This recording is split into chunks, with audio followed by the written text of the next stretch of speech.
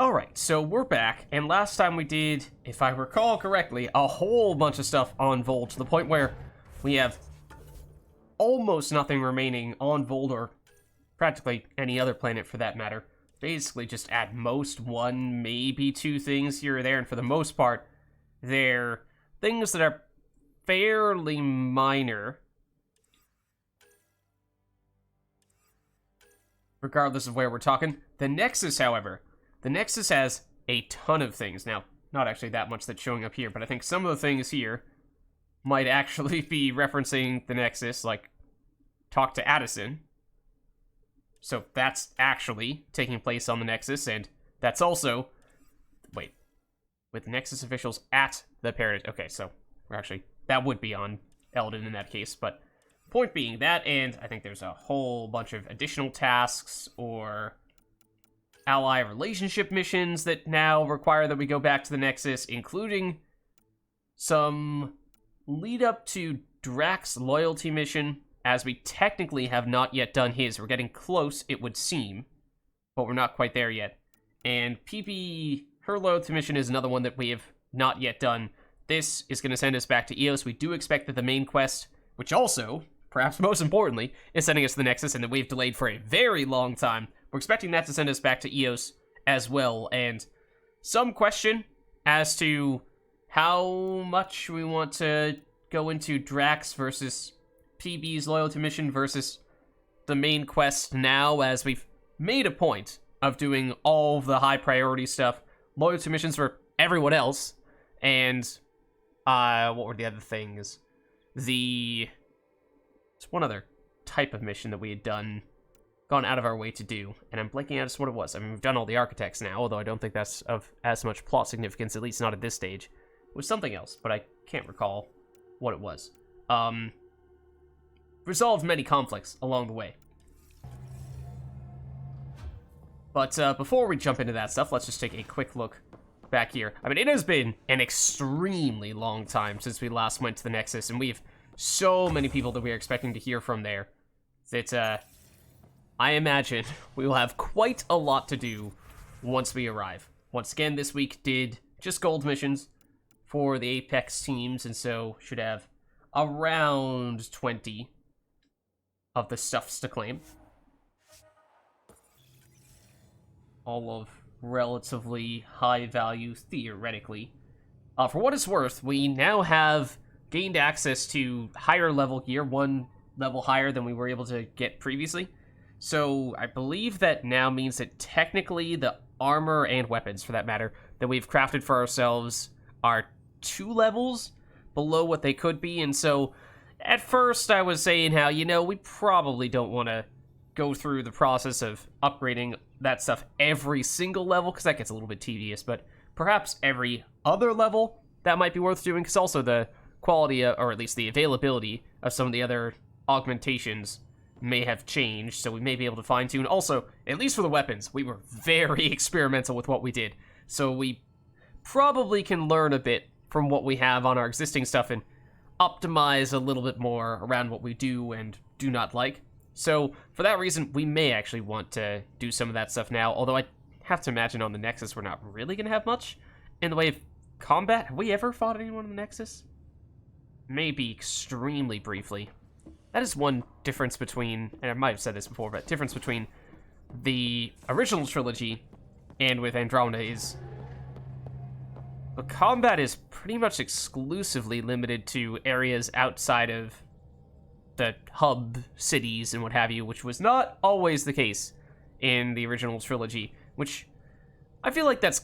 I mean, obviously, you don't want to be breaking out into a fight in the middle of a crowded marketplace, although that has happened in Mass Effect, the original trilogy. And I think that's kind of nice every now and again, just to keep you on your toes, so you aren't going into an area and immediately knowing what type of encounters to expect. But alas, I digress. So, let's hop in. Fold orbit is steady.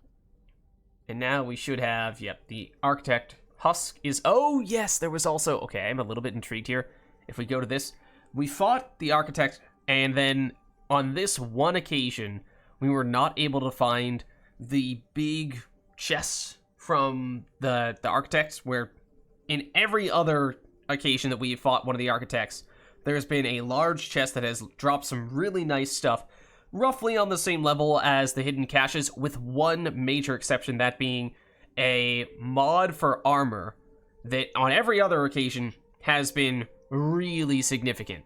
It's the only way, it seems, where you can get armor for your actual chest plate, or rather mods for your actual chest plate, and they have been way more significant than any other. They've been things like really high added tech damage at the cost of reduced damage of every other type, and similar stuff for biotics, and I don't think we've gotten one for combat abilities yet, so I kind of suspect that that's what this would be, assuming that that chest still exists and that we can get one of those types of mods from it.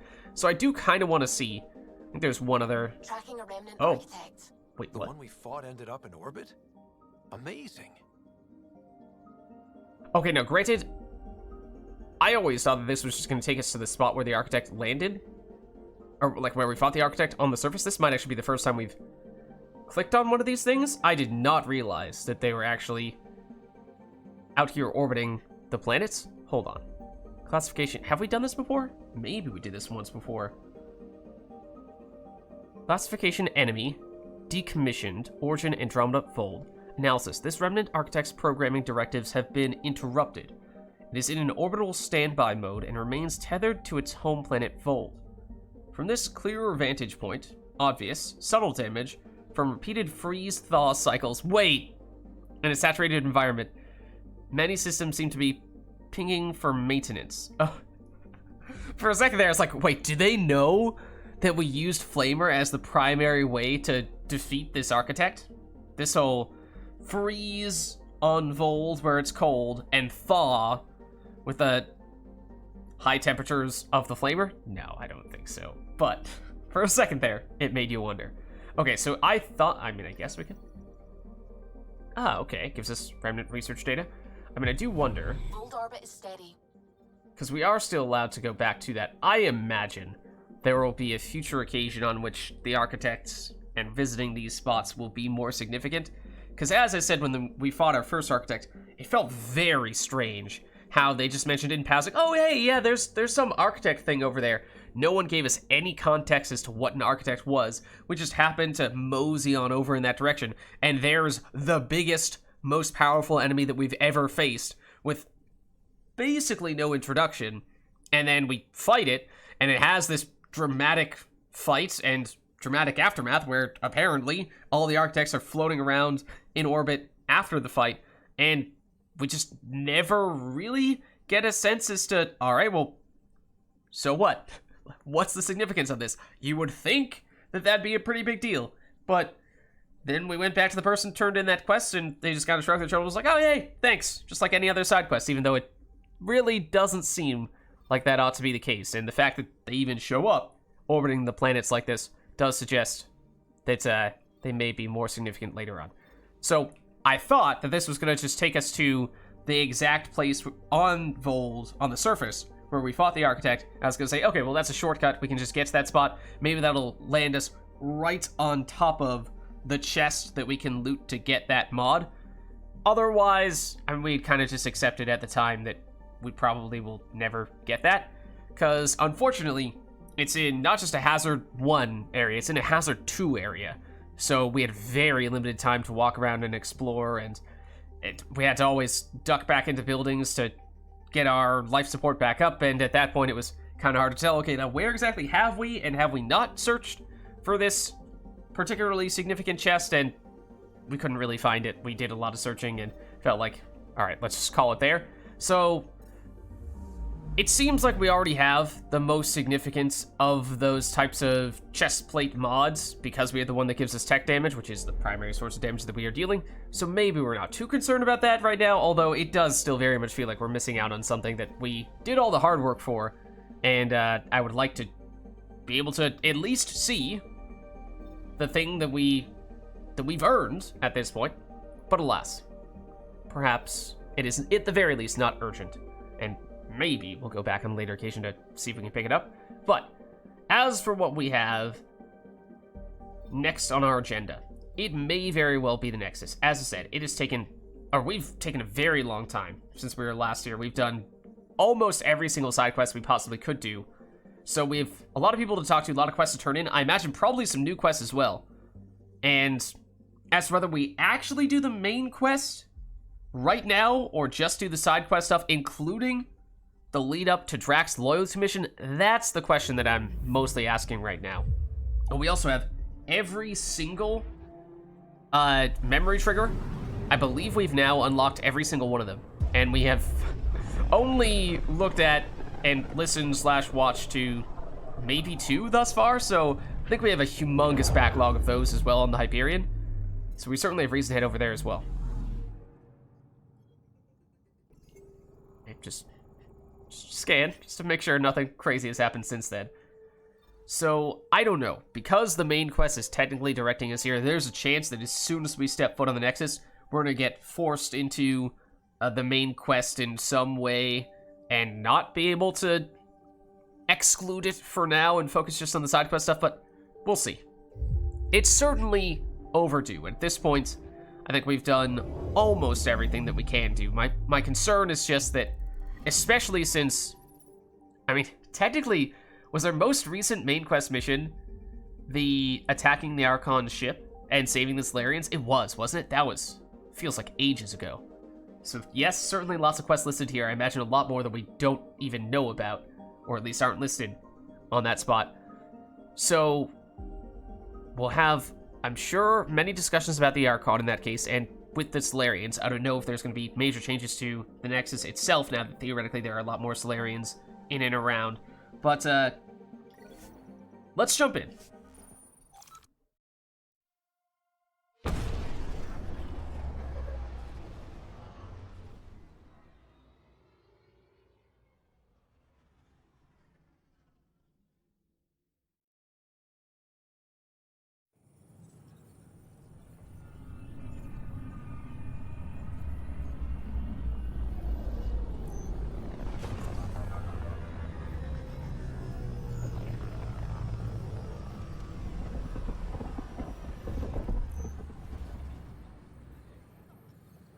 Ryder, this is Kandros.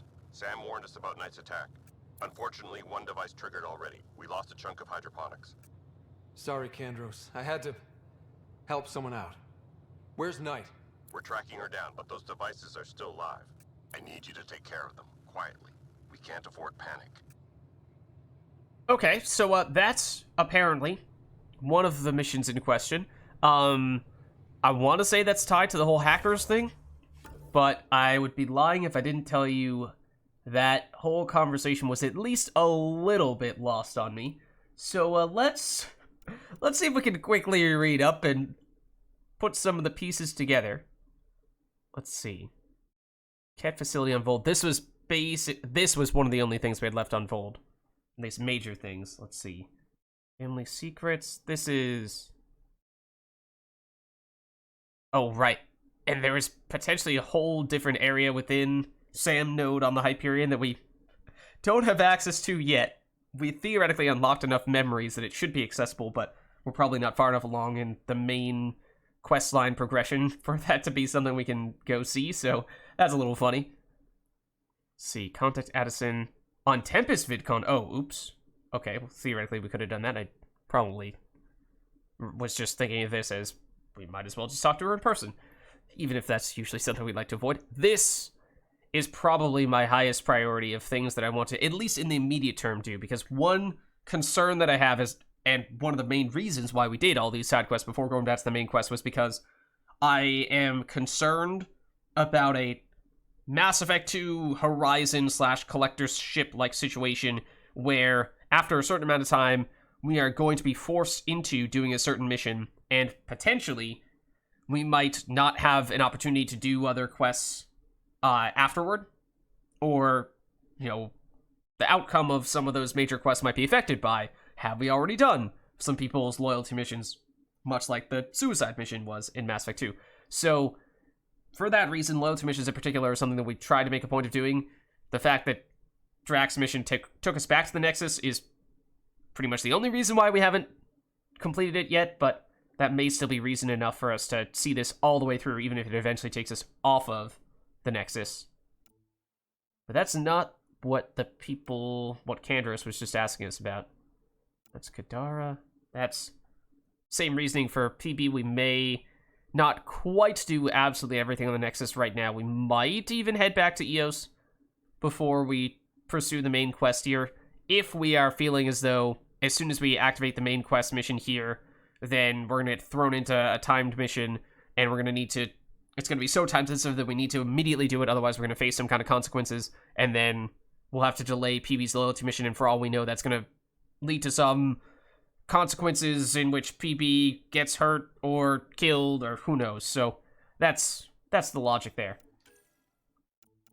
Okay, is this it? This might be it. Nexus interests have been attacked by the mercenary group called the Three Sabers. Vetra's sister Sid thinks there's something suspicious going on, as the Three Sabers seem to have detailed knowledge of Nexus plans and movements. Investigate space attacks on Nexus ships. Oh no, this is the one that's taking us to various major planets and just scanning stuff around those planets, but that's not here on the Nexus, actually. This looks like the thing, because I see Knight, and that was a name that Kandros was just saying. A group of anti-AI hackers. Yeah, okay, so it is the hacker people. Attacked Sam Node with a virus. They believe their sabotage attempt worked. Use their trust to investigate the hacker's base of operations. Okay, so we went to their base of operations, and we tried to do that encounter peacefully, and we did all the things you needed to do to get it done peacefully, and then it was unclear to me if we had done all the things that we needed to do and we could move on, or if there were still things to do. So we stuck around and eventually got ourselves into trouble and did end up fighting and killing basically everyone there. So there was some question as to whether there were going to be some bad consequences because we, although tried to go and did go the peaceful route, we also did the violence and probably not as clean route. So I'm hoping that things still go well here, but they might get derailed for that reason. If so, then I'll be kind of mad, but at the same time, yeah, I do need to at least take some of the blame for that.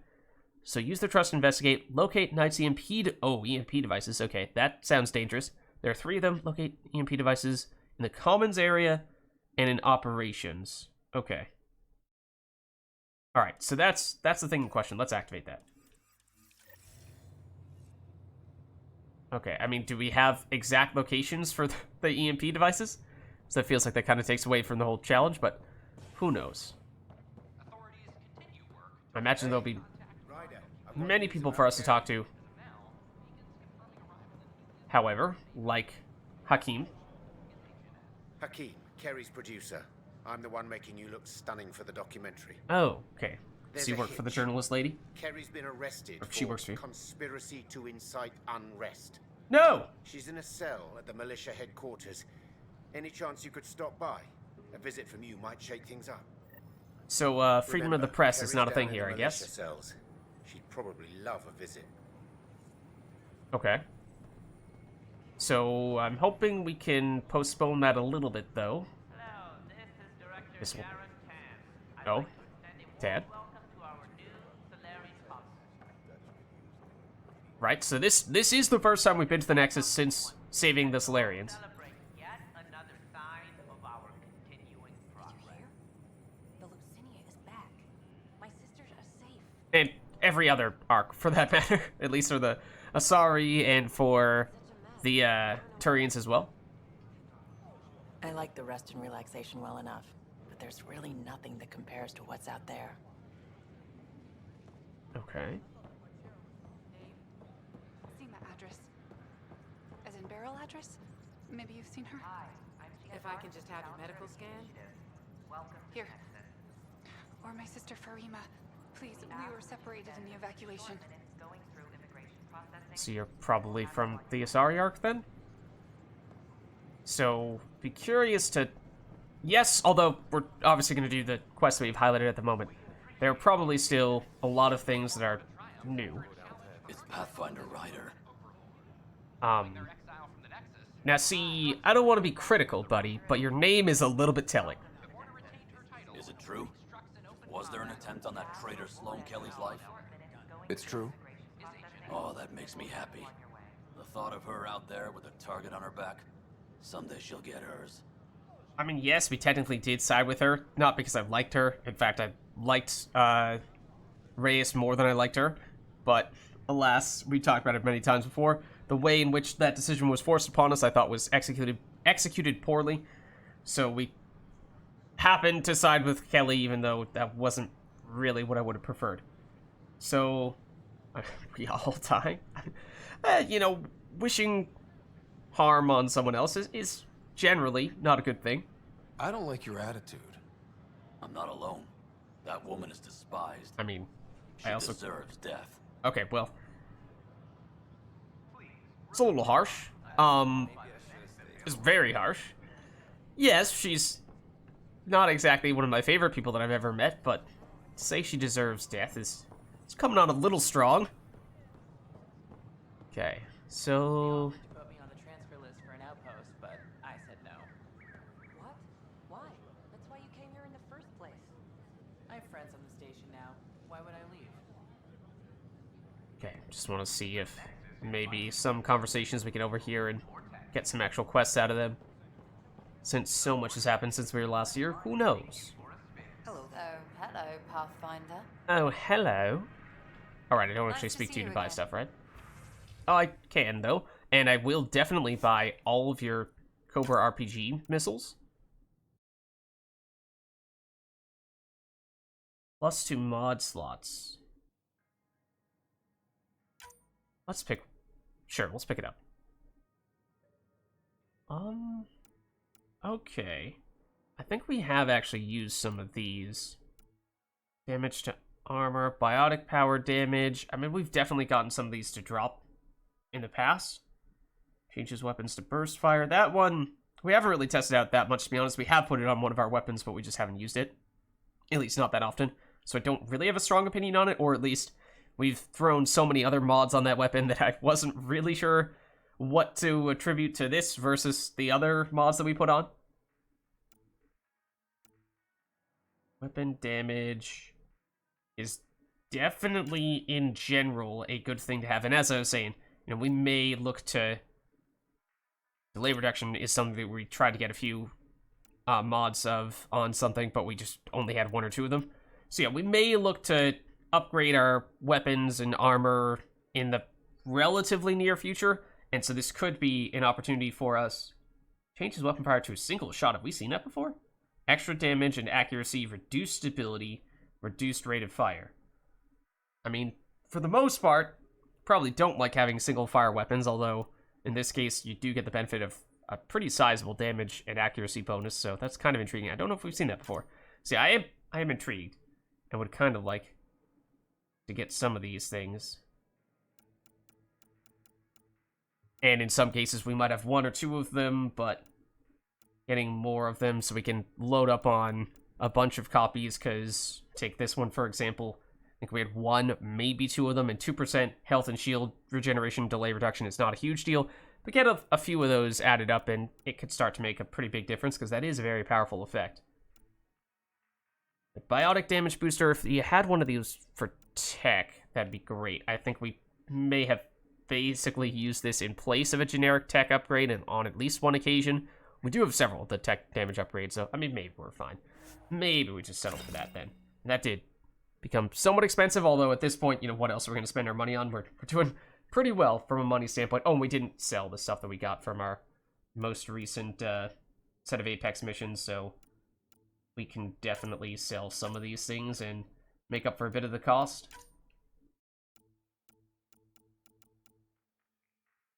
And we may even...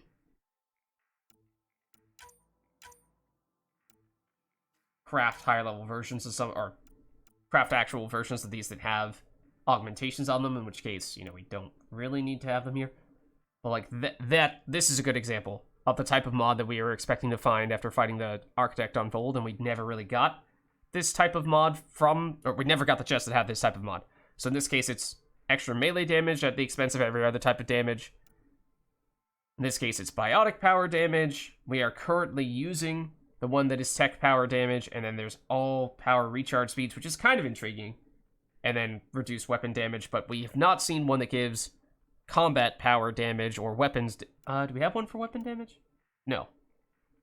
We don't have ones that give those at the cost of other types of damage, so that makes me suspect that's what we would see if we had found the way to get that stuff from the Vold Architect. And I hope that theoretically it still exists there somewhere, so we could still circle back to find it at some point, but as I said, I think now is just not really the time.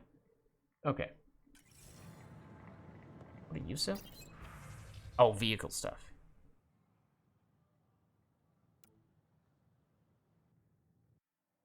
Do these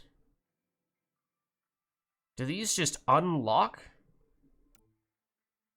the mods for us to then purchase using research/development points? Or does this actually get us 100% immediately able to use them right off the bat? Because some of these things, I don't remember. Like, agility mode sounds familiar. I want to say that there is an upgrade that we could purchase using resources rather than credits to get this. And that's, I'm pretty sure, also the case for you. So is it basically just a matter of, do you rather pay with credits or with resources? And I imagine we can't double down and get them 2 times over with something like the shield discharge, but yeah, I don't know. We'll be fine. Okay, so one of the EMPs is over there on the Hyperion, it seems like, and there's one by Hydroponics, which is the one that we're headed toward. Right, but I am gonna at least poke our head in over here and see if there are other things to purchase that seem intriguing. What is this? Shields, biotic damage. Feels like we never see N7 armor dropping from other enemies, but every now and again I think we've only gotten like 1 or 2 of them in our inventory.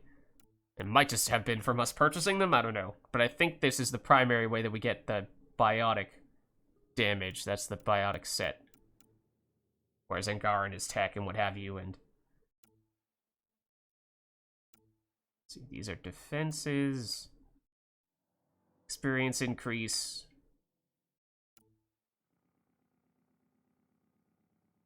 Yeah. And we may still look to go a little more on the biotic side of things at some point. So I think we did test it out, but one of the reasons why it might have been a lot less impressive than our tech setup was because we had the armor mod that we were just talking about that reduced all other types of damage and increased tech damage, which obviously would make the tech stuff seem way stronger than the biotic stuff. Okay, I mean, make it sound like I found something, except I don't see the thing that I apparently... I found the thing that I was supposed to find. I take it back. Something gonna happen when I do this? Son of a bitch, you played me. Maybe. Knight? Yes, me. I let you near my son. You're not stopping this. Oh. Okay. Sounds like they're not particularly happy with us. Thank you for your contribution. Oh, this is the guy that we picked up all the... Okay. That we picked up all the plants for. Just says thank you and walks away. And that's all there is to it. Never mind the fact that we searched high and low for all those things over the course of a very long period of time. Alright. Have it your way, dude. And he did thank us at the very least, I suppose. Didn't see how much experience we got for it, but that was a rather cumbersome mission,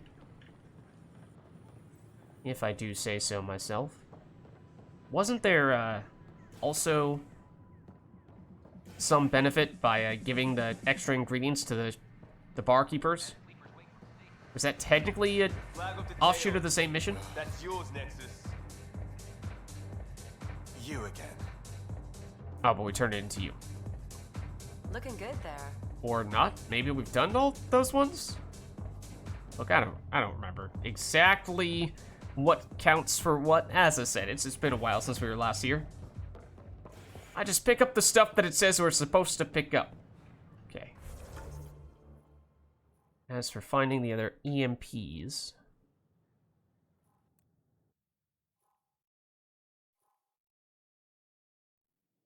Is it upstairs there? Let's head upstairs here and see if it becomes more obvious where this is directing us. So now there's one saying that's below us. I talk to my family every day. They can't believe half of what I tell them.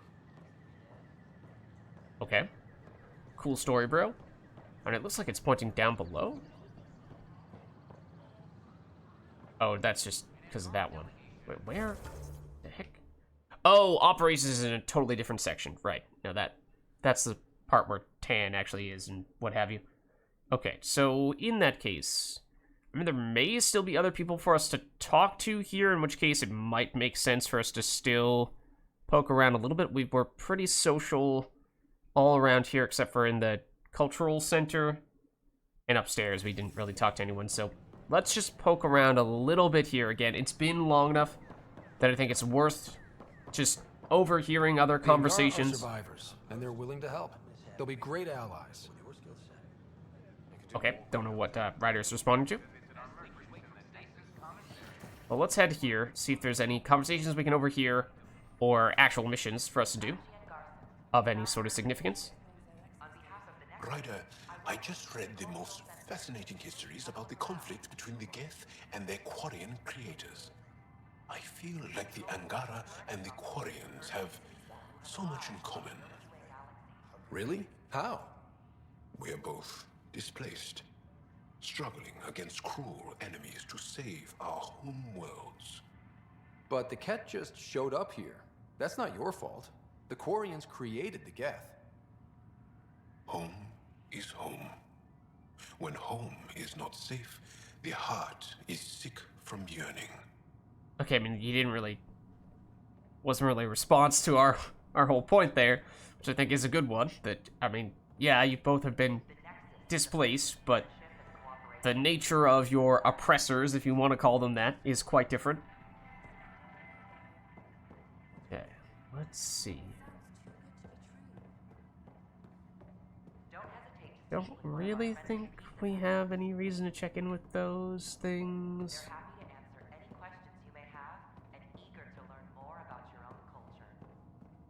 I mean, yeah, those outposts and arc descriptions, those might be new, but let's chat with you. Oh, or you'll run away from us. Excuse me? Ma'am? Ma'am? Hello again. Okay, well, that's not who we're speaking to, unless you are actually that AI over there. VI, I should say. But no, okay, apparently, well, okay, no thoughts on the Angara. What do you think of the Angara?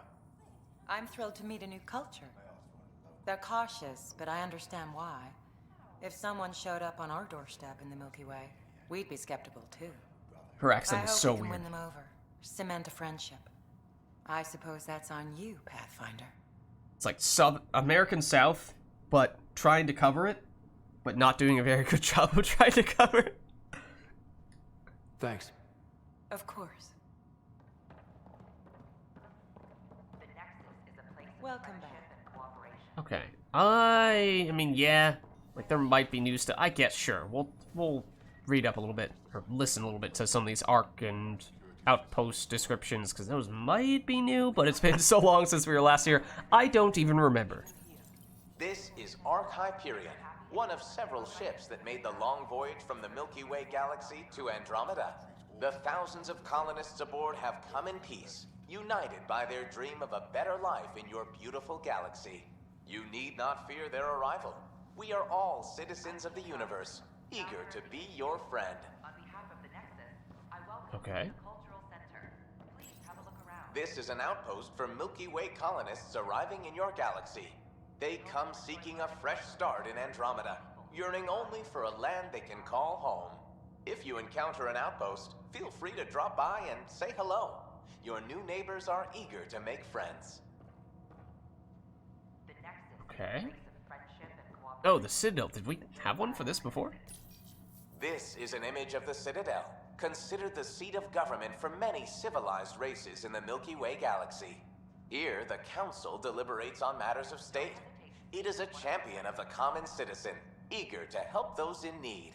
As with all political institutions in the Milky Way, conflict is rare. Peace and what? cooperation are the rule of the day. Excuse me? You sure about that? Are we talking about the same place? Okay, I assume that we've already spoken to all of the specific species VIs, although that, again, may not be the case because it has been so long since we were last here that I don't exactly remember. But that may cover it. So let's head upstairs here. We'll see if there's anyone else that we can chat with there, as I think there are also a couple of additional little side areas or buildings to investigate. And once we've done that, then we'll basically just take it one section at a time, head over to the operations area, which is definitely going to be the place where the main quest is going to lead us, since I imagine, I don't remember exactly, but I imagine we're probably supposed to speak to Tan or other people who are on the management team. Why was my controller vibrating here? Why is my controller vibrating right now? Like, right now? Right now? This was PB's room. But it's not vibrating here. What the heck? I mean, that would suggest it's in the other direction, but I didn't really expect there to be anything here of the scanning variety. So not sure what's going on. Sam, anyone nearby? Negative, Pathfinder. The vicinity is clear of all personnel.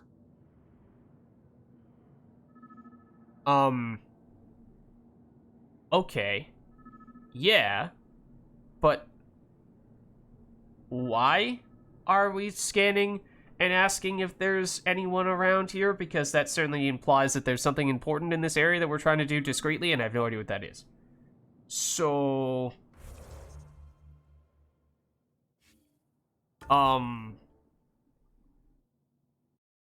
I'm thinking we ought to not do this right now. Let's try to put a metaphorical pin in that and come back there on a later occasion, try to remember it.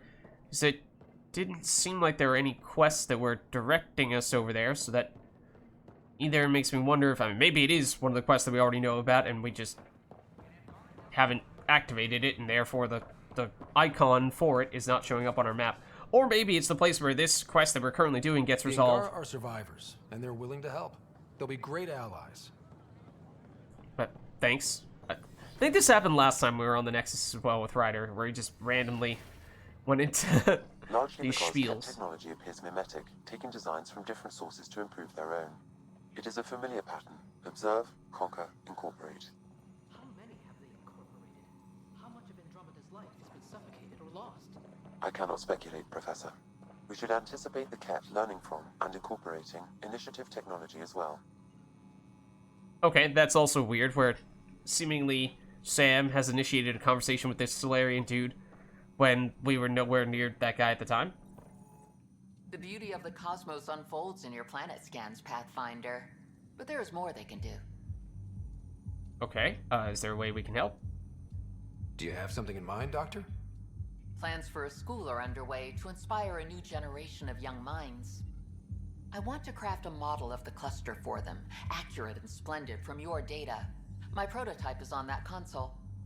Add more scans to improve it, and I will share my educational budget with you, and my thanks. Okay, yes, we can do that. That very much feels like something that would have been nice to have gotten a long time ago. We totally have not seen this before, have we? Any of these things. Are these all related to the stuff that she was just talking to us about, or is there more beyond that? Let's see. So yeah, this would have been nice to have known that we were supposed to scan a bunch of stuff before we explored a whole bunch of places, which we've basically done all that already. So cluster model, Dr. Lenomi Aradana, which I think is the name of the lady we were just speaking to. The 3 initial systems models will be complete by next week. We shall see our place in the world. Orbital variance for the Nexus. It must be corrected as construction corrects our orientation. A reminder, our daughters will not know stasis the 600 years sleeping. They will be born of Andromeda, and whatever is unfolding. This cluster, in its chaos, was not welcoming. But it matters less what we suffer here, more what we bring. And a little bit of poetry there as well. A final proposal. Professor Hurek, which might be... That name looks vaguely familiar. I don't remember if that's someone who's here, or if there might be someone who gave us a different quest. That might be the Rocks person? Since we are, by definition, an invasive species in Andromeda, our inevitable footprint must be laid carefully, and we must preserve anything we replace. The Helios cluster presents an unexpected challenge. We arrived with seed archives and DNA banks to ensure preservation of biodiversity of the Milky Way, but this cluster is scarred by the Scourge, and its unique flora and fauna are threatened by its turbulence. That, too, requires conservation. Luckily, we have the Angara, allies who can serve as a matter of necessity. The Scourge hampered their efforts, but we can build on their foundation, both to preserve and to learn how life flourished in both their galaxy and in ours.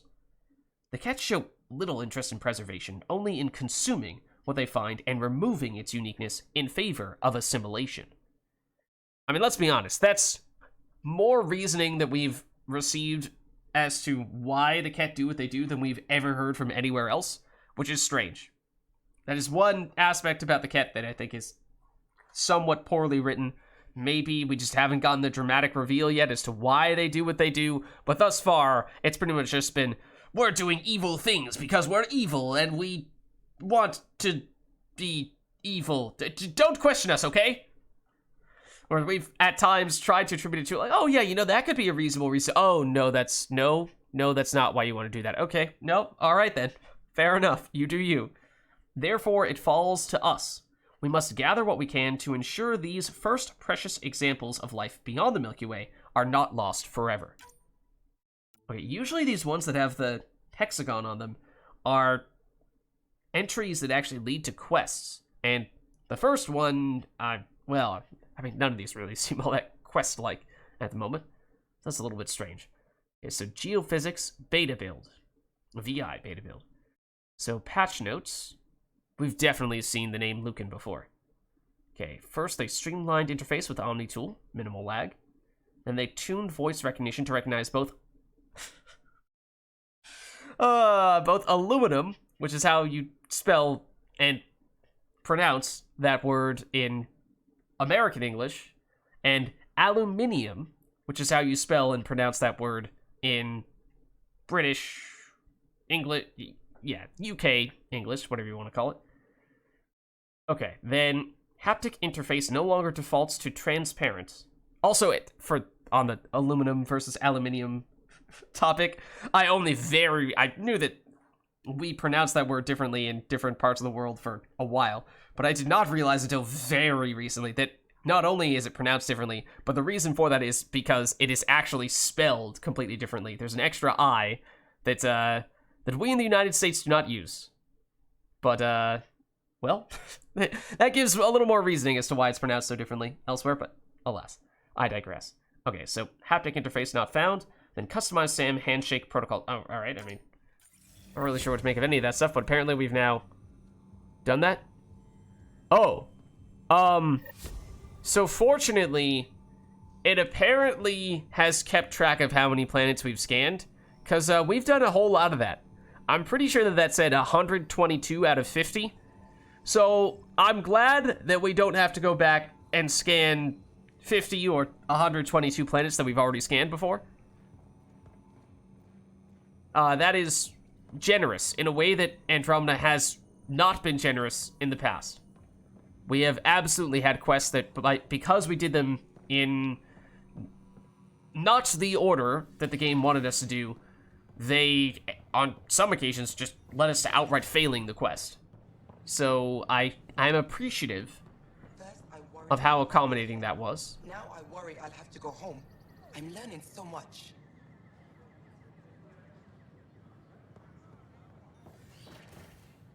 Oh, this is the upper floor, just an extension of the same cultural center that we were in before. Okay, so I think we've now spoken to everybody, and there you have it. There's a new quest that we got and completed almost instantaneously. But now, we head over to... So we... Yeah, I guess we go operations, and we'll do this quest that we're currently doing. As I was saying, we may temporarily skip, or at least further postpone, the actual main quest, and instead try to do whatever it is that we need to do to progress Drack's loyalty mission, because it isn't technically his loyalty mission just yet. But I would ideally like to see that one through before we actually progress the main quest further. Because, as I said, I'm concerned about progressing the main quest when we haven't completed other people's loyalty missions, especially Drack, because in the previous main quest mission, the one on the Archon ship, we technically did do something that was against what Drack wanted us to do, and at least in Mass Effect 2, on the suicide mission in particular, that is the kind of thing, or I guess more so with loyalty missions, that's the kind of thing where you would miss the loyalty, you would not receive the loyalty from a squad mate, or you could lose it if you already had it. So, for that reason, I'm a little more sensitive to Drack specifically, and his loyalty.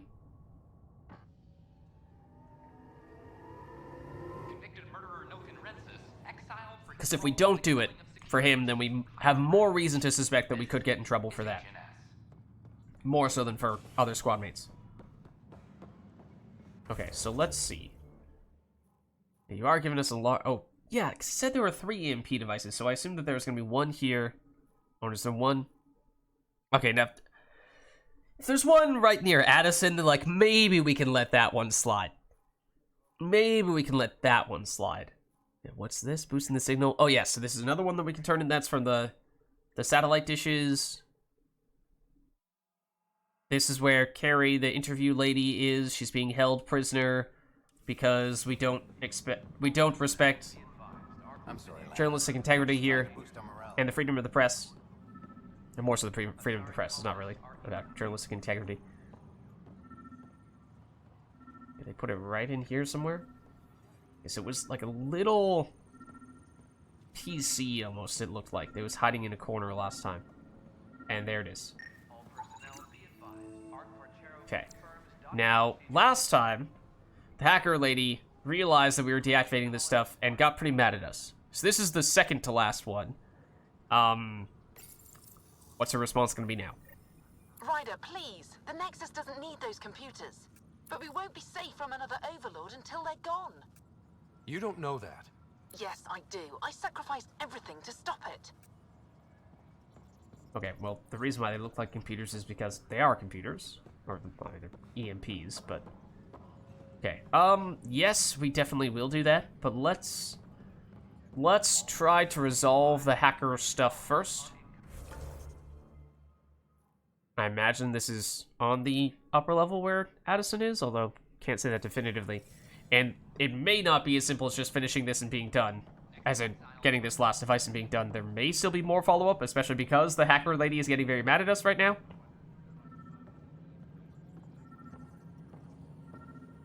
There's Spender over there, who, of course, we've heard many things about him. I'm half expecting this device to be right next to him. Because it is right next to him. Spender? You involved in this too? I don't think we knew that he was involved in it before. Ryder, not necessarily sure that she's this... carrying the last of those devices. I have a sniper ready, but she wants to speak to you. We could end this peacefully. Okay. Hold on. Because I was finishing that thought as Candace was saying that, and that was important stuff. So he said he has... We found the last device, which is apparently with the main hacker lady, who is apparently here on the Nexus. We may be able to resolve this peacefully, but he does have a sniper position to take her out. So, let's try to resolve this peacefully. If we can. Imagine he's down in his area.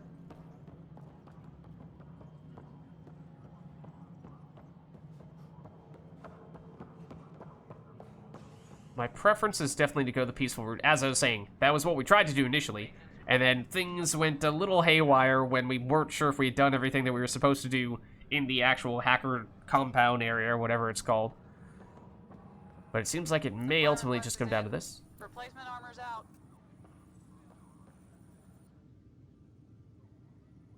Thanks for understanding. About the outpost and the protest. I mean, this might be You other don't stuff. strike me as the political type. I'm not. Just pro keeping everyone alive. Maybe those protesters will eventually understand too. Are you It's talking done. AI protesters? I don't want to think about it. Need something else? Okay, so once again, we have so many things that we have to do here, and so much follow-up and confirmation and turning in quests here on the Nexus that I'm absolutely losing track of, and in some cases, the things that people are talking about are things we did a long time ago, and who knows where we did them. So I'm losing track of a lot of these things, to be honest with you, and that included, I'm not entirely sure what he's referring to. I mean, yes, I wasn't necessarily about to do the stuff on the arrested journalist, although we are going to perhaps do that immediately afterwards, so I guess we'll ask you about this now? There's an Asari documentarian in your cells. Gary Tavessa. Yes, word came down that her series was frightening people. We can't afford more unrest. But... I'm sorry, Ryder, but it was this I'm or sorry. exile. At least this way she's safe. Now, anything else? Bye, Kandros. Duty calls. I was kind of assuming you and me that both, Pathfinder. we would converse with you to progress the whole... Enemy activity. Apex leaders notified. The whole thing with the hacker lady. But I guess that's in a different location. So we're heading back over. In which case, maybe we do the whole journalist thing while we're here and maybe just turn in the thing about the satellites, which I imagine is comparatively more minor. But okay, since we were just talking about it, let's see what we can do here. Alright, because... for context, in the United States, this is against the Constitution to do this.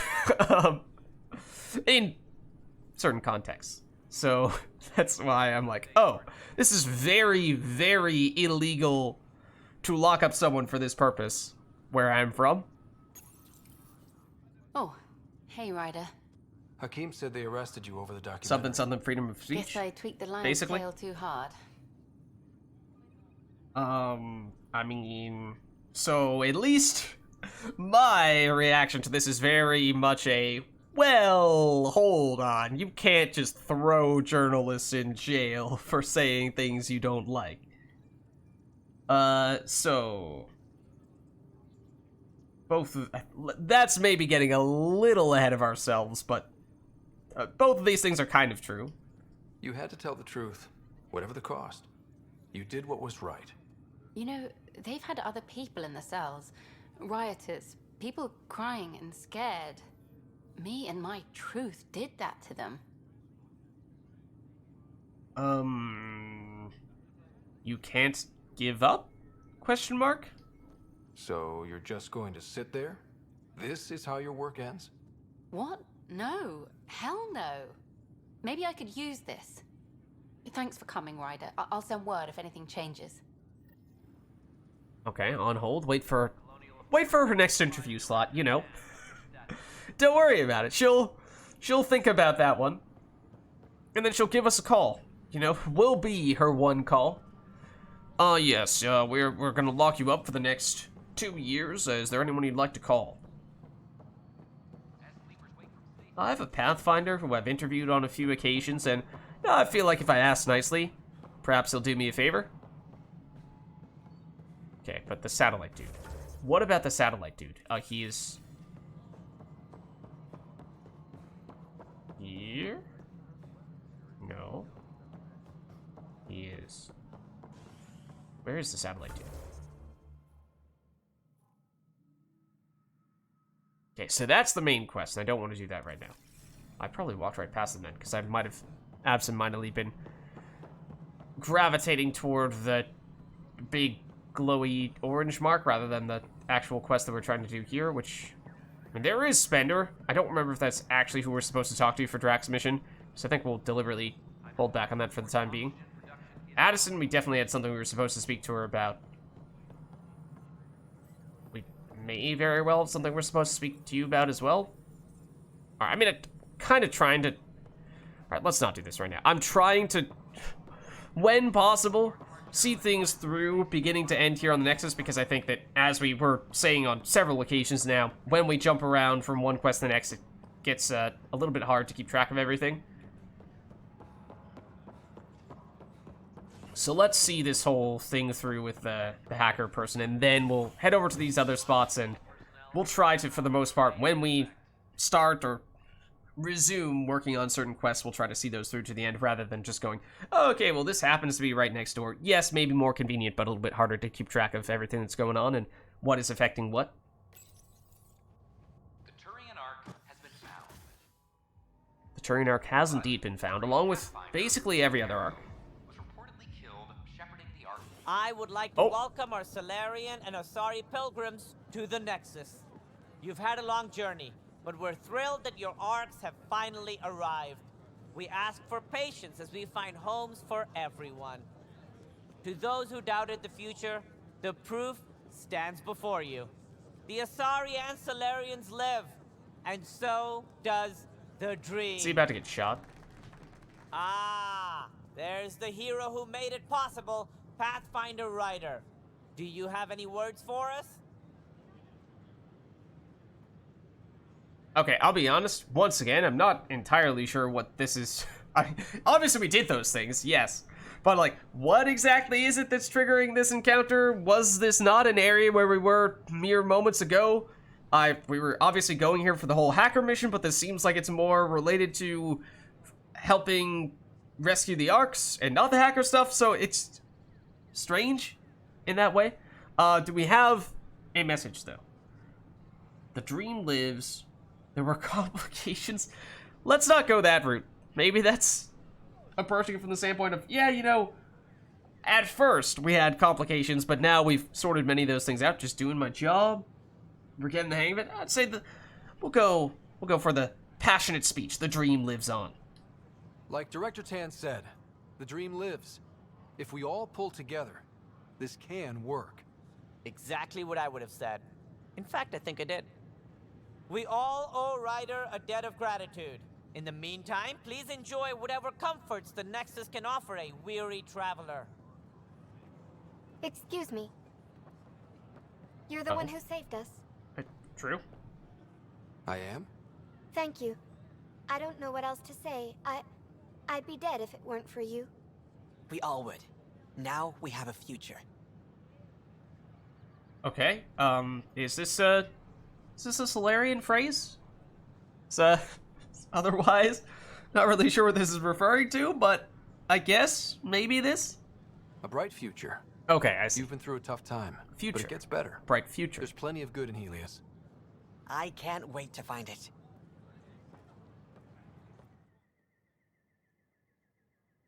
Okay, I mean, cool to have that kind of encounter, and I think I like the fact that it acknowledges the work that we've done to achieve what was one of the main things that we were tasked to do. It's just odd that that didn't happen the very first time that we walked in here, instead happened the second time that we walked in here, and that just made it all the more confusing as to why are we having this conversation now, when I thought that we were doing other things, and that was not really the thing that we were focusing on at the moment. Okay, so confront Knight, group of anti-AI hackers believe their sabotage attempt worked, and again, this is the part where supposedly Kandros has a sniper in position to take this person out, although we'd ideally like to go the peaceful route and the diplomatic route. I talk to my family every day. Okay, well, I mean, you are standing... I'm actually curious. I mean, can we see a sniper?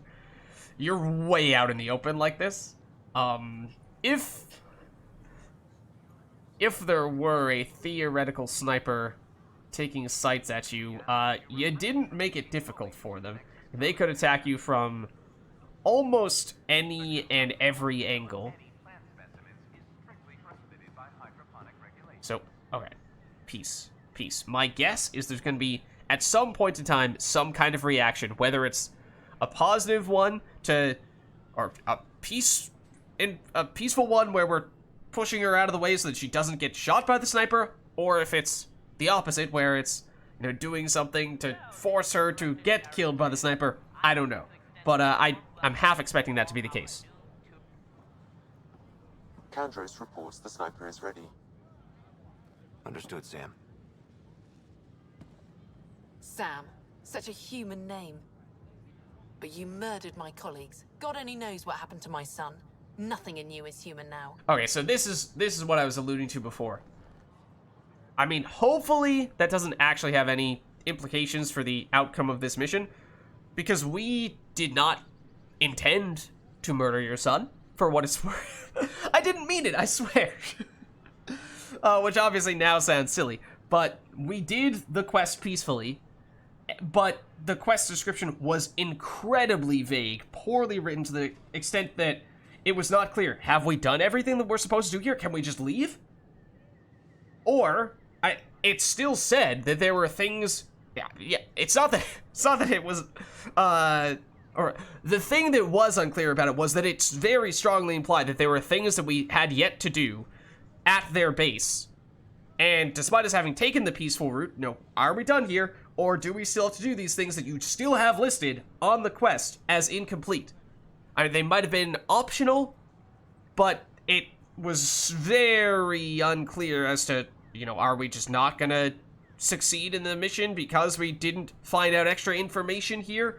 Or is that only relevant if you go the alternate direction, and rather than going the peaceful route, you just blindly fire at everyone in the room and then clean up the scraps afterward and, you know, read all the information that they have, unconcerned about whether they catch you in the act because they're dead now. So, as I said, we ended up functionally doing both, where we did the peaceful route deliberately, went out of our way to do that because that's what we wanted to do, and then we were uncertain if we were done. So we stuck around, and eventually, by scanning, that got the other people there, the guards' attention. They fought us, and we had no choice but to kill them. I'm not sure if we technically saw her son at that point or not, but that's the point that I was making at the time, was if you punish us for that, I'm not going to feel great about it, because I do feel like you misled me into that mistake, rather than having it be an honest, hey, you gave us two options, we chose one of them, and you are giving me the consequences for the thing that I chose, because you're punishing me for the thing that I did not choose to do. So, we'll see. So I'm hoping that's just a passing mention to that, and not actually something that's going to affect the outcome of this. I'm still me, but when I'm partnered with Sam, I can do superhuman Okay, things. I'm not sure that's really what you I want to say, wonder Derek. which of you I'm talking to. Do you even know? I'm sorry, it won't let you see, but you're the beginning of the end. Alright, now I'm mad. That was also absurd. Ella, I'm sorry. That was also absurd. Like, no, I did not want to do that. What the hell was that? Excuse me?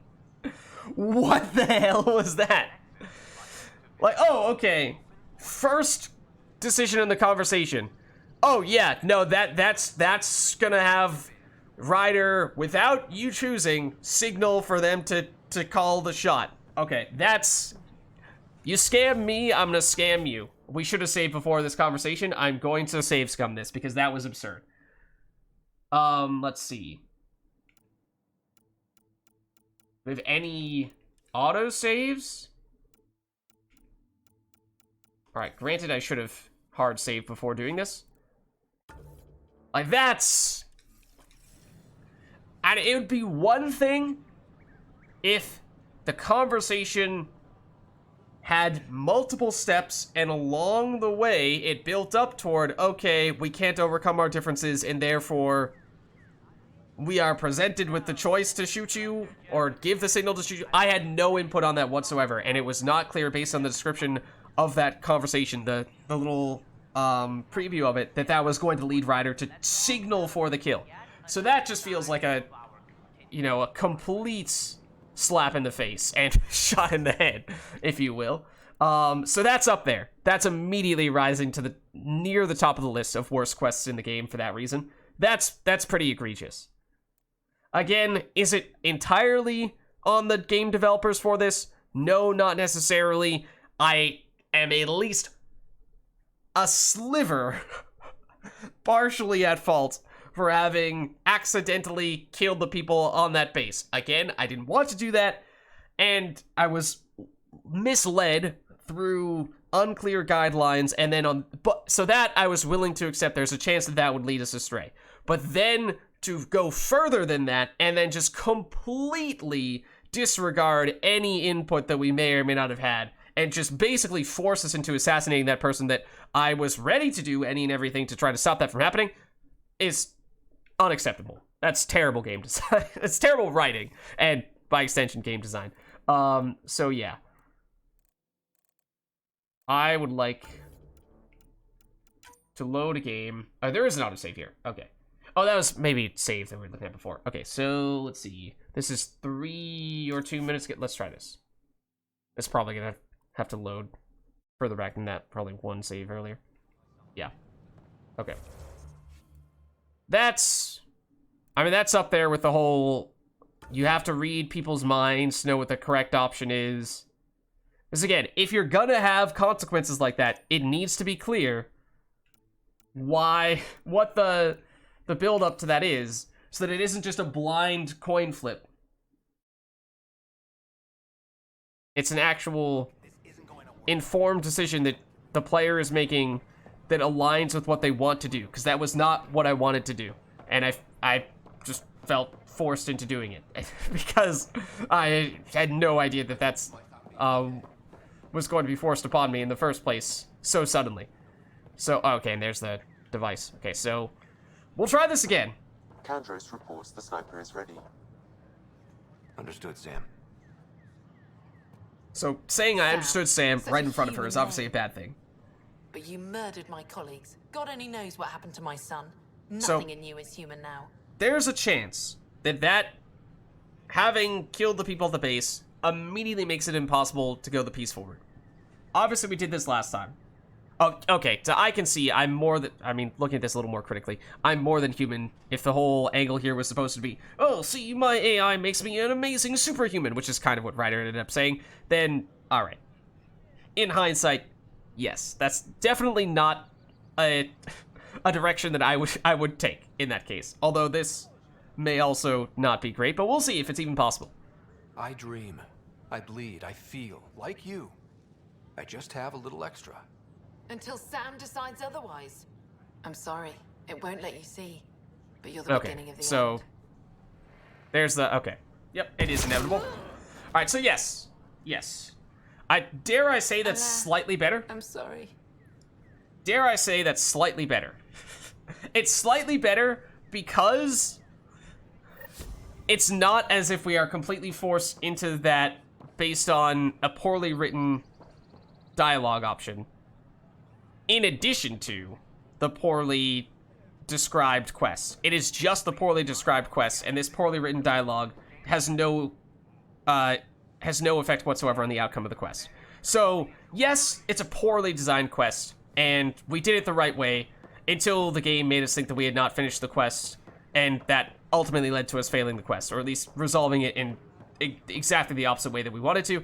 So, yes, we anticipated that would end up happening. I'm still mad that the game did it the way that it did, but I can't really say that I expected any better, given the way that some of these types of encounters and quests have gone thus far. But what can you do? Obviously, we couldn't do anything at this point in time. So yeah, that's top 3 for worst quests. It's that, it's Contagion, and it's the other one that I was mentioning before, where you have to you have to read the people's minds on Aya. So those are League of Their Own, just like would not make it past the first round of QA in, I would say, any half decent AAA game. So those are alarmingly bad. But alas, let's move on. Try to put that behind us, because there's nothing we can do about it now. And we understood that was going to be the case then. And it's not as if we're about to rewind the clock all the way back to that. So we have no choice but to push forward here, as frustrating as that may be. So, and trust me, I am more frustrated than you are on that. But, okay. So, what else do we have left? We had that stuff in the other section of the Nexus. I think we ought to head over there before we forget, because, well, there's a thing up there. Which, again, I have no idea what that was referring to, what quest it was related to. We know it's not tied to the whole, hacker thing anymore, at least. I mean, okay, tell you what. I'm gonna go over there, I'm gonna at least see. I suspect that we will still get the little conversation with Sam, / have our scanner act up. One of the reasons, among others, that I didn't want to do it just then was because I was concerned that maybe it was going to be the resolution to this quest that we were working on with the hackers. Sam, anyone nearby? Negative, Pathfinder. The vicinity is clear of all personnel. We just get extra research data for doing that? Even though that's definitely not the first time we'd scanned that thing? And I'm curious to see if we get more. Sam, anyone nearby? No. Negative, Pathfinder. The vicinity is clear of all personnel. So one of the reasons why I didn't want to do that when we first saw that spot was because I wasn't sure if that was going to be the final section, the final component of this hacker questline, in which case we might have been skipping some of the middle steps and jumping straight to the conclusion and fail the quest because we hadn't done some of the intermediary steps. As we've said, that has happened with other quests as well, which that one's probably number 4 in that case of worst quests for that reason, because it's so easily failable for silly reasons. But I still don't know what that one's tied to. So for that reason, I think maybe we resolve other quests so we can check some off the list, and then we just see what is remaining either in our journal or, you know, through other means of, through other process of elimination along the way.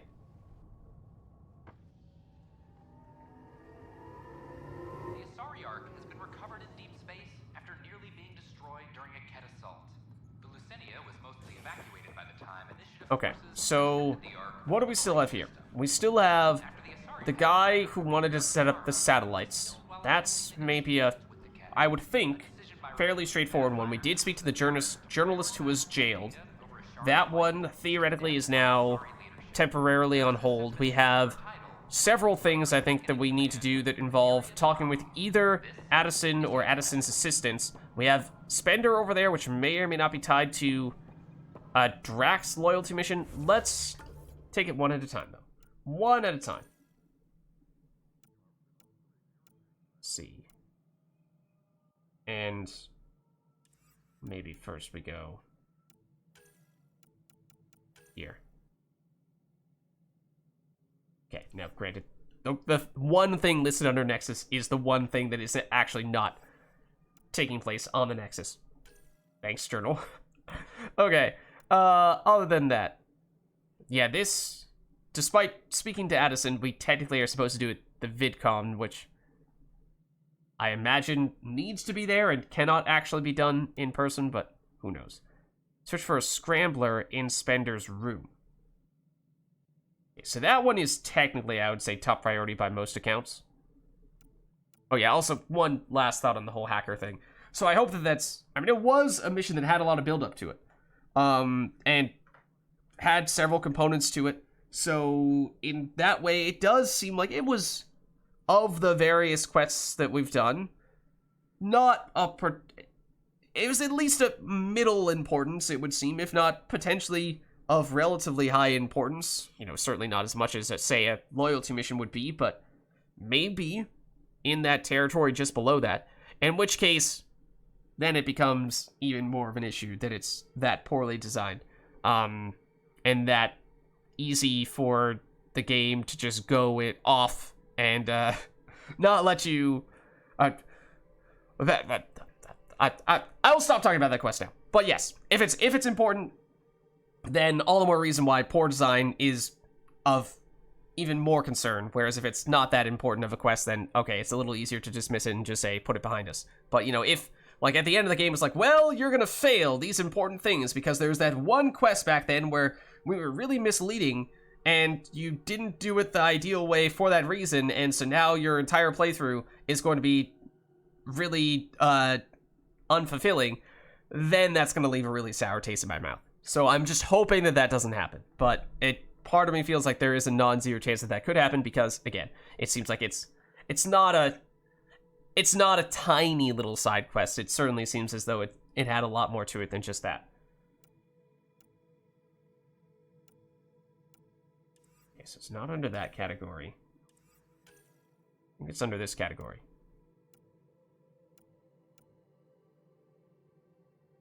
It is this guy. Yeah. So he's right around here somewhere, isn't he? Oh, he's on that end. Okay.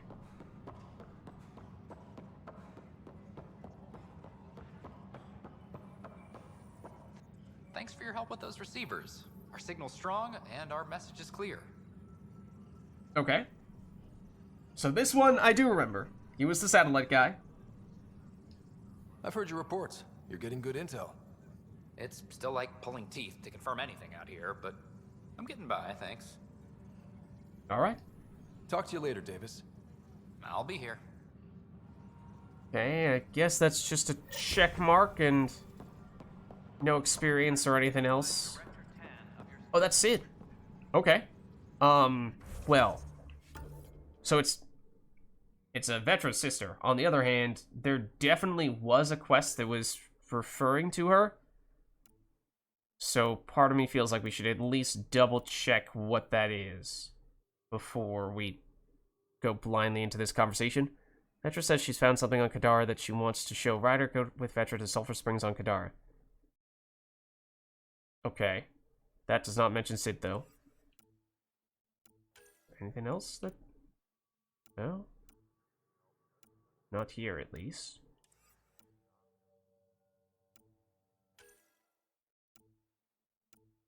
There was definitely a quest that mentioned Sid by name.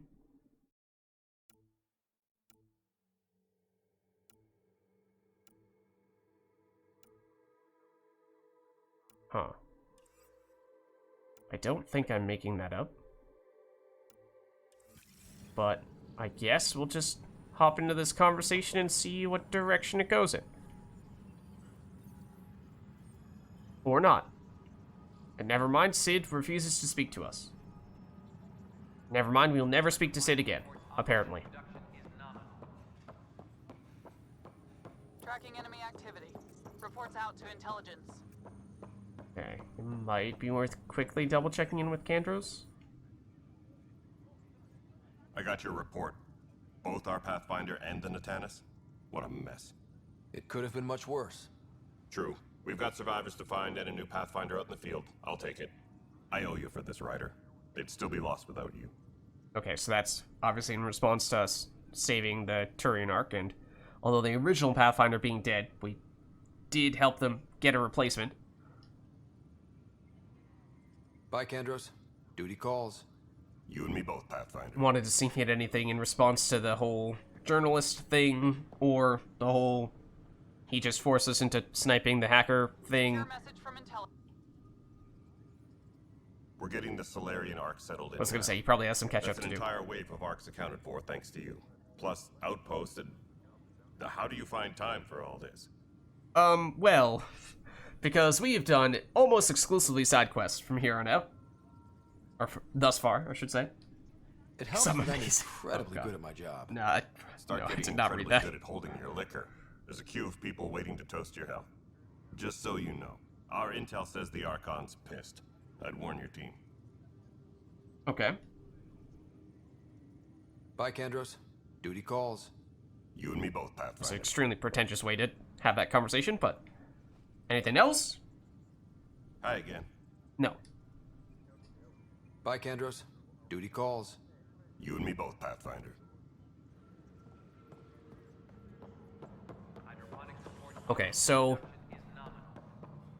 Now...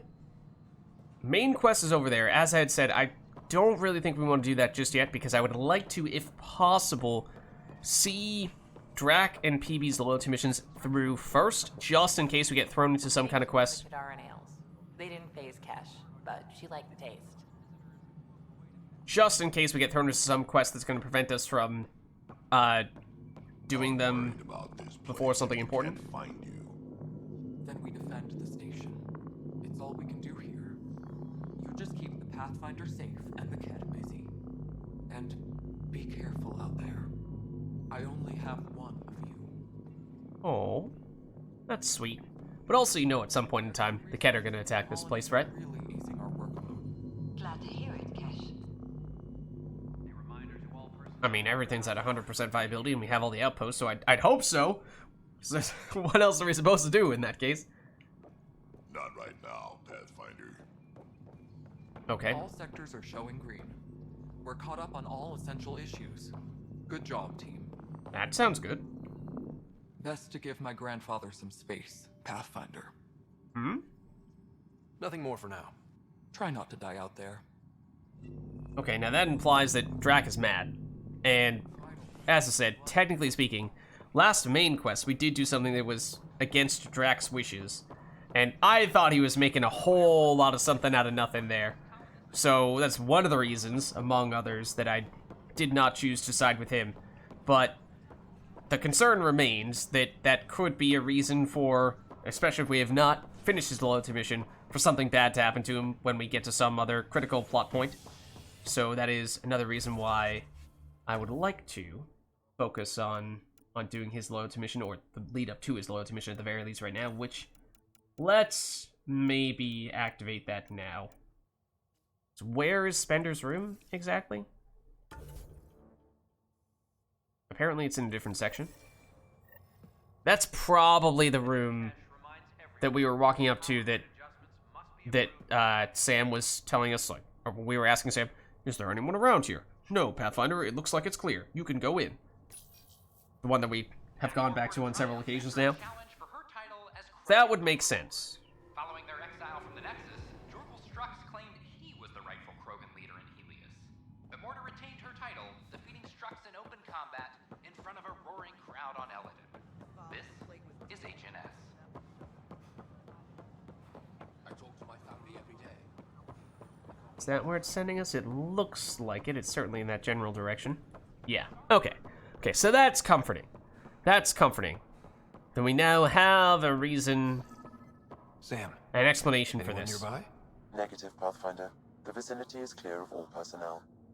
And if we've learned anything, we've already been scammed today. Let's save. Good. It's taken a very long time. Let's do this. Someone gonna catch us in the act, even if we tried to scan preemptively? There is a blank spot in your vicinity, Pathfinder. What do you mean? I cannot see part of the room, for lack of a better term. Does that mean that there's someone here who's gonna catch us in the act? Or does that mean that Spender is up to something suspicious and he's blocking Sam and other electronic stuff from observing that? Like, can we just blindly go in here and check everything out? Or do we need to be careful and stealthy and discreet? Oh, we're gonna start by scanning everything and see if it punishes us for doing that, I suppose. A formal letter to Tan. Director Tan, I'm writing to request an official review of Nakmor Kesh's suitability as Nexus Superintendent. So this, as a reminder, Spender is he's not one of the senior management people, but he's on the management team, if you will. He's a level below people like Addison and Kesh. And I don't actually remember if he technically works for Kesh or if he technically works for Addison, because I feel like we've done various things that relate to him that have been tied to both those people. But alas, let's see. So I'm writing to request an official review of Nakmor Kesh's suitability as Nexus Superintendent. Sounds like he's trying to take down Kesh, which is, given how he seems like a pretty not-so-nice guy, not a surprising thing to hear. The Krogan indeed helped suppress the mutiny by those we now dub exiles. However, given the Krogan's conduct during the uprising and their decision to leave the Nexus after their requests for more authority were denied, it is not hard to see Kesh's current position as a conflict of interest. Speaking of conflicts of interest, didn't we learn that Spender is associated with one of the kind of bad groups of people that we've encountered thus far, and I think it was the Outcasts? I understand it may be politically beneficial to keep a Krogan on staff, for optics, if not diplomacy. But for one of them to hold the power of a superintendent, given their brethren's negative opinion of us, is frankly playing with fire. It is my opinion, as an experienced public servant, that Kesh should be placed in a role where she can do less damage. Perhaps in charge of archives. Is that his role? Spender, Assistant Director of Colonial Affairs. That must mean he's working with Addison, right? Addison is his boss, but he's basically one step below Addison. So for a second there, it's like, is he basically asking for Tan to switch his job with Kesh's job so that he can get more authority and Kesh less authority? I mean, we know he has an alternate agenda, a hidden agenda. Next is a report on Krogan Colony. Colony named New Tuchanka, location Eldon, estimated population 700 plus, about 1,200 Krogan came to Andromeda. So, over half of them. Key people, Nakmor Morda, leader. She was not terribly nice to us. Drack'S Strux, potential agitator. The name rings a bell, but I don't really remember who that was. Nakmor Drack, obviously Drack. Initiative Freelancer, grandfather of Nakmor Kesh. Colony is thriving by Krogan standards. They are storing water and have enough to be self-sufficient. They have time for entertainment. There is a fighting pit, a distillery, even a greenhouse, where they appear to be growing plants in an attempt to sustain the colony long-term. This is spearheaded by a botanist named Vorn. Yeah, I mean, this is like, as I've said many times before, when we're talking about colonizing a world, priorities are totally in reverse here. Like, first of all, you need to build a sustainable colony. Then we can talk about, okay, do we have time and resources for entertainment? Because that's obviously a luxury. But if it's not a sustainable colony as the foundational piece, then you are basically saying that everyone is doomed to die, and we're not doing everything we can to do something about that, which is just stupid. The Krogan built their colony into the side of a sinkhole. Some construction materials were apparently taken from the Nexus. Other materials are locally sourced. The compound is heavily guarded, and it is difficult to get in unless you are a Krogan. Okay, so obviously this guy has a pretty serious agenda against the Krogan, and that perhaps explains why Drack's loyalty mission is very closely tied to the person who is very anti-Krogan. Kesh, I'm not sure what we can do here. We've got the system stabilized for now, but we're going to need to reroute power soon. We could lose some stasis pods if we don't. Are we now going to hear something that sheds Kesh in a bad light? Let's see. Our response, advice for aspiring community leader. To Saul Taylor from Spender. I don't know if we know this Taylor person. Saul. I appreciate you taking the time to reach out to me. I'm always happy to give advice to junior colonists interested in a future in politics.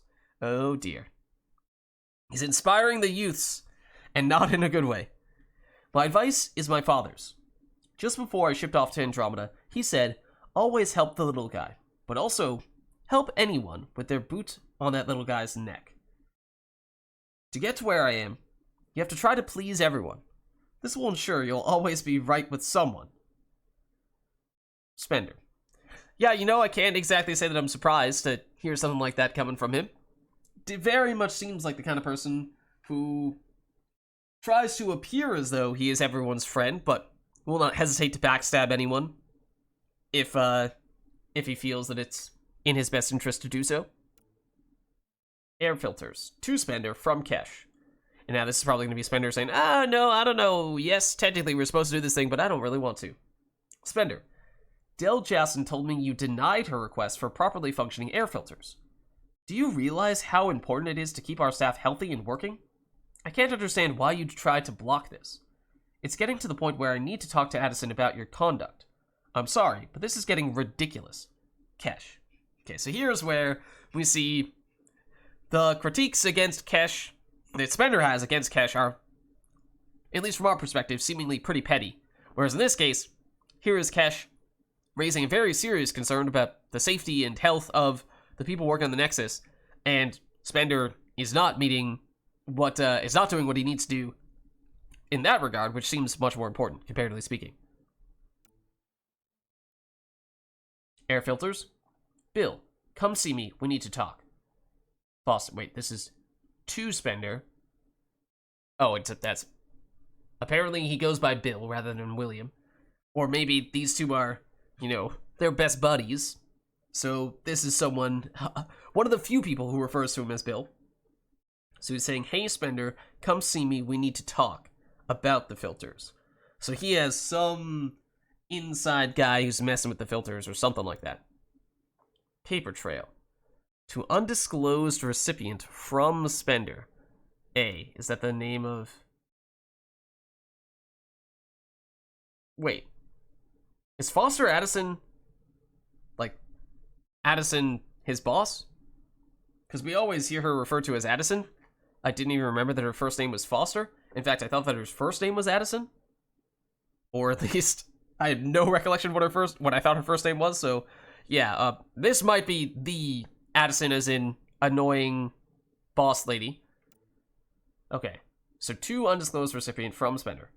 A, probably not Addison in that case, even if the letter does line up.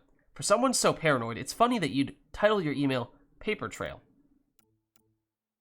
Nothing is titled Paper Trail here. Oh, except this very message. Okay, because this is a response to that. Okay.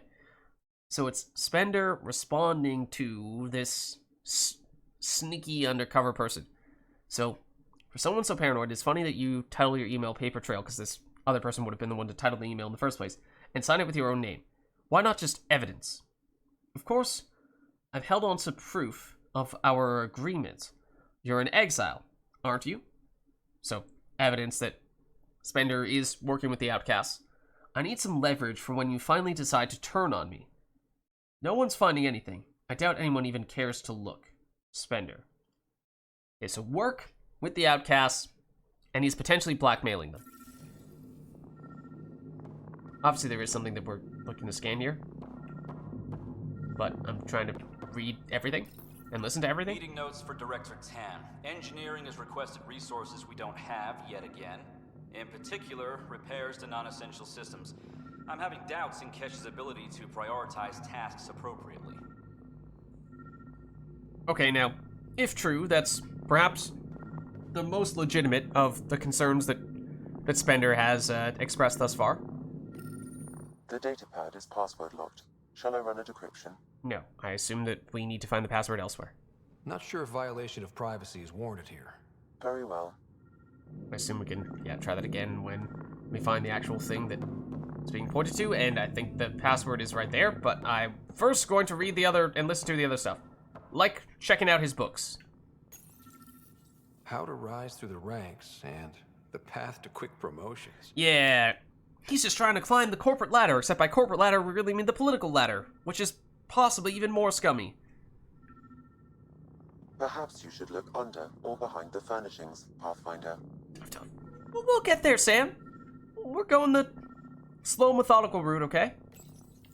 Rebreather components, power cells, dried food. Scanning the labels, many of these boxes were reported missing. Ah, okay. Okay, so he's potentially stealing.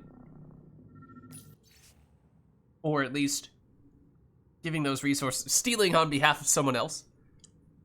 Let's see. Supplies ready for shipment. Medical supply crate ×2, ration crate ×5, map, toy pistol ×2, surveyor camera, battery cells ×6, 2,000 credits. This looks pretty similar to a list of stuff that we saw on Kadara Port, which is, of course, a place that is currently run by the outcasts, the exiles. So that might not be a coincidence.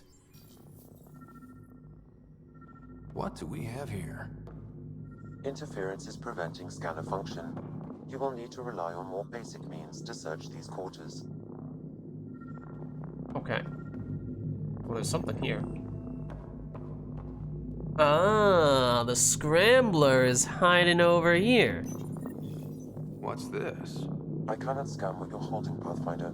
It's somehow blocking me, as a scrambler might. Sounds like a job for a comms expert. Talk to comms officer? Okay, I'm not entirely sure who that is, but sure. Now he's gonna be right outside this door when we walk out, right? No? Whew, okay. Close call. Where is the comms officer? Possibly in the other section of the station?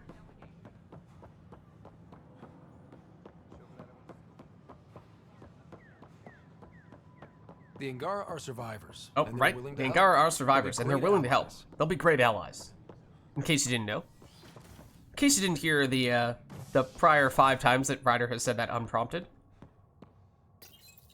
So is this going to be the communications guy? Is this going to be the news guy that we're doing a quest for before? I mean, technically those are not the same, exactly the same thing, but I suppose in a world in which we do not have everyone yet awoken from cryopods and therefore can't have all the specialists we're looking for, and you have to have a little bit of duplicative or overlapping tasks. Might that be the guy that we're looking for?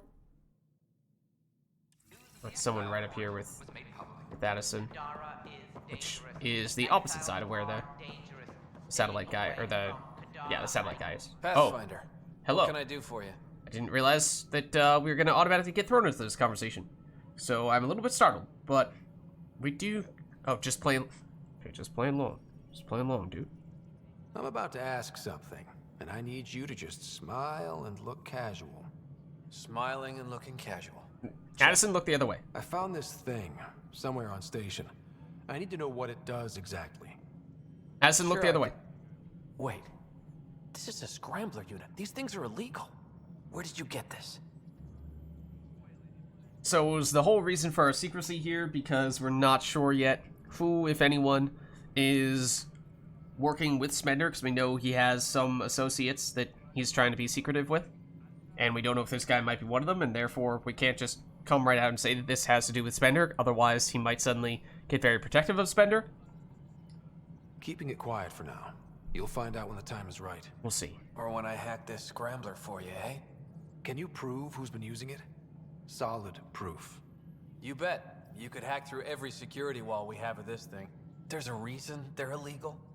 Sorry, smiling, casual. Let me know when you're done. Yes, sir. Okay. Pathfinder, you have new email. Okay, need to speak to Drack on the Tempest, and that email is probably from Drack. Okay, we do know that we technically need to speak to Addison on the Tempest rather than in person, odd as that may seem when we're standing right next to Addison. So maybe that's reason to head back there. But while we are still here, let's just see if there's anything. I mean, yes, main quest, but I'm deliberately, as I've said a few times now, delaying that ideally until we've done Drack's mission, possibly PB's as well, though PB's obviously will force us to go back onto EOS. So nothing else in this area at the moment, it doesn't seem, unless, is there a shop in this section that we've yet to check? Or are those exclusively in the other area that we've already been to? It might be. But we have not yet been back to the Hyperion at all. And we know that at the very least, we have a whole bunch of stuff at Sam Node. But, I mean, both sections may very well have a bunch of things. So I think we just head back, and much like we did initially when we were over here on the Nexus itself, we just chat with anyone who we can and see what the latest and greatest news is.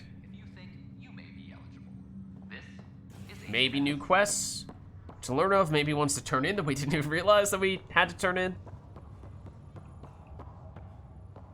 Or something entirely different altogether.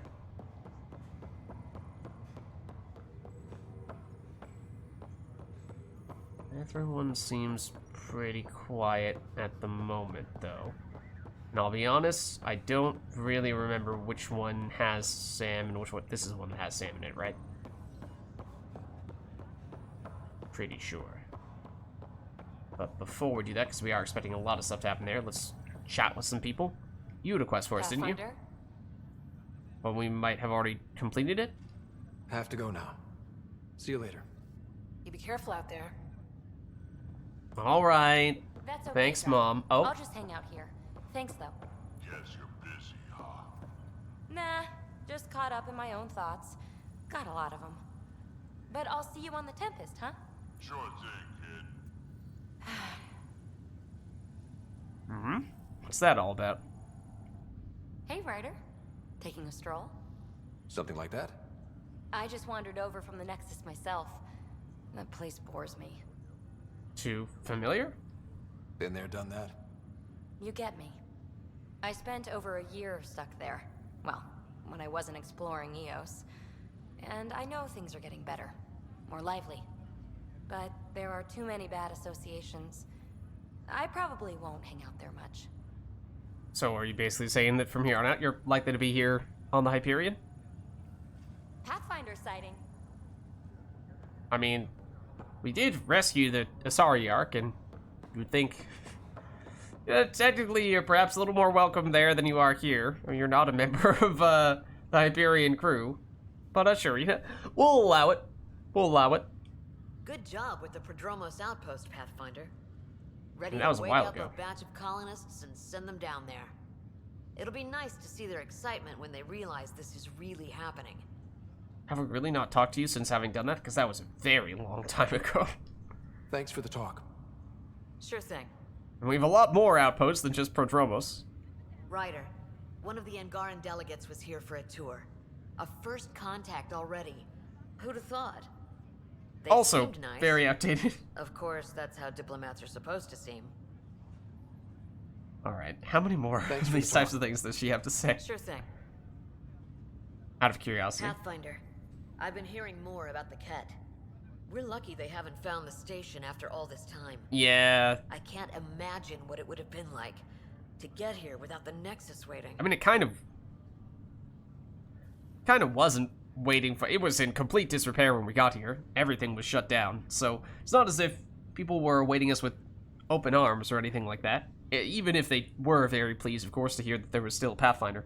But, yeah, the other thing is that we are getting ever-increasing amounts of warnings, if you want to look at it that way, of, hey, you know, there are these whole Ket people, and then they aren't too friendly, and we do have this whole Nexus Station thing where basically almost everyone lives right now, and it would be an awful shame if those two things happened to become aware of each other's existence. Most notably, if the Ket were to become aware of when or where specifically the Nexus is, and then they would probably attack, and it would probably be a complete disaster. So you know, again, that's gonna happen at some point. That's pretty much inevitable, I think, at this stage. Thanks for the talk. Sure thing. We've gotten a lot of warnings. Welcome back, Ryder. Okay. Need anything?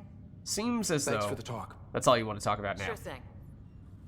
So, in that case, I suppose we head over to Sam Node, and as I said, we have a ton of stuff for us to listen to there, because we apparently have unlocked every single Sam memory. Besides, apparently, we need to do some additional, it would seem, some additional main quest stuff before we can unlock the super secret area. Or maybe we just need to listen to all the other stuff here before we can unlock the super secret area. But alas, lots of things, because we've apparently unlocked every single memory. Ryder, one of your father's memories is available. A lot more than one, I think. Let's see it. This memory is when Alec first learned of the initiative.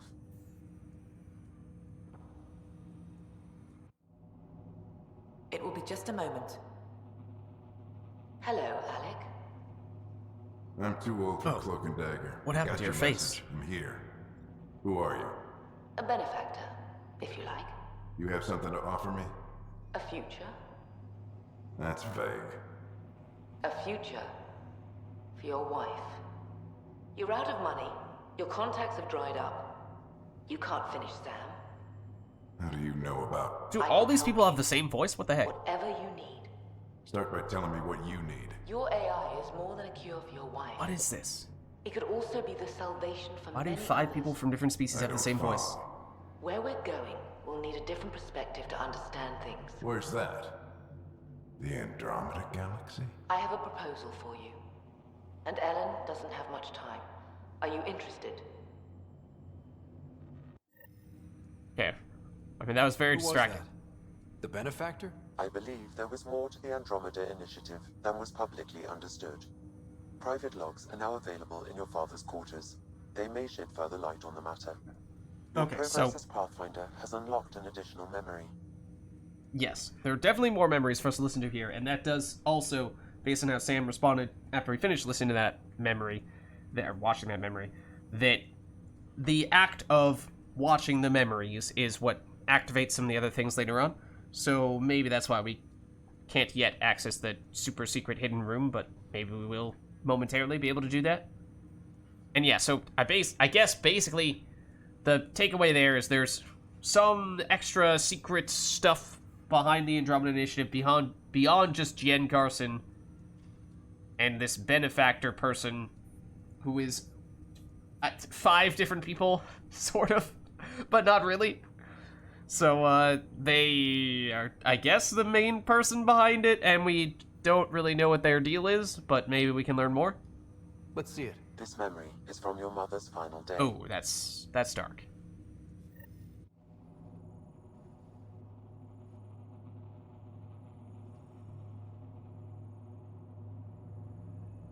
It was a good fight, soldier. It's not over yet. Alec. No. Alec, we have a few hours. Let's enjoy them. And after that? We'll still have each other. But we want you. I love you, Mom. I love you. Both of you. Live your lives. Do great things. I see so much potential in you.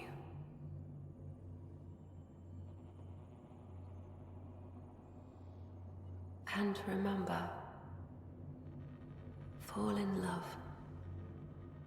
At least once. Okay, kind of weird phrasing, but sure. Let you guys talk. Say it, Alec. Say it. Then I will. Goodbye. Watch out for the kids. Be there for them. I will. Mourn me, Alec, but don't let this destroy you. What did you used to say when you were in N7? When your back's against the wall, if you can't run from it, use it. Remember that. Be strong. Never as strong as you. I love you, Ellen.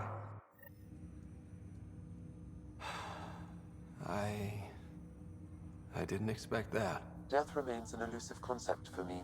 A finite end in a cosmos otherwise filled with infinite possibilities. I mean, first of all, obviously that would have been a very difficult experience for Ryder to relive. He obviously was there for most of the conversation, but didn't... And that alone would have been a very distressing thing to relive. Let alone that there's also this additional part that he didn't hear with his mother's last words with his father. And in that regard, I'm just glad that, you know, at the end, his father still said, "I love you," which it seemed like for a while there he was very hesitant to do, and you thought for a second, like, is he gonna say it? He really should say it right now, but he's running out of time. So I'm glad that at the very least he did do that. Okay, but... And then from Sam's perspective, yeah, I mean, that is one of the main differences between synthetics and organics, if you will, is that for the most part, organics have a, comparatively at least, much more limited lifespan, whereas for synthetics, I mean, to say they're immortal is maybe not quite accurate, but more or less, the concept of death is certainly at least much different, or the concept of ceasing to exist is much different. Everything ends. Life, stars, galaxies. Something, they all heat die death of the eventually. universe. It's just how things work. Yet it appears this belief serves as a form of motivation for many organic life forms. It's why you exist. Dad hoped you could save her. And I failed. Well, I mean, there are 2 things you can never avoid. Nobody And can death's one of conquer them. death. Not you, not my dad. It was fate. And yet, paradoxically, at that moment I gained a greater understanding of life. In what way? The depth of feeling your father had for Ellen. He didn't show it very often. A fact which he regretted. I detect additional memories, but they are currently locked. They may yet hold answers. Okay, I'll keep working on it. That surprises me, because I thought that we had unlocked everything from the memory triggers out in the real world, unless there are additional areas that we've not yet been to beyond the planets that we can colonize, where there are memory triggers, but I am somewhat doubtful of that. Maybe it has to do with these other memories in the other room that we have to check out as well? That's all for now. Of course. So I think it is certainly worth giving those a look/listen now. Okay, so there was one there that we'd already looked at. Don't know if we've done this. Your father's first sidearm, a memento of his early Alliance service. I bet that saw plenty of action. Alec's first kill occurred in combat during the First Contact War. Another Back joins when your Turians were the enemy. ranks. Crazy times. What's up, Banana? How are you? And thanks for the sub. Appreciate the support. We are, of course, doing some Andromeda Blind, and that is what, a Predator? Is at least the one that has the icon on it, I think? Which would make sense if it was his first sidearm, and in a way, I guess you could make the case as a bit of an Easter egg of sorts, since that is obviously also the weapon that basically everyone starts with in both Andromeda and also in the original trilogy. Then what? Those look like Carnifexes? The slightly different color palette. And then is that a Tempest? Above the... or, well, currently to the right, but now above the Predator? I think so. Now we're just gonna do that weapon identification game. What, that looks like a Lancer. That's... shotgun, obviously. Is that a Shuriken with a different color palette? No. I need to see that one upright. Color palette is definitely different. That also looks like a Lancer. That might be the... is that a katana? I think it might be a katana, although the color scheme is different, and that is very much throwing me off there. And you just have mods up there.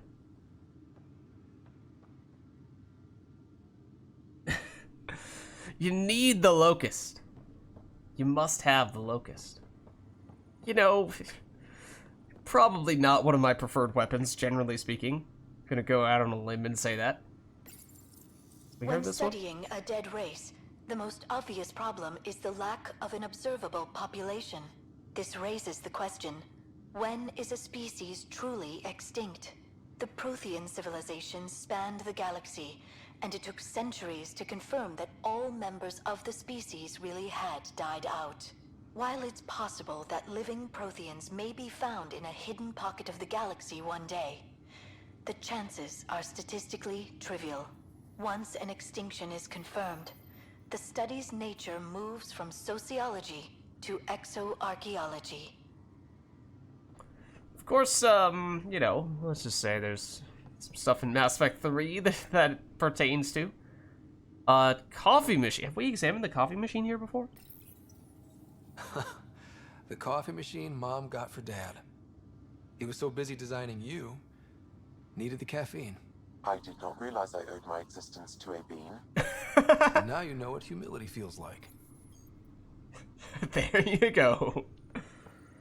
Okay, now this is probably... I'm fairly certain we've listened to that one, but this is probably more so the place where the new stuff is. Logs. Okay, so... right, the benefactor. That's new to us, for sure. So, this meeting with the benefactor was what that first main memory was about. I had a strange meeting yesterday. I thought it would be with Jien Garson, who founded the initiative, but it wasn't. I guess Jien's the visionary, the one who gets everyone excited about the project and drums up publicity. But then this benefactor apparently provides resources and money. Okay, so that's where... I mean a lot of money. Right. It's a little unusual. But everything about this project is. Interesting. I wonder if Director Tan knows anything about this. Worth talking to him. Okay, so the benefactor is the person who financed the project in the first place, so the one who made it happen from that aspect, and given just how expensive it would be... Did we hear estimates anywhere at any point in time about just how expensive it was to do the Andromeda Initiative? Because I think it goes without saying that creating a humongous arc and having all the people put into cryo and hiring those people, which I guess we don't really know exactly how the payment structure works. But that, having all the supplies so that once you actually do get to the other galaxy, you can start creating these outposts, all that stuff is obviously astronomically expensive, pun kind of intended. So somebody behind this has to have incredibly deep pockets, and in real life, it would have to be, no one person could do that. So it does make you wonder. Okay, maybe Jeff Bezos could do that. One exception, all right? Beyond that. All right, but then he accepted the offer? I accepted the initiative's offer. They're calling me a pathfinder. There's no other option left. Sam will never happen without their help. Our savings are gone, and no one will return my calls. I am a pariah. There's something strange going on with this benefactor. Oh? But Ellen's getting worse. I can't fail her. Okay. So that's the last of the logs. But the strange thing about that is, sure, it's one thing to... any project of this scale has to have an incredible amount of financial support for it to be possible. Otherwise, it's just a pipe dream and never actually becomes a reality. And that's why, many things like this in the real world either never happen or get their progress done in such tiny little incremental steps that it feels like, even if theoretically there might be some people who would want to do these types of things or make progress toward these types of goals, they don't feel like they ever get anywhere. Because the amount of capital it takes to make that happen is just humongous. And as I said, no one person besides maybe Jeff Bezos, maybe not even him, could make that happen. So the fact that that person, that it's one person, or at least kind of sort of seems to be one person, maybe it's a group of people who is just trying to give the perception that it's one individual who inexplicably changes identity every second into a different species, even though the voice stays the same. The fact that that person's identity remains by and large a mystery, and that their existence remains a mystery, is the most unusual part of that. So definitely some extra intrigue there for that reason. Did we do the one where we investigate Jen Garson's death? I'm not sure that we did. We've done a boatload, and by that I mean basically almost every single quest that we had access to, we've done now. Allies and relationships maybe being the one category where we still have a fair bit to do in, but anything that is based on a planet originated from exploring a planet and talking to NPCs, by and large, we have done, at least of the ones that we know about thus far. We've definitely heard some people talk about Jen Garson's death, but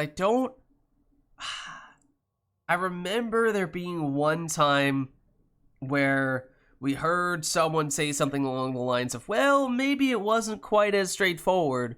Maybe it didn't exactly happen the way that we expected it to happen.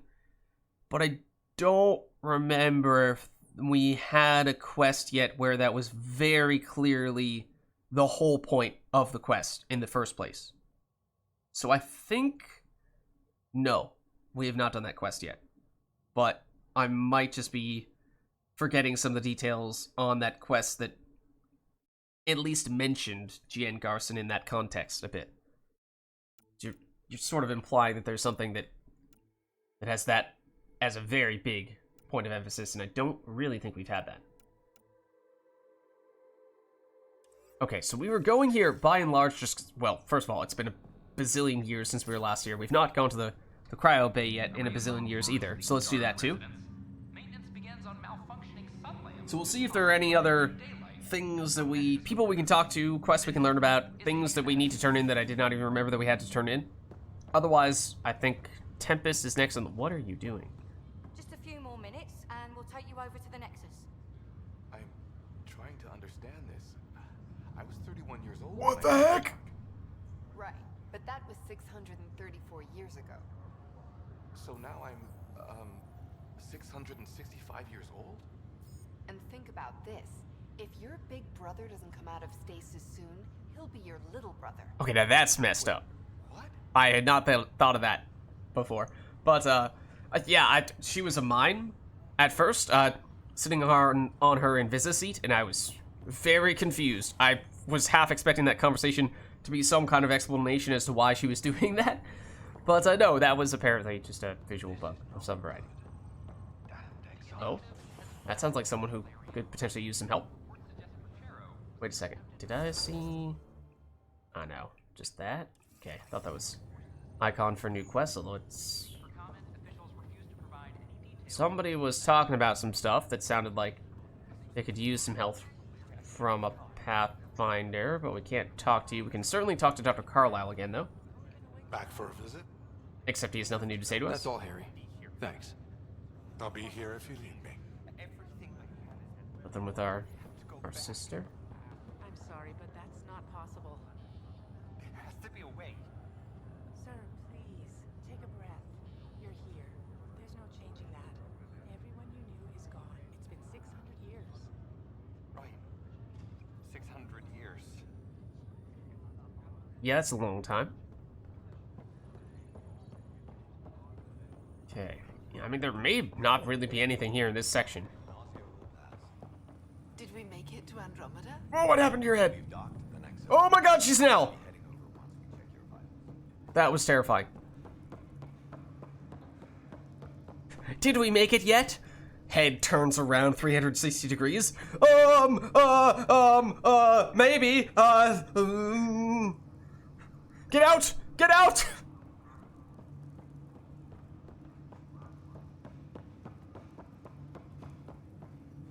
Okay, she's a little bit better now. But she probably is possessed by some kind of demon. Let's be honest. I think we've just confirmed that. Okay, so I guess there's basically nothing for us to do here, which means it would appear as though we've just about done everything on the Nexus outside of the actual main quest and talking to Tan, and I think we technically have a few other reasons to talk to Tan as well, but we're trying to still go out and do Drack's loyalty mission before we progress the main quest further here, because we want to emphasize and prioritize that before we do any things that might potentially trigger some hidden timers or lead to other time-sensitive things, and might prevent us from doing Drack's loyalty mission in a timely manner in that case. And somewhat similar story for PB, although her stuff is not held up here on the Nexus. I filed a complaint with Tan. I filed a complaint with Tan. That'll show him. Huh. I sent a strongly worded Twitter message at him.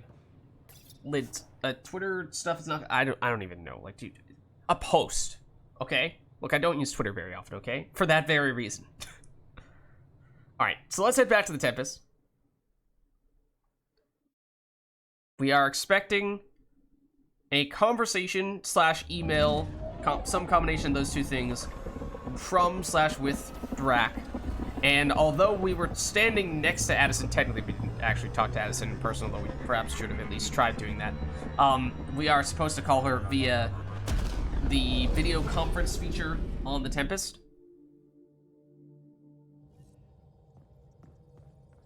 Pathfinder Drack wants to see you. Okay, so let's... I mean, this might be the thing that officially turns Drack's lead up into his loyalty mission into his actual official loyalty mission. So let's see. From Drack, Kid, need to talk with you about the Krogan colony. Something's up. I'll be in the galley. Okay, so that's confirmation of that, but what is this? Error 982, carrier signal interrupted from unknown spender. You executed her in the street. Not even a try. Okay, so this is, yeah. I know what you're, this is in reference to the hacker mission that I was very displeased with. Sam's infested your brain beyond any saving. Hasn't it? So this is another hacker person. Fair's fair. When it's your turn, I'll show you the same mercy you showed my mother. Yeah, never mind the fact that we freaking saved you. Carrier signal interruption resolved. Yes, so never mind the fact that we saved this guy. And then through some poorly written quest descriptions, thought that we still had things to do, and accidentally led to everyone at the facility attacking us, and us having no choice but to shoot them. And then forcing us into killing her mother, even though we tried both dialogue options and neither one allowed us to still save her mother. So, yeah, I mean, we've talked about this extensively at this point. Poorly designed quest. The bigger concern now with this message is that it is implying that there may, in fact, be some long-term consequences to that. So, again, one thing, if we can dismiss it as, okay, well, it was just a minor quest that the game kind of tricked us into doing the way that we didn't want to do it, even though we did it the right way, and should have just had that be that. But if there actually are things that are going to come back to haunt us later on, then that's going to make me more frustrated with this quest. So it's on the list of top 3 worst quests in the game right now for that reason, and it right now might be number 3, but it has the potential to rise up depending on how this plays out, so we'll see.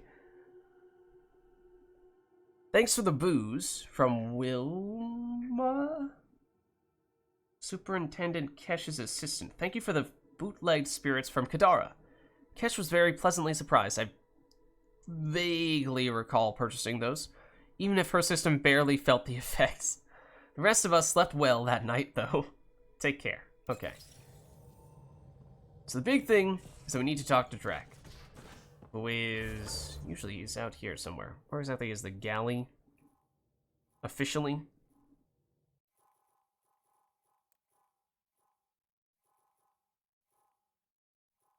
Huh? Wait, what? Where is he? Gallo, Suvi, Peavy, Petra, Liam, Gil, Joel. Where? What the heck? Oh. Well, you see, the thing is, he was basically right next to us. Maybe down, that might have been below 1 level, but let's briefly check this stuff, because I imagine we can do this.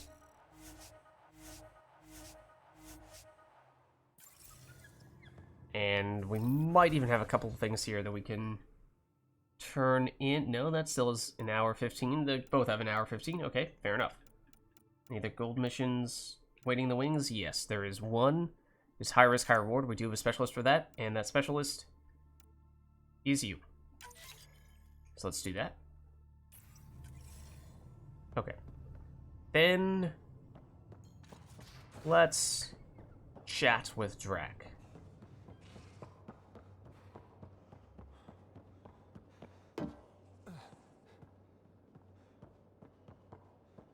I know he's on the other side. I always get on this lower floor the 2 sides mixed up as to which one leads to the narrow hallway and which one does not. So he is over here. So I suspect this is going to be a conversation that leads into him saying, hey, something that is somehow tied to Spender is also tied to the Krogan colony. Spender hates the Krogan and is doing everything he can to sabotage them, and so I need your help with that. We find the companion app? Yes. Yes. And the thing is, I was using that so diligently that we were getting 120 plus boxes every week. And after doing that for probably a couple of months, we were flooded with so many rewards that it felt like borderline cheating, to the point where any sources of credits, resources, or items was becoming completely meaningless. So I deliberately cut back and have made it so that I'm now only doing gold missions as a way to still make it so that we're getting some benefit, because we did, of course, take the time to invest in those strike teams and optimize them and what have you. But at the same time, if credits, resources, and items are, and intel to a lesser extent, are completely irrelevant from here on out, then that does feel like we're kind of missing out on an important aspect of the game. So a way to try to get some kind of arbitrary balance, but alas, we probably already went a little overboard with all that stuff, and may not ever need to get any more credits ever again, or resources, or, you know, any of those things, in truth. You wanted to talk? Ryder, I need your help with something. Okay, so this very much does sound like what we were expecting it to be. This must be important. What's going on? Okay, out with it. You've clearly got something on your mind. One of our botanists, Hart, called up in a panic. A colony transport has been stolen. It's a transport. Can't you just replace it? It's not the transport. It's what's on it. Our seed vault. One of a kind. Without that vault, things get complicated. Krogan children need the nutrients in those plants to survive. Even one clutch of babies hatch before we get the stuff synthesized. The effects would be permanent. So what do you need from me? I'm gonna find those thieves and get the vault back. Be nice to have you along. Okay, so it did seem like, did we read in one of those messages from Spender that he was actively sabotaging the Krogan in some way that was somewhat similar to this? Also, wait, wasn't that mission with Spender that was, as we anticipated, something that was going to lead to Drack's loyalty mission, that was on hold because we gave the scanner to that dude next to Addison, and he basically said, yeah, I'm gonna check this thing out, but come back to me on a later occasion and I'll be able to tell you who is behind this. We're looking for him to confirm that it was Spender, and that way we have confirmation, criminal evidence that Spender did this thing that is illegal, and that seemingly was going to be the way that we resolve what we thought was going to be a prerequisite to Drack's mission, but now the two things are starting to branch off in different directions, which is a little bit strange, because I guess we can do Drack's mission without finishing all that stuff with Spender? Oh, I don't know. We'll see. So how'd they get the transport? Aren't the transports protected by passcodes? And how do you steal anything from a Krogan? First thing Hart checked. Looks like some old authorization codes weren't erased. He was working in the transport and stepped out for 2 seconds. The thieves walked right in and flew off. Okay, I mean, that's kind of hard to do in 2 seconds, but I imagine you're exaggerating a bit. Alright, let's get this thing back. Of course I'm in. Whatever you need. I knew I could count on you. Hark's waiting for us at the colony on Eladon. He's tracking down the transport beacon. He'll have the location ready for us on arrival. Good. We'll find the transport, Drack. Don't worry. I'll hold you to that, Ryder. Hey. Thanks. I owe you one. Who's keeping count? You are. The game is. But don't worry about it. I'm not worried. You're good for it. Okay. So, done with the build-up. And huge chunk of experience, in fact. But now this has to be the official loyalty mission at this point, right? That has to be the official loyalty mission. Yes. Transport containing essential seed vault was stolen from the colony on Eladon. Speak with Hark at the greenhouse. Okay. Alright, so this now probably rises to the top of our list before we do the main quest. And we kind of want to get PB's mission to the same points as well. We do still have Addison, who we're supposed to speak to on the VidCon, so we should do that before we get thrown into all Drack stuff. But, so this is on Eladon. Okay, I'm not really sure we had other reason to head back to Eladon in the immediate future, but, you know, worst comes to worst, we make a trip specifically for that. Because, I mean, it is a loyalty mission, so I imagine that it will take a little bit of time to do it. Those tend to be on the larger, longer, more significant quest side of things. Okay, but, Addison. I assume that we weren't allowed to speak to her in person, or at least that it wouldn't have completed the thing that we were trying to complete. Although, communications. Admittedly, I didn't even try, so that might be on me.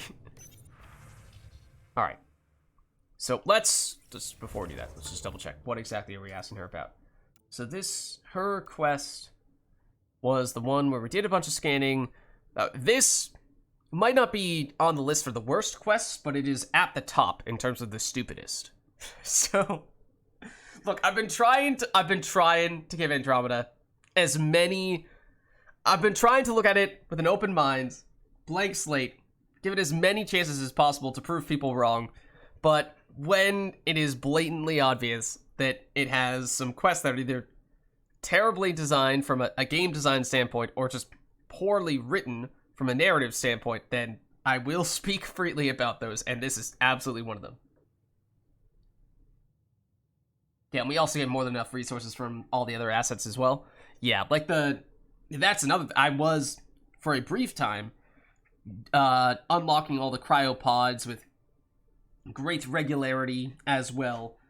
You know, micromanaging that, but that also felt like that was very quickly getting to the point where at least the research, which I think was one of the first things we unlocked there, was racking up so quickly that it was basically meaningless very quickly.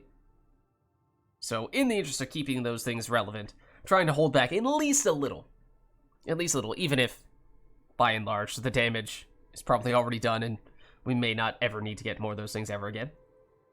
But yeah, so now we found out about the woman who broke off by her, or almost by herself, to go have a baby, which is possibly the stupidest thing that I've ever heard in Andromeda, which is saying something.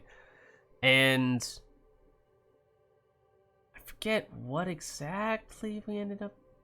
We located them on Vold. Oh, right! They had a shuttle that was out in a very remote corner of Vold. Some outcasts, I think it was. Yeah, outcasts came in and attacked them for some reason. I don't really remember why. I'm not really sure we gave a logical reason as to why that happened, but we did defend against them, and we, in doing so, seemed to finish this quest, and now this is mostly just a matter of turning things in and getting the final confirmation from Addison. Also, for what it's worth, this is a little bit of an aside, but in that mission, we scanned the final enemy for the whole scan these various types of enemies thing, that quest. And I've asked this question many times before, but I don't think I've gotten an answer for it yet. And I do want an answer at this point. Mass Effect Andromeda multiplayer. We have delayed for a very long time. And I delayed because I was deliberately trying to make sure that we had fought all of the major enemies that you would encounter in multiplayer Andromeda, and so that I wasn't going to, upon booting up multiplayer Andromeda, going to immediately stumble across a bunch of major enemies that were going to have important narrative reveals at some point in the campaign completely spoiled, because one of the first things I did was do multiplayer. So the question there is, have we now, especially given how we have scanned all the stuff that quest told us to scan in terms of enemies, have we now... Yes, and we have fought an architect. We've fought all the architects, in fact. So does that mean that we are good for Andromeda multiplayer? Because I have been kind of waiting for the metaphorical thumbs up from people to say, yes, Liz, you can go through with doing multiplayer now and not worry about running into really dramatic enemy reveals that you would have ideally liked to have seen happen first in the campaign, spoiled in multiplayer. So we have fought... Architects are definitely the biggest enemies that we've fought thus far. We've fought all the enemies that the quest asked us to scan. The last one was like a turret. For whatever reason, was the last one that we had not yet found.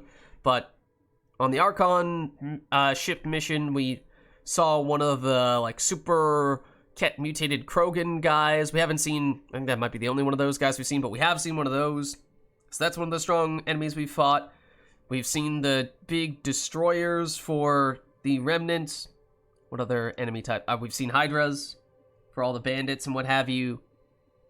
So we know that those guys exist. And I imagine that everything smaller than that we saw much earlier on in the process, so... You know, I don't think there'd be any enemies of that variety that we haven't seen yet, of the more basic human slash ket-like variety. Obviously, we've also fought the cardinals, the ket cardinals as well, the ones with the orb things. So I would think that we are good to go for multiplayer at this point. But I have not really explicitly gotten the go-ahead from people saying, yeah, Lids, don't worry about it.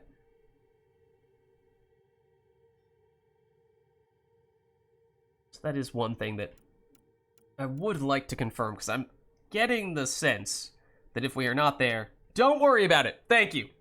Don't worry about it. We official, as of this moment, we have now confirmed, finally, we can do Mass Effect Andromeda multiplayer.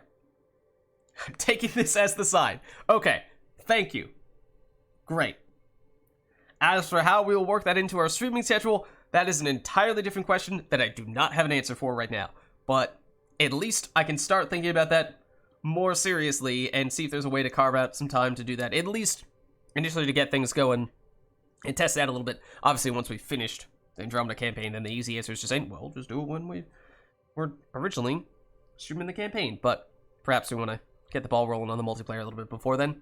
Maybe more on the 1-off, 2-off, 3-off stream type of variety until we do finish the campaign, but alas, we'll get there. We'll get there. Now that I know that we can go there, we'll get there. But, Addison, grandmother of the idiocracy in the Helios cluster. Let's chat. Pathfinder, I have Dr. Kennedy on the channel. She is very tired, but alright, and she also gave birth the moment she was escaping. And now that you're back, Sounds like a banshee. Oh, come on. It's the initiative's job to keep you safe. So that's another reason why that was just so... I'm like, this one is... I mean, it's incredibly stupid, but in a hilariously, awfully written kind of way, which is more excusable than the other quests where it's a slap in the face, hey, we're gonna punish you because we decided we want to punish you, and not really gonna give you any better reason than that. So for that reason, like this one, I'm not too concerned about it. Like, yeah, in a well-written game, you shouldn't have things like this happening, but this one, I'm much more ready to just laugh off and not worry too much about it. But yeah, it was pretty comical how, okay, the whole thing that led us up to here was ridiculous to begin with, and then the moment that you escape this whole battle scene, you are immediately giving birth. Like, of course that would happen. Alright, but you're overlooking the thefts, the whole part where I'm pretty sure that they stole a bunch of stuff from the initiative so that they could branch off and basically rebel against the initiative, which is more or less the reason why we have all the exiles as well. So technically speaking, that would make this person your sworn enemy, but you already liked this person, so you're gonna not overcome your own biases, and therefore you're still gonna excuse this person for doing things that were objectively criminal. This all started with tech that could steal initiative resources. Dr. Kennedy has graciously offered to return her research and any resources gained along the way. I could always just purge all data. No, thank you. We'll keep things simple. You and your trackers all safely accounted for. Alright, huh? So it's, she had some satellites that she had illegally positioned, or the satellites themselves may have been illegal, but they were also positioned next to outposts, or at least the planets that had outposts on them, so that she could gather information about the outposts without us knowing about it until we made this discovery. So apparently she got some revealing details about the initiative from those satellites, I guess. And now is this a question of, do we agree morally, ethically with us keeping that data or not? Or is this just a dialogue option that has no meaning and is just a matter of phrasing? Usually when it has the arrows like this, it does have some significance. So I agreed they need surveillance sounds like saying we want to go all Skynet on them. Whereas we need self-sufficiency sounds more like a, hey, no, let's let the people do what the people want to do and not worry about monitoring their every step. In which case, maybe we do that. Locking people up isn't the solution. We can't watch everyone all the time. You had to comb the cluster and run a gauntlet to save them. From what I've heard, they've done the same for every outpost. Your Pathfinder knows you can't keep this bottled. If you want us safe, make it all safe. Okay, now I'm not sure what you're asking of me. This is a question of what are we doing with specifically this Kennedy person and the small group of people who are working with her? So are we allowing you to go on Prodromos? Or the Nexus? I don't know. The Nexus? I don't know if there are actually any consequences to this, but I mean, I guess you're a smart person because you use some tech that we otherwise didn't really know we could use, even if it was technically illegal. So you're more useful on EOS, you're more useful on the Nexus. I don't know, man. It's best if you're on the Nexus. Where I can keep an eye on you. And we can talk. I haven't changed, Foster. That's what I hoped you'd say. Now that's also some weird romantic tension going there. Addison, no, I'm not gonna go there. I mean, do we know who the father is? Do we know who the father is? Alright, what is the baby's name? I guess sure, we'll ask. You never said what name you chose. Maybe Pathfinder? It's not Ryder, is it? No, it's David. David Edward, for an old friend. Goodbye, Ryder, and thank you. Okay, well, that conversation is enough for us to level. Do we want to know? I don't think we do. That quest in particular is one where it's best not to ask too many questions, I think.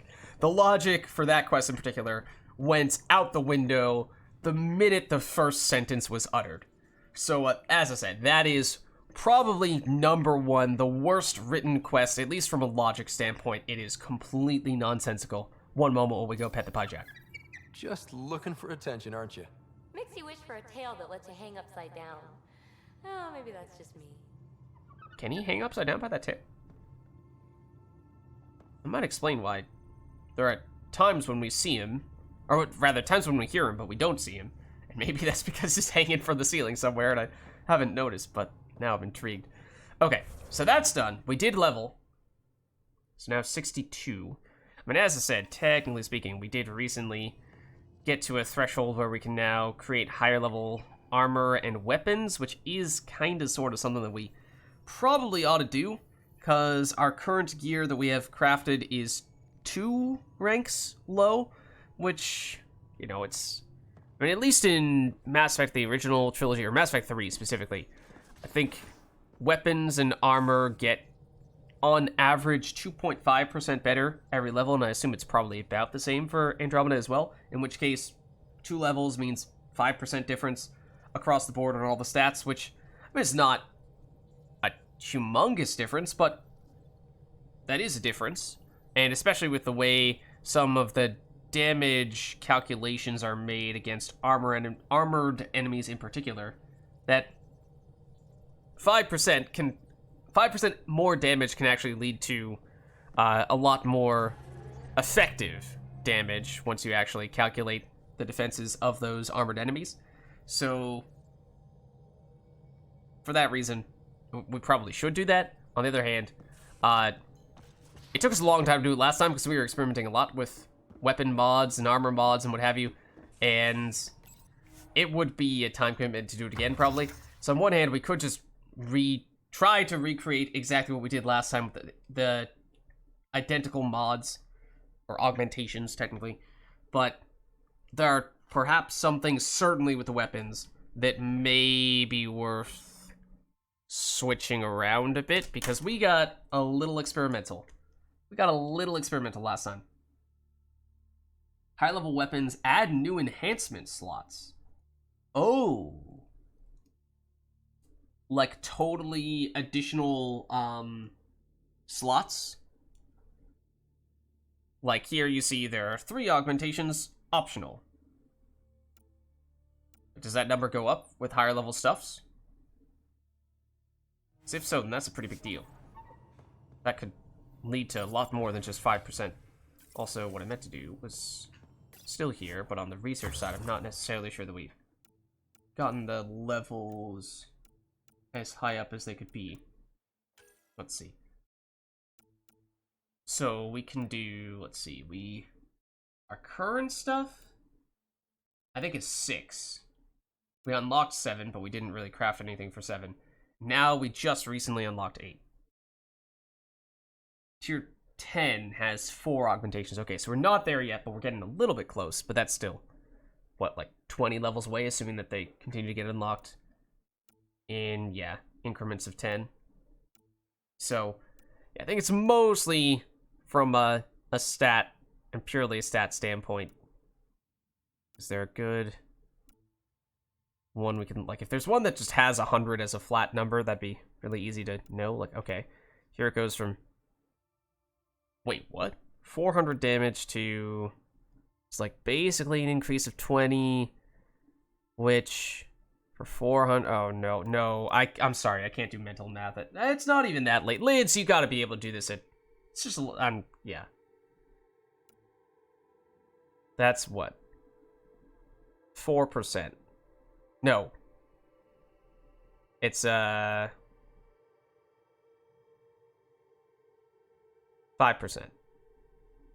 Increase there. Just about. Slightly less. Right?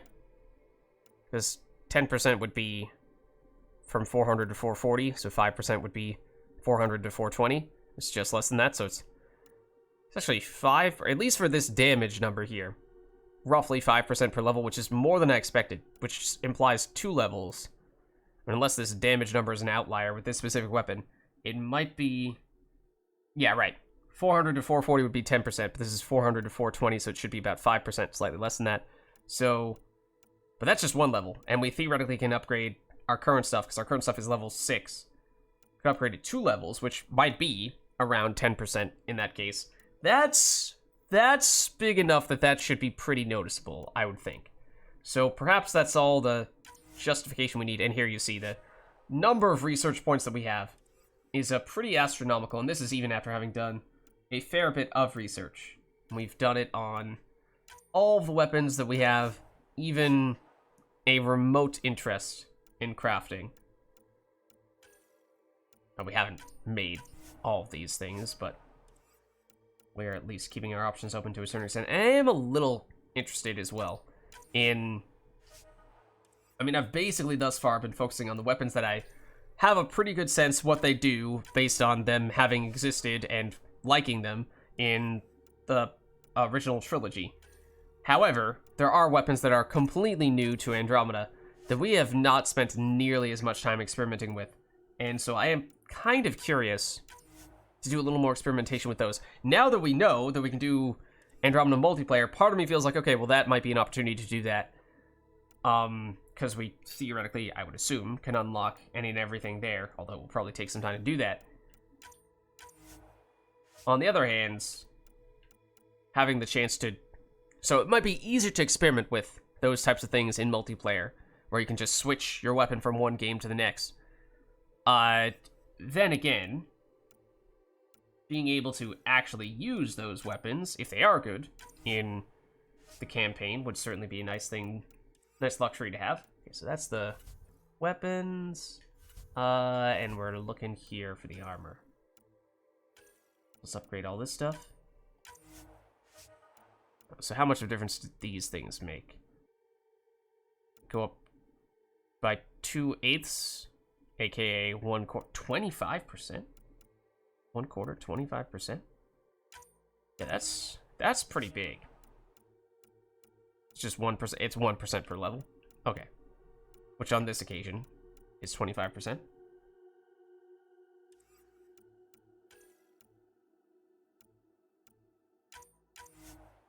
So I think we do this across the board. That should start to become pretty noticeable.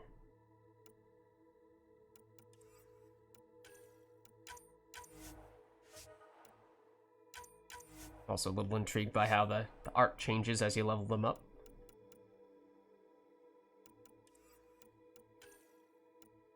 Subtle. It might only be the case for when you get to the first half of the levels and the latter half of the levels. Like, is there actually any difference between that and that? I'm not sure that there is. But there probably is.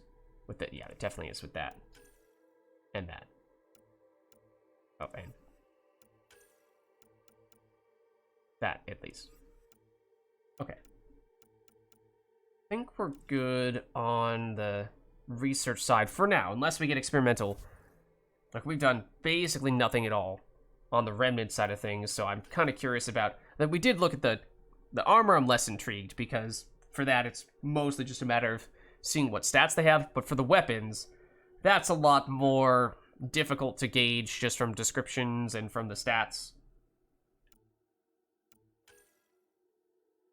It's hard to tell, like, okay, sure, you can tell me what the damage number is, you can tell me what the rate of fire is, but it's hard to really put that in context until, I mean, sure, we could put it in a spreadsheet and compare it against the weapons that I am more familiar with, but it's hard to really, truly understand what it's like until you use the weapons in practice. So the weapons for the remnant enemy, the remnant stuff in particular, is probably what intrigues me most, especially because it feels like we are definitely getting the fewest drops for remnant stuff. And I'm not sure we've had a single remnant weapon drop. We've, I think, had the very occasional remnant armor drop. But not sure we've ever tested a remnant weapon at all. Which does... Whoa. Besides this, we actually did get this as a random drop at one point in time, very early on. But outside of that, it feels like it's just a totally new area that we've not explored at all, so I have no idea which ones we would want to go for, which makes it a little hard to know which, if any, we should be investing in. I guess there aren't that many options under each weapon category, so it's mostly a matter of what weapon category you're interested in. But let's go over to the development side. And I think we can say definitively that the armor is going to be of a... Well, actually, now we ask ourselves, technically, we have been focusing primarily on our stealth oven tech build with primarily flamer powered up by cloak, and then the occasional energy drain to detonate that flamer priming. That has been 98% of the time what we've been doing, possibly 99%. And then we briefly tested out some biotic combos, which didn't feel as good, in large part because we've been using Angaran armor, so we've been spec'd for tech damage from that stuff, and also we're using... see what comes of this new partnership of yours. An Inteprid cap. Inteprid cap. Thanks for the raid. How you doing? How was your stream? We were doing some Andromeda. We were just doing, and I've never played Andromeda before, so we were doing a blind Andromeda playthrough. We were just talking about doing some crafting, upgrading our gear, because we've been having gear specialized for tech damage, because we've been using primarily tech skills. However, we have unlocked biotic skills, and when we tested them out, they felt very inferior. Oh, nice. Coming off of Andromeda yourself? Is it, are you also going in for your first time, or are you an Andromeda veteran? If so, then I would just ask, please do not spoil the things, as I'm trying to avoid as many spoilers as I can. But yeah, so our tech stuff has felt way more effective than our biotic stuff, in large part not only because of the armor itself, but also the mod that we used was one of the ones that we got, I believe, from one of the architects, that basically said... No! How could you? I was just about to get to that part. First playthrough as well, no spoilers. Okay, I'll try to be a little bit careful with my phrasing then as well. So we also have a mod to our weapon that is increasing our tech damage and reducing our damage of every other variety. Basically, what I'm saying is, although our tech damage has seemed way better than our biotic damage, it was not a fair comparison because everything was working in favor of tech powers and everything was working against biotic powers. So, is that to mean that we should create a biotic armor set right now? Okay, no worries, no worries. Yeah, so for us, in terms of where we are right now, in terms of main quest, we technically most recently, well, I guess, alright, well, spoilers incoming in that case, to at least say where I am in the game at this point. Which, based on what you're saying, sounds like you're probably further along than me. But we just did the Archon ship for the main quest, but we've done basically almost every single side quest. You're only 33? Okay. Okay. I will start shutting up then. I will not say anything else. Well, what I will say is we've done basically every side quest. So we're very high level for where we are in the main quest right now. And we are basically trying to 100%. So, but that means that we are very high level for where we are in the game right now. But yeah, my question right now, do we make a biotic armor set and give ourselves a fairer comparison for using biotic stuffs? Or do we just upgrade our tech stuff, stick with that? Do we create an armor set for both and have separate augmentations for those things, optimizing around different stuff? Okay, no worries, no worries. Okay, at the very least, we are, I think, definitely going to want to do this stuff. Also, I have now totally lost track. Have I already made some of these things? I probably already made the arms. No, because this, if we do that, then it asks us to do the augmentations, right? Okay, so hopefully I didn't just randomly, or just recklessly start this up without using the augmentations, because this is where it gets complicated. Finding out which augmentations we want to use. Because, wait, hold on. Can we... What I want to do, I have a pen and a pad of paper in front of me. Can we look at our currently equipped stuff and note what we have? Because I would at least like to reference what we are using right now. And we can choose when we're looking at the augmentations, do we like what we currently have the most, or is there something else that we prefer? And technically we should probably break down what we are currently using into components, because then we get the augmentations back, if I am remembering correctly.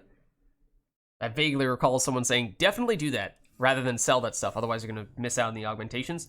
And that is something that I feel like I was about to accidentally do, even after having just said that. So there you go.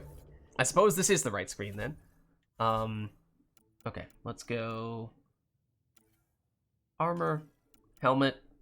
So, let's see, let me just write down. Helm, what do we have? We have arms / gauntlets, legs / greaves, and chest plate. Those are the 4 parts, right? For the armor. So for the helmet, we have tech recharge ×2. I'm just writing all this down, because otherwise the list of augmentations is very long, and we will sift through all of them and go, do we like this? Do we like this? Do we like this? And to a certain extent, we may still want to do that, but at least having the context of, this is what we had before. Do we like that, or do we want to change that? I think is going to be very helpful. So, okay, let's... Did I make this? I might have made that. No, that's not the best level for us right now. So, okay, we'll deconstruct this. We will deconstruct. Are we not allowed to deconstruct it when we are currently equipping it? We are not allowed to deconstruct it when we are currently equipping it. We will unequip this, and then we will deconstruct it.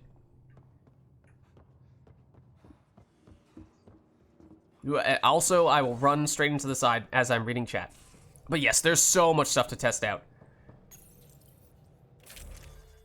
Okay, so we want to basically change everything out, to be honest. So let's temporarily put on something that we have no interest in working with right now.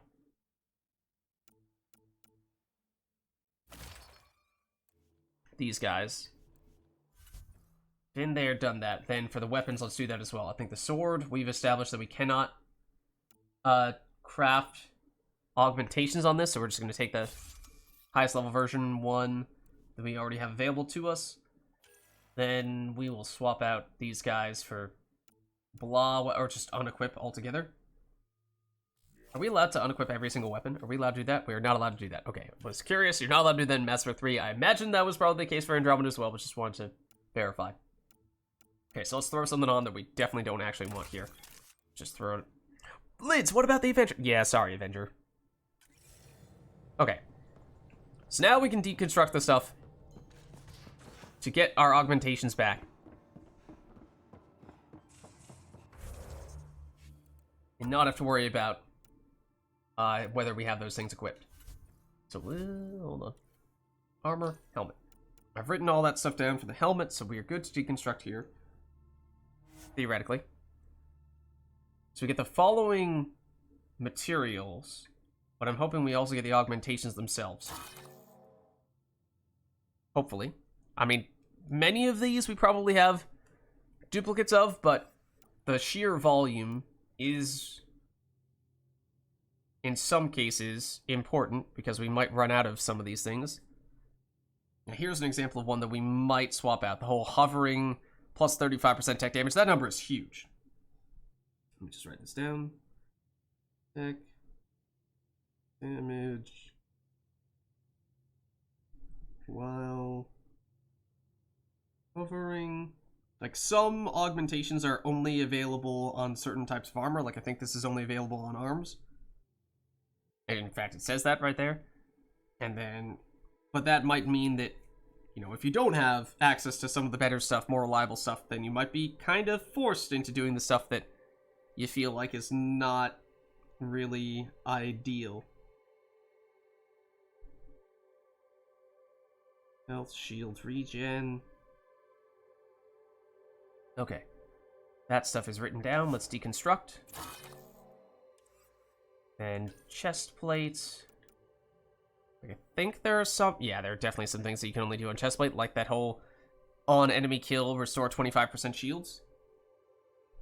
Let's see. Shield. Restore... So, going back to the ones on the arms, they were just talking about the tech damage while hovering. Sounds crazy, and we tried testing it out, and it is very impractical. On the other hand, the damage number is pretty humongous, so you could still make the case that it's worth. Even if it is extremely clunky to do that in practice, it is worth it just for the sheer damage boost. I deconstructed that, writing down only the shield restore on kill without looking at the other things. Oops! So much for that. Well, my bad. That was the most unique thing about that one, I suppose, although that was probably something that we were going to keep no matter what, so didn't really need to note that. We have legs, we have tech. Recharge. Yeah, whereas the tech damage while hovering for the arms is more so one where I would like to see what the alternatives are. Shields times 2. Because if it feels like everything is just a, well, I don't really love that, then maybe that's the type of armor where you just say, alright, we'll just throw some extra shields on them and call it a day. Not the most exciting thing, but it works. That really looks like a armor to me, more than a leg armor, but what do I know about Ket body types? Okay, we've broken down the stuff. I wish I had successfully noted what the actual chest mods were beyond the first one, but now let's actually develop and create those things with most of that knowledge. So for you, for example, so this is arms. So this is the one that we had the most questions about. This was tech damage while hovering and shield regen. Do we have 3 spots? Okay, so we only had 2 spots before. Now we have 3. So that is better. That actually is better. We have access to an entirely new one. So this was one of the ones that we included. We now have 20 of these? Oh my goodness. Oh my goodness. Okay, so huge number but is it worth this extremely clunky stuff? Because from what I understand, it's not just a matter of pressing and holding the jump button. There actually is a separate button to hover in place, and it also kind of messes with your camera angle, and it is really annoying to do that. And I didn't know that it was even a thing for quite some time. So if we can get a more generic tech-oriented thing, durations is a little tempting with Flamer. Force? Flamer doesn't really have force. And Bonanna, you were noting that you thought that tech detonations were really effective. I have been very underwhelmed by combo detonations in general with Andromeda, at least early on. It does seem like there are more ways to scale combo damage than there are in the original trilogy, so maybe it's just that I have focused primarily on the base damage and not enough on the combos, but the primary reason why I haven't focused on scaling the combos is because I've been underwhelmed by the combos. It does feel like they've gotten a little bit better as of late. I don't remember if just having the tech, or rather just having the Angaran armor in general, if that has any specific buffs for the detonations, or if it's just base stuff. You get a sigil that will reset your cooldowns for every detonation. Okay, that sounds very good. Are sigils the ones that you get from the architects?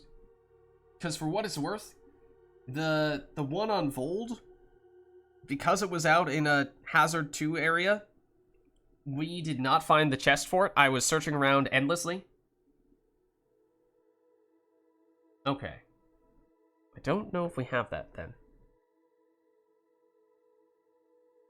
Oh, we haven't, and we also haven't fought an architect on Vold, or rather on Havaro, and I don't know if there is one there or not, or if there's going to be something else. I'm not sure. But anyways, I'm looking at stuff like this, like combo damage and what have you, and wondering if is that even worth it or not? Or do we go for something much more straightforward, like just giving ourselves extra shields?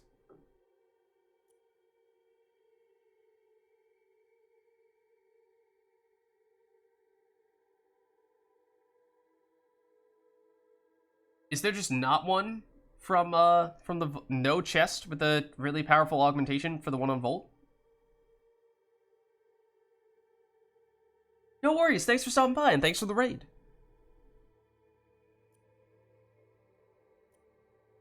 Okay, so this is more what I'm looking for. Like, okay, sure, this is what, 7 times less damage than the one while hovering? But the thing is, if we are basically never hovering, then we're never getting that extra 35% damage. So we might as well get 3 of these stacked up and at least get 15 damage all the time. Yeah, we had tech damage while hovering and health and shield regen were the things we had on our arms before. Tech recharge speed, that's also not a terrible one, although if we might later on be able to get automatic recharge, that'd be really nice, although we can't really rely on that at the moment. So I think we just go for this. And I can't really say definitively as to whether that's going to be something that we feel like we need on the other ones, the other pieces of armor that we're going to get soon. But I think we just go with what is the best right now. The piece of armor that we're looking at, I'm just looking to get to the bottom. There we go. That does apparently mean we're using all of our pure tech damage stuff. But let's see, tech power damage, tech effect duration, max shields. So yeah, nothing directly on combos, at least from the arms. So I think we just craft this. It's pretty straightforward, but that's a lot of extra tech damage, which I think is certainly decent. Do we want to I'm just gonna crafted tech arms. So creative. Okay. Just tempted to make a notice at what we put the mods on so we could get that quickly at a glance, but okay, the chest plate I think is going to be a little more complex because there are more options here that are unique to the chest plates, and we might have only had access to 4 of these before, so again, having one more slot may be significant. And, shields is another one where, sure, getting one of those is not a huge deal, but stacking up a bunch of them could add up, and that's potentially something that is worth throwing on if we don't have anything more extravagant that we're interested in doing. But when current... Oh, right, no, that's it's on the weapon. When health is 30% of the left plus status effect duration, that feels like not... That is not something that we want to be relying on. I want to see things that are unique to chest plates. Damage resistance is an interesting one. I think in small quantities, that's not a huge deal. But if you can start to stack up several of those, then that can definitely become a nice little bonus. What is this for chest plate? Stuns melee attackers with electrical damage. Nifty. But I'm looking for mostly defensive stuff here. I think we had the one that restores our shields when we get a kill, which seemed amazing. That's also a lot of damage resistance, but... Where is that one? 25% chance to recover 10% of health when shields are broken. I wish that was... I want shields back. So I want shield gate back. This is what I'm looking for. Okay. This is what I want. More so than anything. And it seems like, although this is the other thing that threw me for a loop last time we were doing this type of crafting is... Okay, so we just did a high level, or high rarity crafting. That was an ultra rare augmentation there. After doing that, we are now limited to exclusively uncommons. Nowhere in the game does it explain why that is the case. But apparently you're only allowed to do one augmentation that is beyond uncommon rarity. So that means you need to be very selective with what that rarer augmentation is. Which, with the weapons in particular, I think really threw us off. But I think, again, that's why going for the shield restoration on kill is a worthy thing to invest in, but does make you wonder what other combinations might still be possible if we were not to go with that. Because that is combo damage, but again, I think mostly looking for... Might just be defenses here.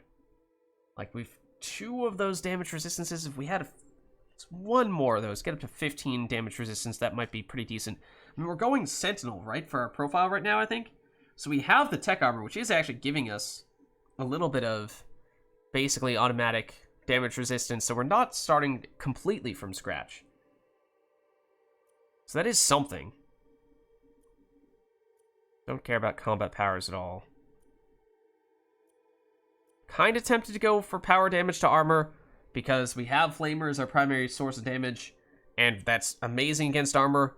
I mean, it's a question that we were asking ourselves at that time as well, when we were doing our initial crafting, was do you further emphasize your strengths by going even more into armor damage, or do you try to cover more for your weaknesses, which is more so the shield's damage? It's because they're the armor versions of the weapons, of the augmentations that affect weapons and weapon projectiles, and you're only allowed to use one of those? Okay.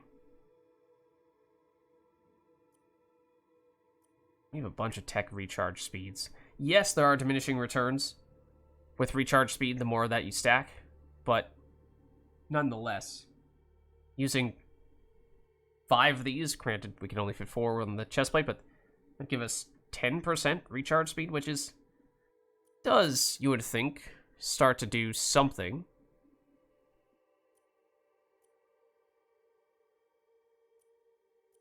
Otherwise, max shields.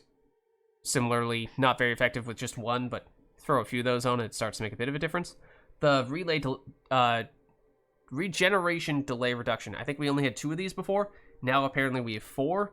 That is perhaps the most significant thing defensively to improve, and well, that's a huge deal. And 2% is obviously, again, underwhelming, but get 4 of those for a total of 8%, and I think I said it back then when we were first doing this with our original set, but it's the kind of thing where you never really notice specifically and attribute yourself surviving to this type of thing, but it is going to save you without you even realizing it. The more of it you have, the more often that will be the case, but I don't really think... Just do a quick check to see if there are any other things that are specific to armor or chest plates like this. Damage, yeah. So if we want damage resistance, we have to get that from the chest plate. So that might be reason to go for that here, the remaining stuff. And I think we can still do the shield regen delay reduction on other stuff. Is that damage reduction the only thing remaining that is specific to the chest plate? Okay, I think we do that. I think in that case we probably do that. It is also weapon damage, which is really nice, but oh well. What's up, Delta Combat? Yeah, we are, I mean, we're doing Andromeda for the first time. I've never played it before, and we are doing it blind.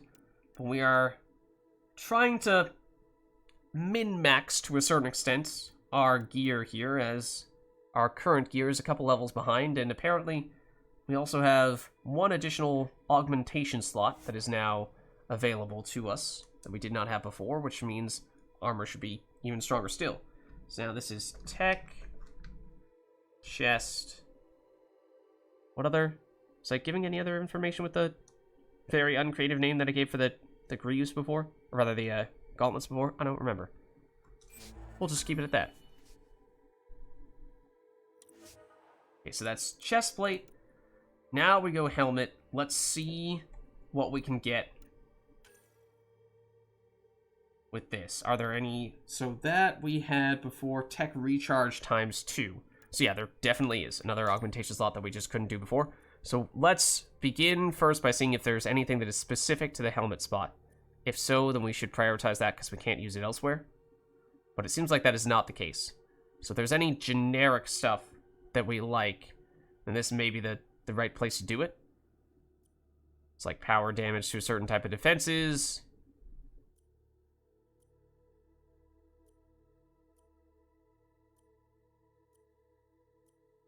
Feels like there's more... Maybe I was just completely dismissing the combo stuff before. But maybe there's more here that's showing up that was not showing up before. This is the stuff that I was saying before I very much want to see. So let's throw it on here. And then... last one...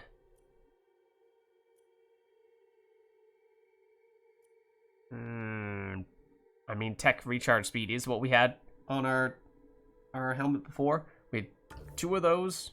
We'll go 2 shield delay reductions and 1 recharge speed, and we might get the other recharge speed on our greaves. Tech helm. Okay, then last... Can we? Wait, we can add mods to the melee weapons? What? I didn't think you could do that. Okay. We're gonna have to do that. We did not do that before. I'm very intrigued all of a sudden. Alright, let's go for the legs, though. Take that one out of context. On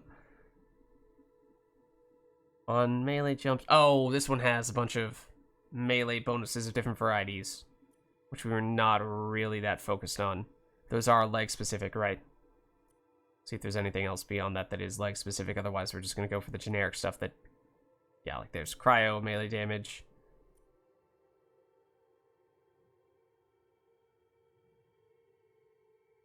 Melee weapons are only for augments on most builds? Huh?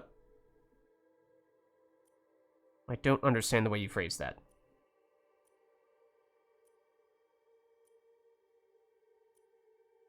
Okay, yeah, it seems like the leg-specific stuff is only for melee here, so... That's not really a focal point, so I think we just go for generic stuff like shields, or... Do we have more damage stuff? We might have had slightly more of that. Let's throw shields on.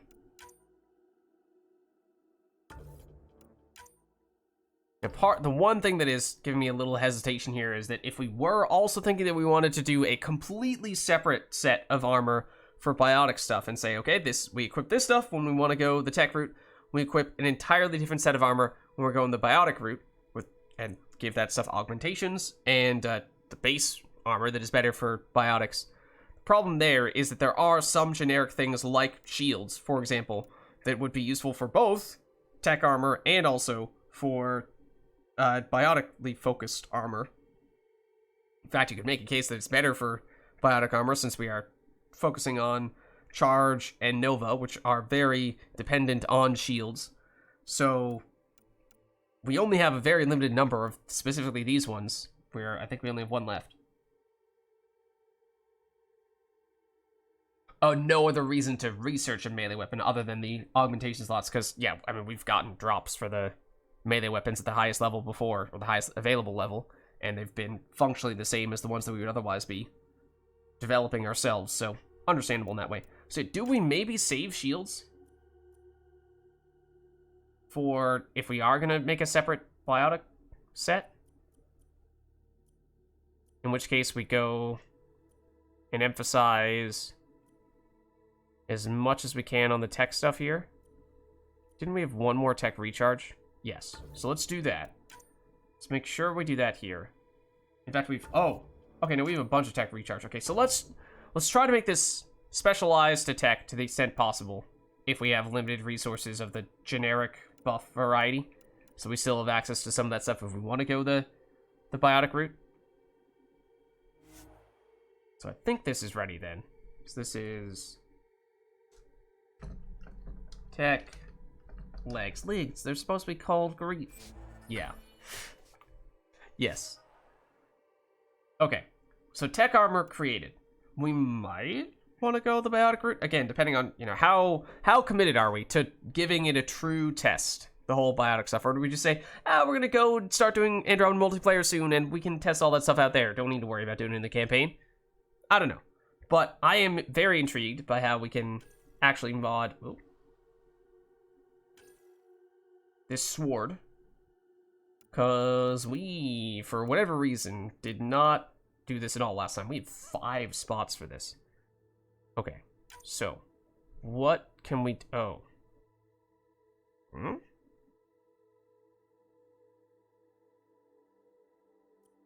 Okay, so now I have a question. For melee weapons, I mean, it's one thing for guns, where you switch from one gun to the next. And so if you have a gun that gives you 5% biotic recharge speed, you get that buff when you have that gun out. You don't have that buff if you have a different gun out. However, the melee weapon, we almost always have it stored away. We're not physically holding it. Unless, it is the very moment, the brief moment when we are in the actual melee animation. So, what does that mean in terms of these passive buffs? Does that mean that if we give these buffs on a melee weapon, they're always active? That's incredible. That's incredibly powerful, then. And actually would have been the preferable place to put... Let's see. I guess what you do here, this is where you go with things like power damage to armor or shields. Because that way it's generic enough that it works regardless of whether you're using tech skills or biotic skills. So it's not as if you need to switch your melee weapon around based on that. But it is still giving you damage, which looks like you can get some pretty insane numbers off this. Yeah, so this looks really good.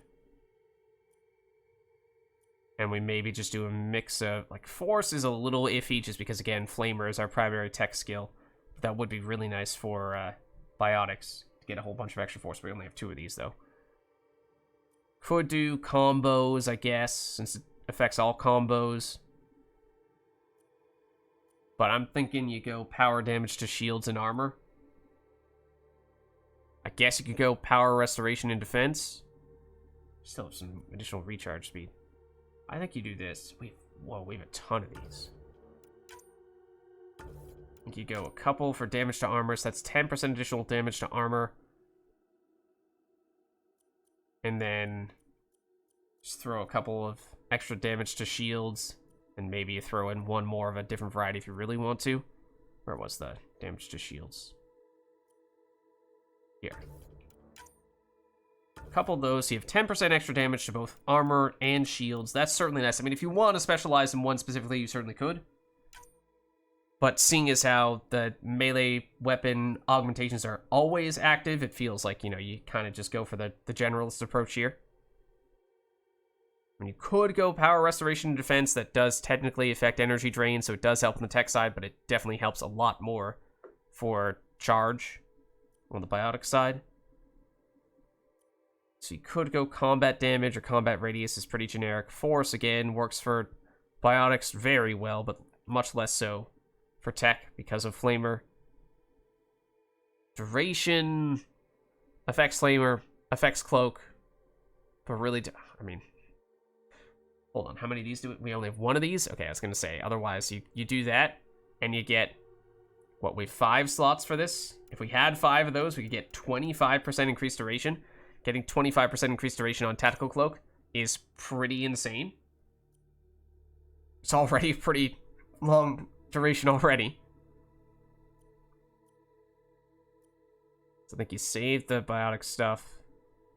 So you could just do additional damage to armor. It's not bad by any means. Question is, do you go for combo stuff instead? I think at this point, again, I don't really think we're quite in a place where the combo stuff is super impactful. Yes, I'm doing them pretty regularly now with Flamer plus Energy Drain, and may do consistent biotic combos if we are to go that route, but I just haven't quite felt like they've kicked off just yet. They're getting a little bit better, but still don't feel amazing to me. And this is coming from someone who, at least for Mass Effect 3, is all about combos. Like, beyond everything else, that is absolutely the thing that I focus on. Let's see, so this is... How do we want to describe this sword? Because it is... Armor... Shield... Damage... Can we fit all this? Sword. Okay, so that's definitely a big improvement. Just having a sword that can constantly give us extra damage.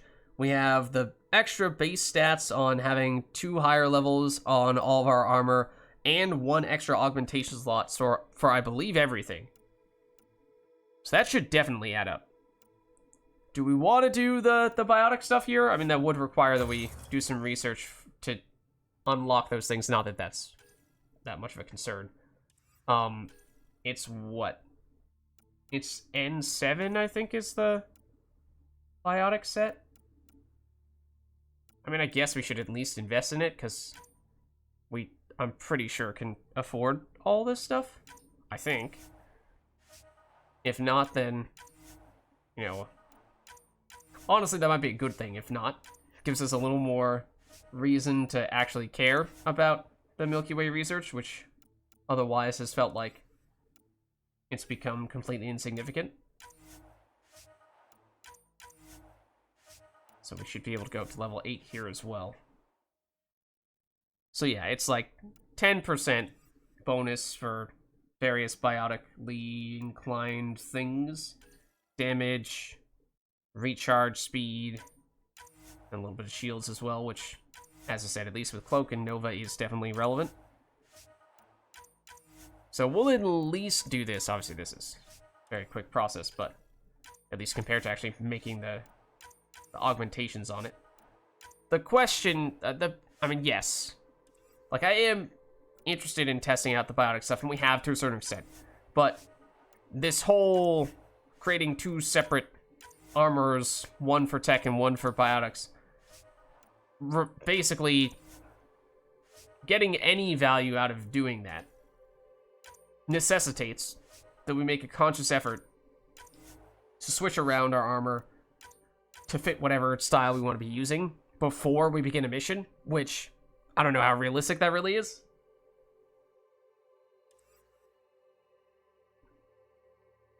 That may be more planning than realistically goes in, or more more memory.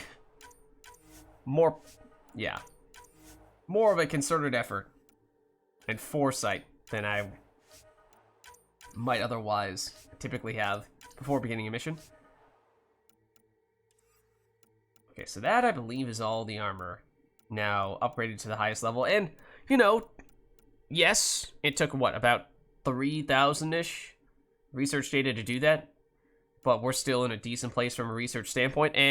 But I do like that we spent maybe half, possibly even more than half, of our total Milky Way research on the various upgrades here, getting this stuff from scratch, built all the way up, and also getting just a couple levels on the tech stuff.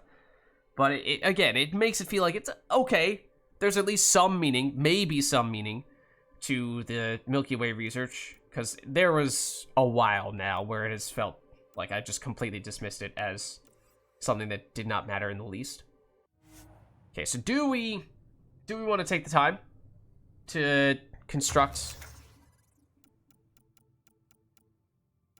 a biotic set? Maybe what we... Oh, but I kind of want to upgrade our weapons too. And I think that's a lot more important. But I'm conscious of how we are spending a lot of time working on this stuff. And while I'm interested in doing the best we can to min-max, I'm also wanting to make sure that, you know, we're keeping things fresh here. And not just turning this exclusively into a number crunching session, which to a certain extent that's what this turns into, I suppose. So yeah, I think maybe for that reason we just prioritize weapons here. And I was about to say before making that point that maybe we just make one biotic set now.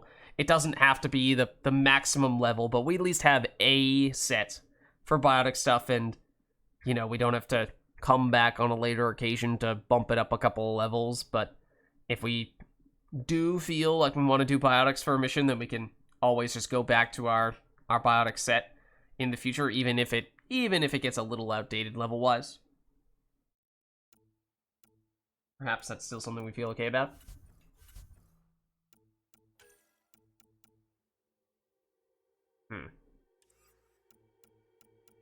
I do think it's more straightforward, though, than the weapons, because we're just talking about all the armor stuff. So maybe we can bang this out fairly quickly. Like, for this stuff, I think there's no specific things for helmets, so we're mostly looking at, obviously, biotics, but also shields we kind of left in reserve. Max shields, that is.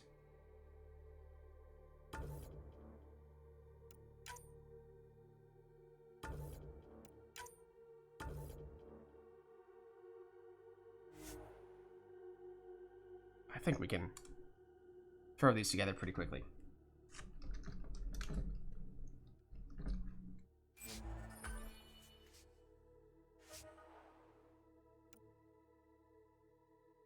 Okay, don't confuse it with that, though. With the helmet? Wait. Helmet? Why is only the helmet showing up right now? Are we? Oh, we're under helmets, that's why. That would be why. Okay, chest plate.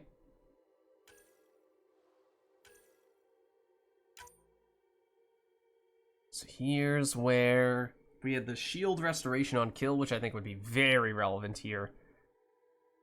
For this, perhaps more than even the tech stuff. Was an ultra rare, right? Yes, so definitely that. Then we're maybe looking more at things like biotic damage. Force becomes more relevant now, if we're looking specifically at the biotics, because Charge and Nova, you'd both like those to be staggering enemies, knocking them down, knocking them away, what have you. We might just be looking at damage, recharge, speed. So it's what the combo is: Charge, Nova. We have enough shields remaining when we Nova, because we've reduced the cost, or we may still need to add a little bit of shield cost reduction. So we can Nova twice in a row. But then we want to be off the cooldown for charge immediately after doing that so that we can immediately go back into a charge. Nova, Nova, charge, Nova, Nova, charge, Nova, Nova, without ever actually having to wait to get that cooldown. So cooldown could be important for that reason, beyond just the damage, which otherwise would be maybe top priority. So recharge speed does matter.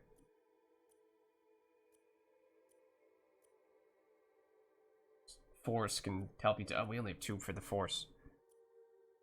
Okay. So let's go... We'll go damage for now, and maybe for the other ones we will have run out of this, or nearly run out of this, so we'll probably end up getting to the recharge speed and maybe to the other things as well. This is biotic chest. Okay, that's chest plate, legs. Go here. And once again, there is a specific one for legs, but it is all the melee stuff. Now, charge and Nova obviously require that we get up very close to our opponents. So that may actually make the leg upgrades of the elemental variety a little more interesting. Also, I'd have to double check. I feel like we might have passed up on some of the combo opportunities on, I forget if it was Flamer, or rather, if it was Charge or if it was Nova. I think it might have been Nova. Specifically to make it easier for us to do more combos more regularly. So if we need combos to happen when we're doing that stuff, it may actually necessitate that we throw a melee into that equation where it's something like charge, Nova, Nova, melee, that primes, charge, which detonates the prime, Nova, Nova, melee to reprime, charge to detonate, rinse, repeat.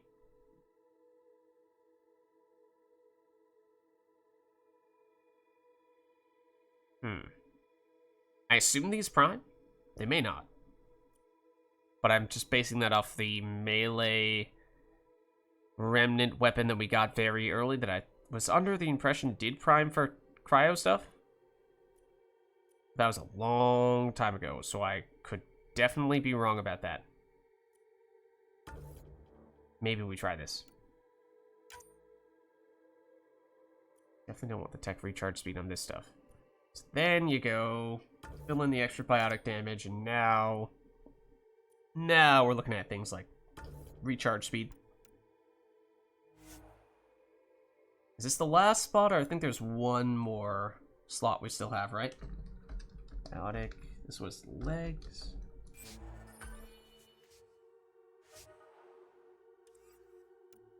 Arms, yeah.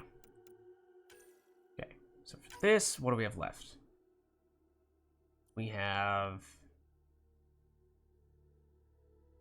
No, I don't think we're doing tech damage while hovering on this occasion. Is there biotic damage while hovering?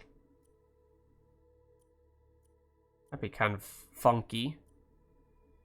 It'd be weird if there's that option for tech, but not an equivalent for biotics. That is the case. That's really strange. Well, where's the biotic love? Okay, well, I mean, we could do this entirely for recharge speed. With our 3 remaining spots. But was there anything else we still wanted here? The Force, potentially. And power restoration and defense. Want to make sure we at least get a tiny bit of that back, so we can still double Nova, which I thought we were getting from somewhere. I know we put some of that on our previous mod or previous augmentations last time we did the gear crafting, so I'm not sure if that was our only source, in which case we do need some of that to double Nova. Or do we have that coming from elsewhere and we don't need that here? I am not sure of that. There's a chance our profile is giving us some. There's a chance our profile is giving us some, in which case that is a fairly reliable way. Unless we want to switch over to Adept, which we may want to do if we're going full-blown biotics. In which case, I don't know if we still have the shield cost reduction. So I guess we'll do that. Or a little more recharge, which at this point we've used, what, like 4 of them in total? Maybe 3? But it's something. But although the recharge speed does have diminishing returns, as we were saying a while ago. So, now we'll do one of those, just in case. That technically might be a waste. Might be overkill.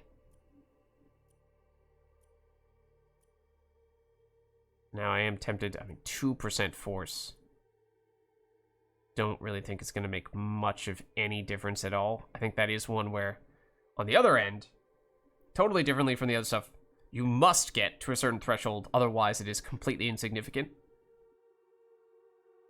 So if we have not focused on it thus far, not sure we're going to benefit much from putting that last point in it here.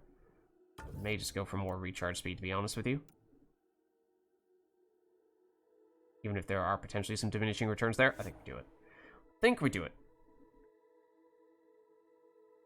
This is biotic. This was arms, right? Yeah, okay. Alright. In that case, we now have a tech armor set and a biotic armor set. As whether we will be diligent enough to switch to the correct armor to match whatever type of skills we want to be using before we start a mission, that's a totally different question. But we at least have the option now, which is not something we could do before. So that's cool. I kind of do still want to do weapons, though, because that was kind of arguably the most important thing for us to update, and also probably the thing that we messed around with the most, and therefore the thing that stands the most to be corrected. So we were going Hurricane, which I had intended to be our primary weapon, and then we put better augmentations on the Black Widow, and despite my not being a sniper rifle fan, the Black Widow has become our primary weapon for that reason alone. So I'd like to rectify that. The primary reason for that being... Alright, we could still get some tech recharge speed here if we really wanted to, or things like that. I mean, probably should try to make the weapon buffs generic, not specific to a certain type of power damage. Not grenades. I'm curious what a single-shot Hurricane looks like, but I'm guessing that's not good.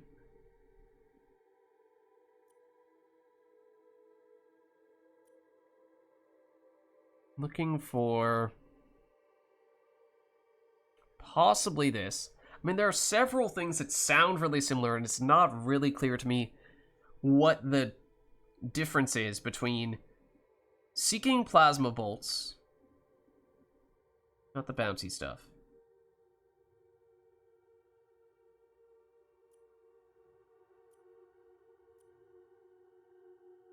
this is the one that I really wanted to put on our primary weapon. And I really wanted to combine this with other things, but for some reason, the game really does not like combining that with other augmentations. Which is particularly strange, because we were just hearing about how apparently that has primarily to do with the projectile modifying stuff, and that was not projectile modifying, although, yeah, we can still do some projectile modifying stuff here. Okay, so prioritize the damage while the tech, or power damage while our clip is full. I really wanted to combine that with the automatic reloading one. I think that was the thing that we were not able to do, because that's kind of an inherent synergy there. But I think we were not allowed to do that for reasons unknown to me, which just means that we are going to have to manually reload and make a point of that, so we get extra 20% damage, which is definitely worth it.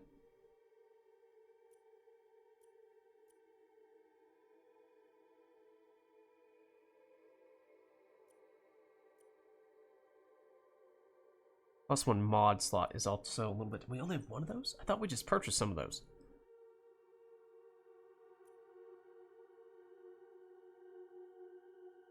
Oh, we turned this into a... Is this the one that we used? We turned the Black Widow into a beam weapon, right? But we did something very similar for the Hurricane. We did the one that gives stability to the Hurricane. And we did the one that did not give stability to the Black Widow. So this must be the one we gave to the Black Widow. Oh, plus 2 mod slots. Okay, that's better.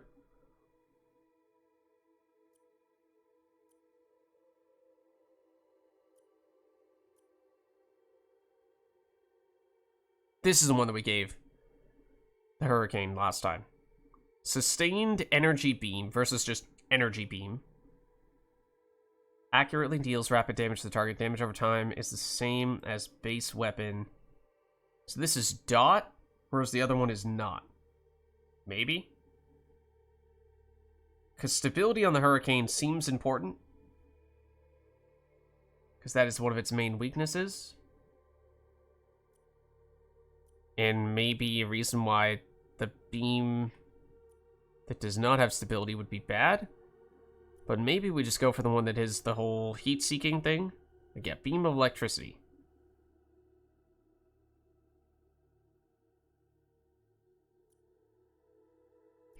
Or do we just do... Where is it? Not the ballistic arc. Not bouncing... Seeking plasma pulse. Maybe we do that. That seems like that might actually be the most reliable accuracy option, which is important for the Hurricane. So I was underwhelmed by the electrical projectile option that we went with last time on the Hurricane. But then we also saw that, yeah, at least on, I think it was on the Piranha, we did something, we might have done this exact combo, done the heat-seeking and then also burst fire, and those two things seemed like they might have kind of canceled out. I was surprised we were able to combine them in the first place. So I did it because that seemed strange, but it seemed like it was not very accurate when I was hoping that it would be. So maybe the burst fire kind of overcomes the whole heat-seeking thing in a not-so-good way. We might want to do that. Double mod. I assume we can get decent value out of that. And then... Can't do that. Or at least, I mean, it says we can do this, which is weird. Because again, this is also definitely something that modifies the type of projectile.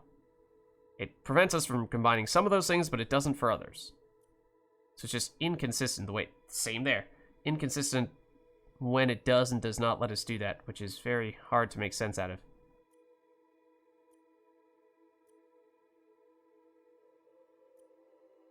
I mean, I guess you could go for things like power damage to armor or shields, because that is equally applicable to biotic and tech skills, but I kind of like weapon-specific stuff here if we can get it, although we might have kind of used those things for their defensive purposes on armor instead.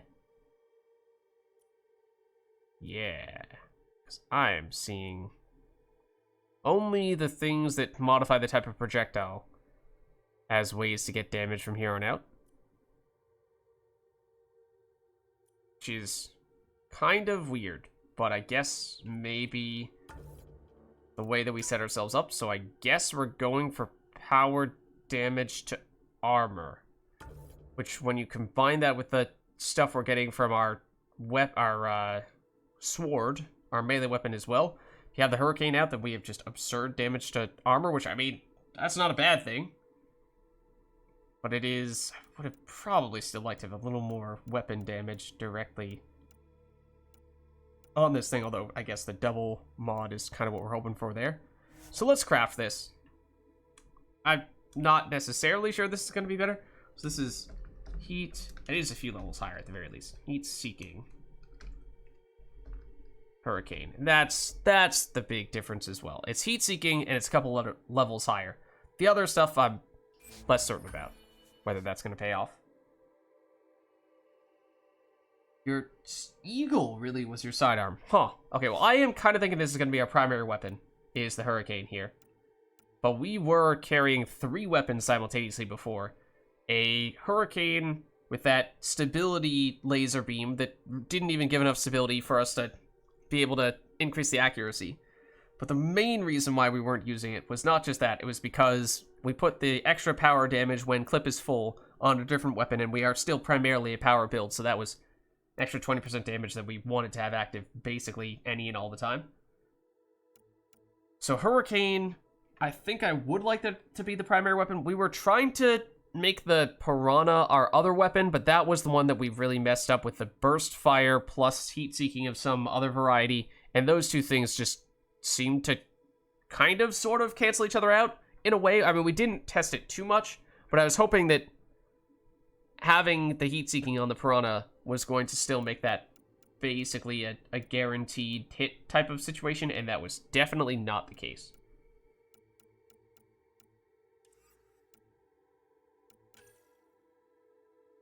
So maybe we just need to not put burst fire on that, and then we'll be fine.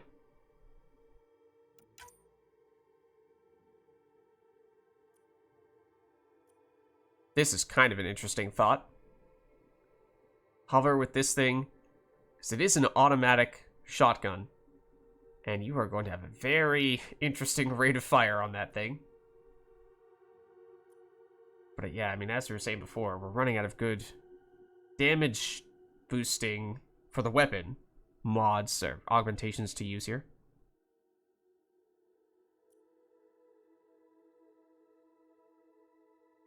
But this is the one we put on the Hurricane before. Is that any better on this guy? On the Piranha?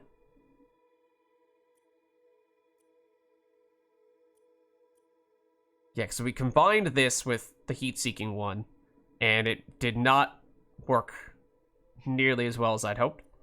I thought we were being clever, like, ooh, we can combine these things, and the game probably didn't want us to combine these things, but we found a little loophole.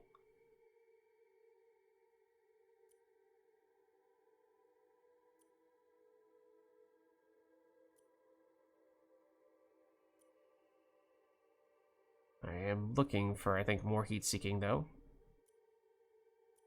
Which I don't think I saw.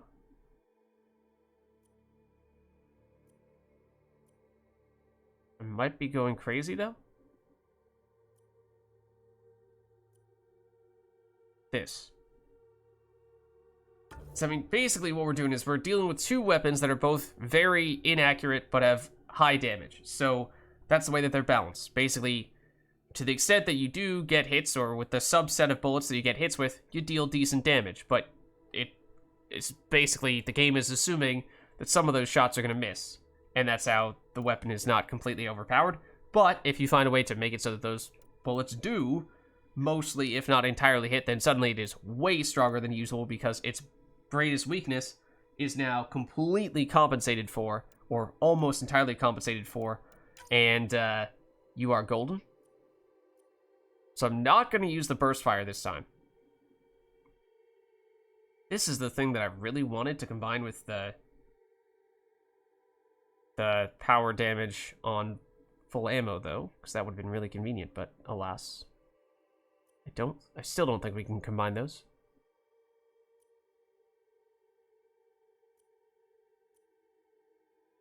So don't do this. This combo does not work. Otherwise, again, it's just like, what is left? Conditional things like weapon damage when shields are low, or weapon accuracy when shields are low. And things like that. Clip size when special ammo is active.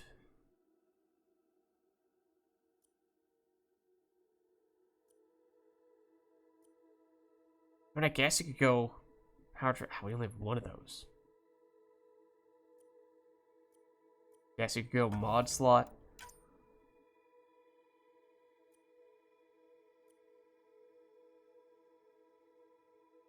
I guess you could do this on you as well. Then you don't have to be picky and choosy with that.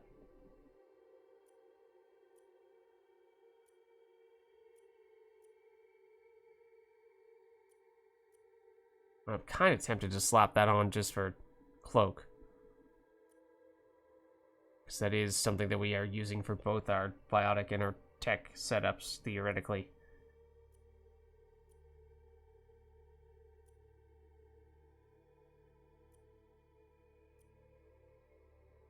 I mean, there's almost nothing at all that is useful beyond that. I think we are doing it because there's not really an alternative. What are we calling this? Heat-seeking.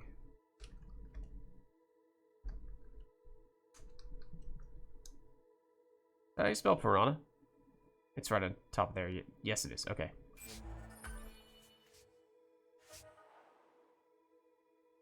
Alright.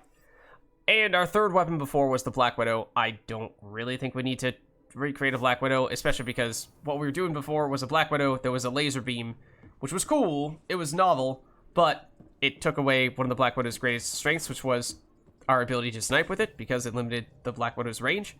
So having a sniper rifle that you have to scope in on, otherwise you get a damage penalty, which is the case for basically almost every sniper rifle, or at least was in Mass Effect 3. And having limited range on said sniper rifle that you must scope in on, it's not a good combination. And in general, I'm not a sniper rifle fan. We just did it because I was intrigued by a laser beam Black Widow. And it was cool to a certain extent, but yeah, thanks but no thanks.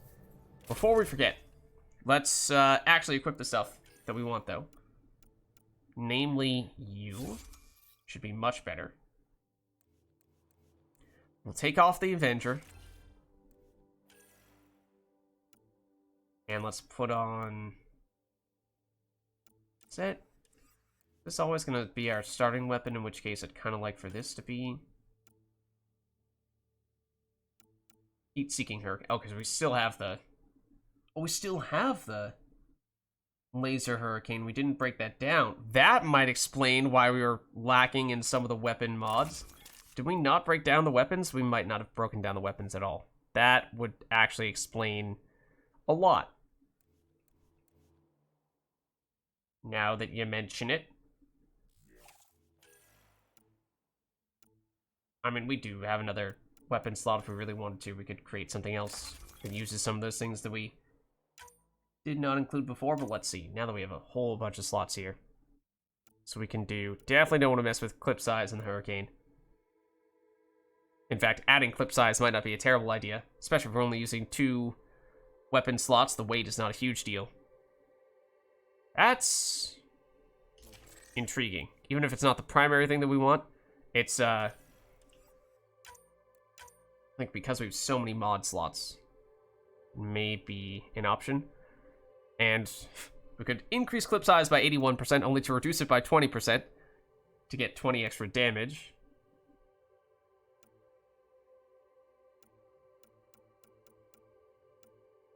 Oh, do we have... We have a bunch of mods that are currently on our other Hurricane. Do they stay on that Hurricane? We do. Oh, no, wait. How do I... What's the best way to unequip those?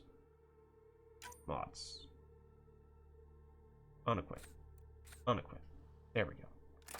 Equip you. It took off the mods we just put on. Alright, fine, be that way. I do want penetration. That is important. Are we gonna do all those at the cost of clip size, though? And just try to make up for it here? I don't know. I don't love that idea. So I would actually like to increase the clip size somewhat significantly.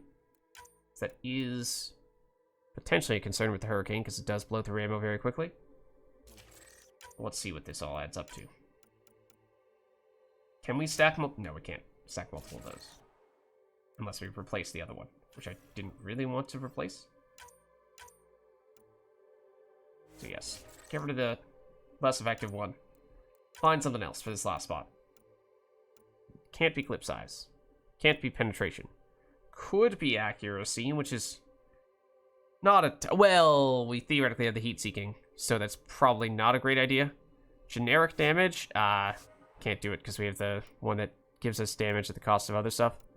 So what can we do with this last spot?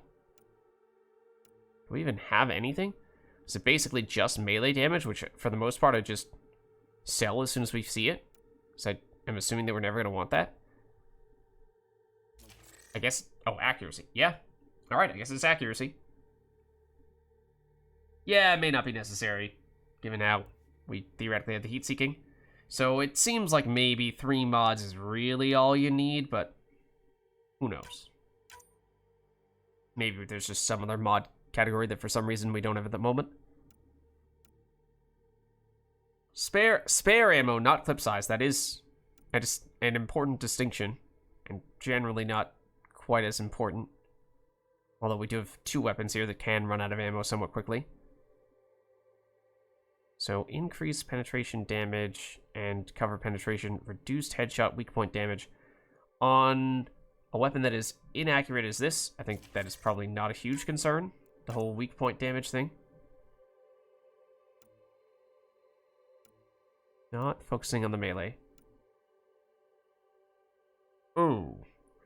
Okay, well, I mean, it is heat-seeking. Is that reason enough to reduce the accuracy on a weapon that is already very inaccurate?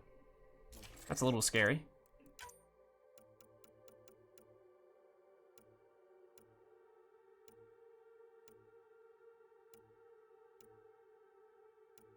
I think I'm looking for, yeah, just generic damage here.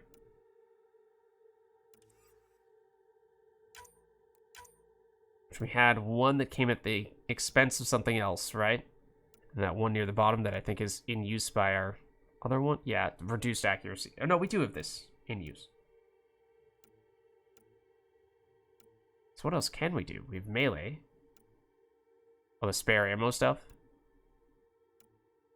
I guess we're doing spare ammo? Even though I don't think that's a huge deal for the Piranha.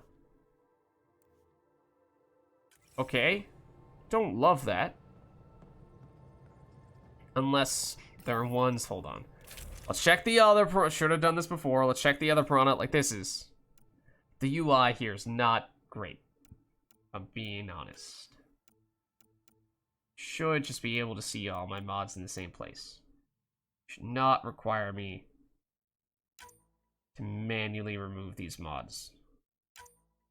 Oops.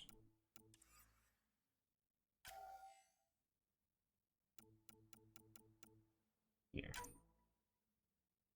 What? On equip.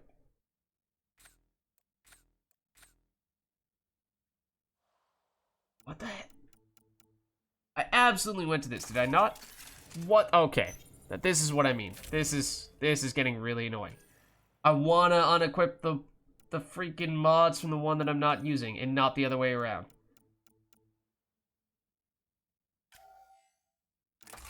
But I can't do that without equipping the one that I don't want to equip. Apparently. Or it certainly feels that way. Okay, that's really annoying. Making this way harder than it has to be. This is the one that I want. Put the actual mods that I want on it. Let's prioritize the penetration. We had that before. Is this actually going to change what we're going to use? Damage, reduced accuracy. That's what we had before there as well. Do we even get a third one that we like better than what we had before? We had the spare ammo, reduced melee. I think that's what we had before.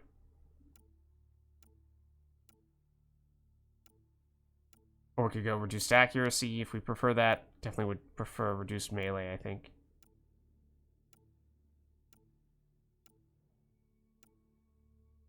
Generic damage we can't do if we have the damage at the expense of other stuff. Alright, I think it's still the same stuff that we had before mods-wise, but... Did it not say... I swear. I just saw that with... What the heck? Why? What is happening? Are you kidding me right now? Excuse me?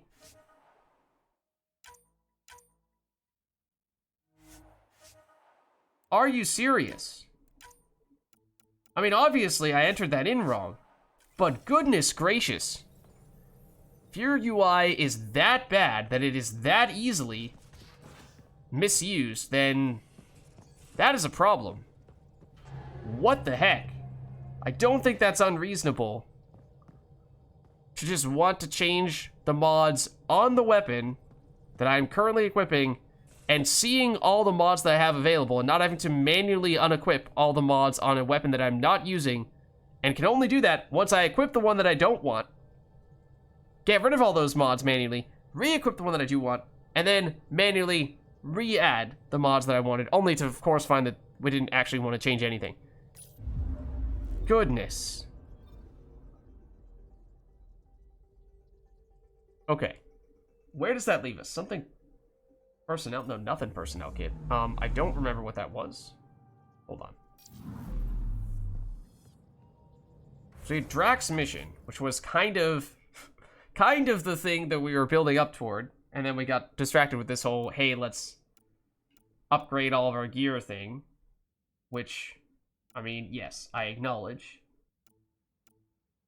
takes a while when there are that many augmentations and that many combinations of things to do.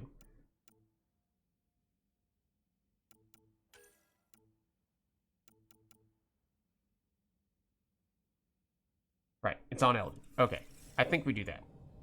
I think we go do that.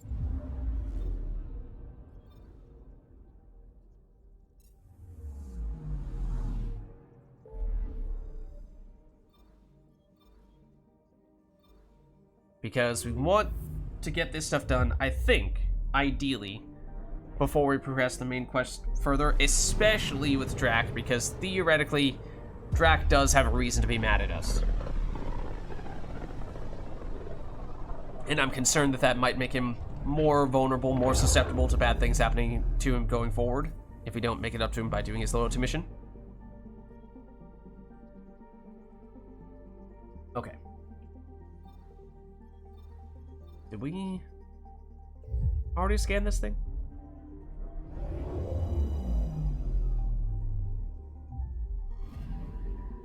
Is this one of the things that we still need to scan? No? Okay, we're good here. Never mind. And the fact that it already had its name on it kind of implied as such, but I think there was also something pretty quick here to do at Paradise, so it might be worth briefly taking a pit stop there first.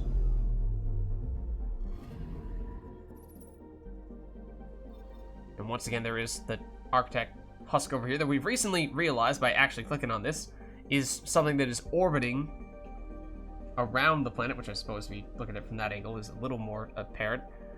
But we got some research data from this, right? So technically we should still do this. Tracking a remnant architect. Okay, so let's see what this one says. Is it similar to the one that we just read for, what was it, Vold? Remnant Architect's programming directives have been interrupted. It is in an orbital standby mode and remains tethered to its home planet, Eldon. From this unique vantage point, it's clear that the extreme heat of the planet had begun to degrade, i.e. fry, vital systems. Many systems seem to be incorrectly pinging all clear. Okay, so that last part is a little bit different, where it said that the cold conditions were messing with the previous architect, and for this one it's the hot conditions, which is, of course, relevant and specific to the planet they were dealing with here, although a little surprising that, of all things, the Remnant, the very type of technology that we've been using to fix, quote-unquote, the planets and make them more livable, is the technology that is being damaged by all this stuff as well. You'd think if anyone could handle it, it would be the Remnant, so that's a little bit strange. But it is 60 Remnant research data, so, you know, we'll take it either way. Okay, so let's land, and I think it's what, water supply is the quick one at Paradise, so maybe we'll quickly do that, and then we'll head over to do Drack'S mission. So now this stuff should all be taken care of. Heat-seeking, armor shield damage, yes. Squad mates. Oh, also, almost forgot to switch this. So I think we'll still just stick with the tech for now. Maybe we'll use the biotic stuff when we're going on a mission that is a little bit lower stakes. If we're just going to a planet that we haven't been to for a while, we don't necessarily have something in particular that we're trying to do there. We're just exploring. Granted, there aren't very many places where that's the case. I think Povarl might be just about the only one where that's true. Basically, just give ourselves more opportunities to test the biotic stuff with actual biotic setup. Oh, we do want to add the mods here, which granted, probably not going to see the one that we like, which is the tech damage. Oh, we do. Okay, good, good, good. Tech damage at the expense of other stuff, so that's, again, why that... Another reason why the tech damage seemed way better than the biotic damage did, because this is plus 30% tech damage, minus 10% biotic damage, so that's a huge factor. This still looks good. I think we definitely want to bring Drac. I mean, technically we should have another option to switch around our squad mates when we're actually going to do his loyalty mission, but still. Then for the other person, I mean, in general, Drac and Vetra, I think we've settled on as our two favorites. PB as the other option, as people who are least likely to just randomly get themselves killed, slash charge straight into opponents and make it so that we always need to revive them. So, I feel like it's, I don't remember who's been longer since we last brought them with us, Vetra or PB. I want to say it's PB, but don't quote me on that, so maybe we'll take her as our other person here. We are, I tell you what, we're about to go on potentially PB's loyalty mission pretty soon. So let's go Vetra, assuming that we're going to take PB for a pretty extended mission in the not-so-distant future.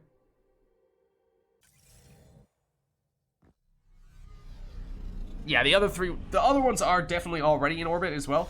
I just, for some reason, I saw there was the extra icon to travel to those spots, and I initially thought that those were just going to take us to the planet's surface in the specific location where we fought the Remnant. So I was like, okay, you know, maybe where we fought the Architect. So I thought, okay, you know, maybe there are some times where, since those are generally in pretty remote locations, you might just want to start by landing next to those guys rather than in the usual outpost locations.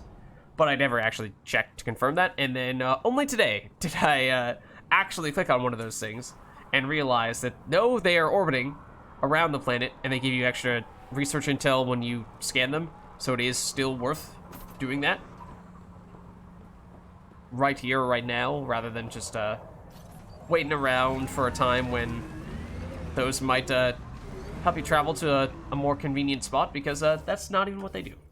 But I do suspect there will be something else of some plot significance that will potentially send us back over to those Architects, because that remains something that seems very strange to me, is how here are some of, if not the biggest enemies that we've fought so far in the game, and they've still, to this day, had little to no context as to why they matter, when you'd think, if anything, they should be the most important enemies with the most significant build-up, but that just hasn't been the case. Okay, so Paradise is over here. And there's a cache over there as well. Multiple caches. Whoa, what the heck? Which we have not really made a point of checking out in Eladin, because I think we unlocked the cache stuff after we did most of our Eladin exploration. This is rocks. That might be the last rock. It is the last rock. That might be worth going out of our way to get. It's also a relic over there. Yeah, those are really the only things that we have left here. And obviously Drack'S mission. So let's take a quick stop over here.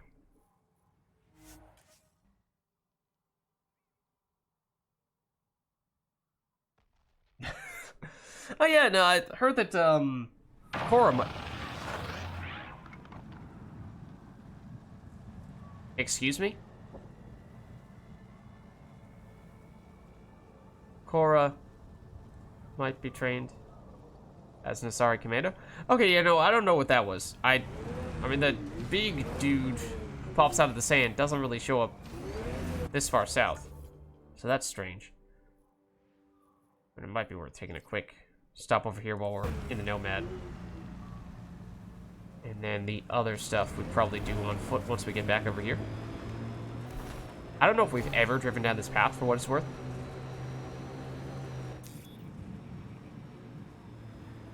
Pathfinder, This area can be mined for resources.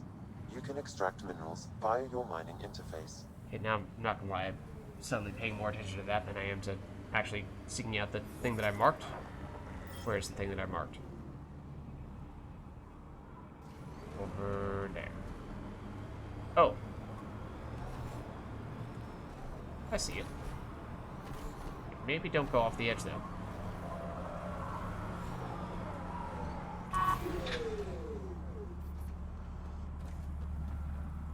I'm glad this is not steep enough to have ourselves slipping down the edge, although it is a little creepy nonetheless. How close we are to that ledge. Oh, what the heck? Have we seen these guys before? Hello? Is there any significance to you being here? Perhaps not? Okay. And, you know, basically just high level and some high rarity stuff here. High value salvage, which is generally what we've seen. But nothing super game changing, which is in large part why we haven't really made that much of a point of going out of our way to pick those things up. And now this was to a small extent, but not too bad. At this point, is it even worth going back? Excuse me? Oh, that's Vetra. I thought that was a random NPC. Is it even worth going back to get the Nomad, or are we close enough that we might as well just walk this one over? Let's get the Nomad. That's a little further than I thought.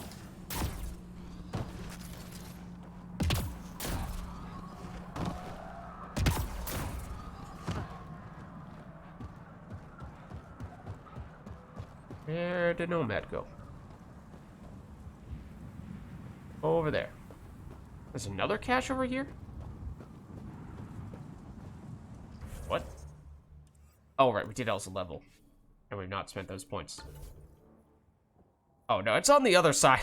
It's on the other side of this whole crater-like thing, so definitely don't try to walk over to that. That won't end well. Despite the icon over there implying that, oh, is it? Is that it? It's a platform your way over? That's devious. But I am intrigued. Okay, I would also like to maybe not do this in reverse. Toward the ledge. When going toward the ledge, I would like to be going forward so that I can see as I go falling to my death.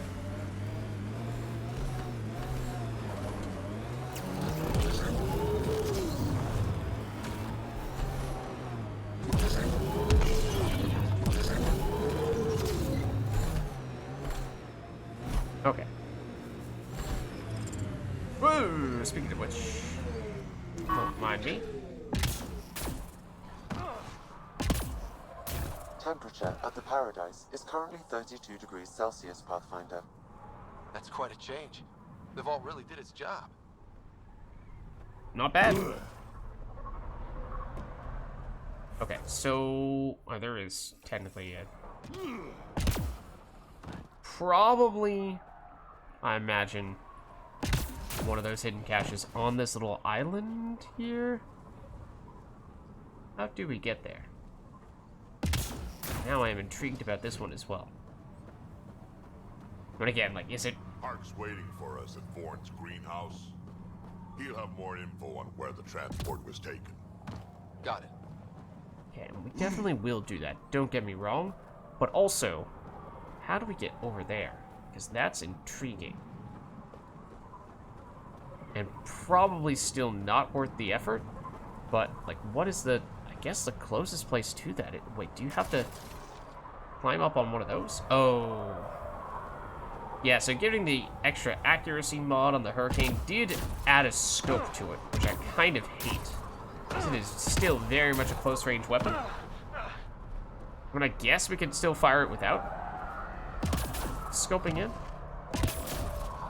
Nice gun. Where'd you get it? Oh, we made it. Thank you for asking. Yeah, so we might just pass on that one for now. I was intrigued by the hidden cache, but maybe we let that one go for now. Focus on the tasks at hand. So this is the water supply one, where technically we fought this lady because she was trying to monopolize the water trade, and I was like, you know, that's probably not something you should do for the betterment of society as a whole. It would probably be best if, you know, people had access to water. That's not it, though.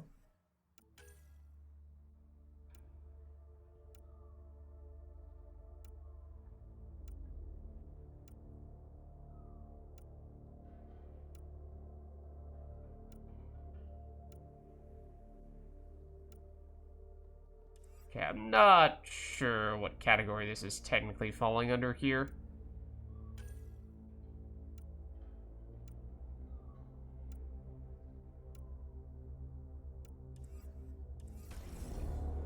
But we have a mission.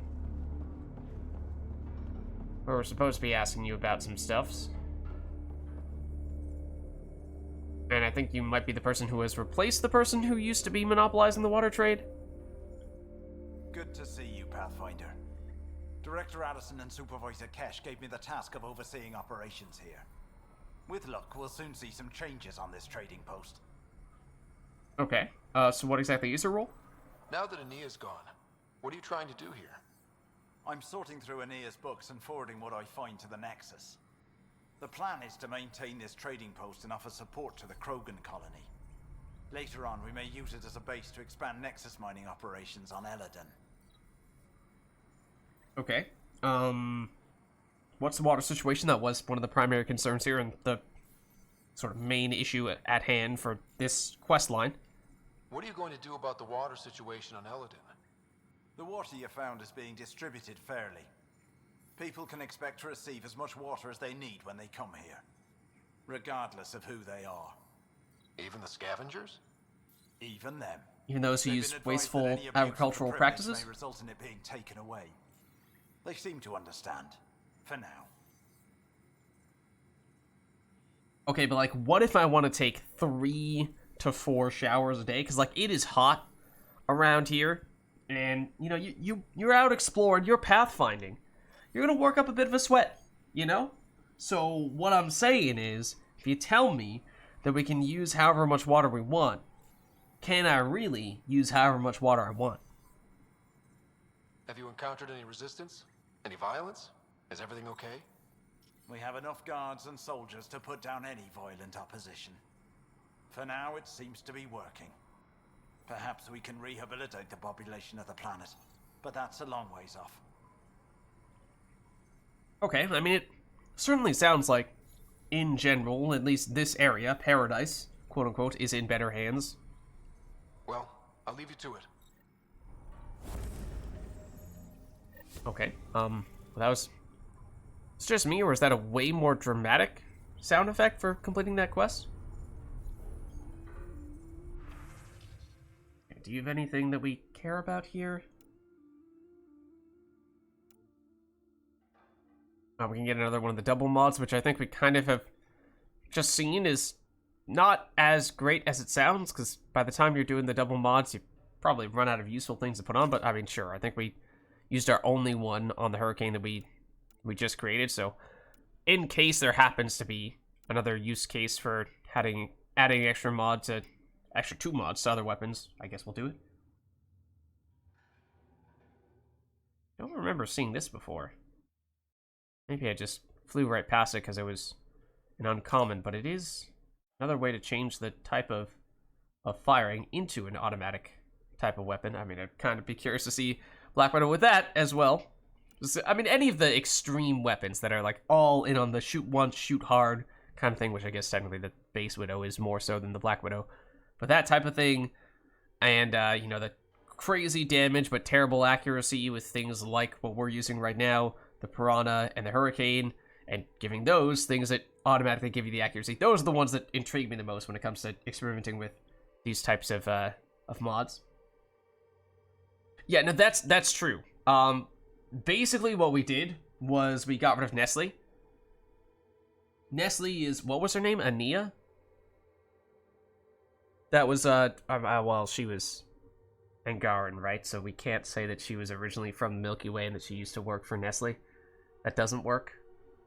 She worked for the Helios version of that, okay?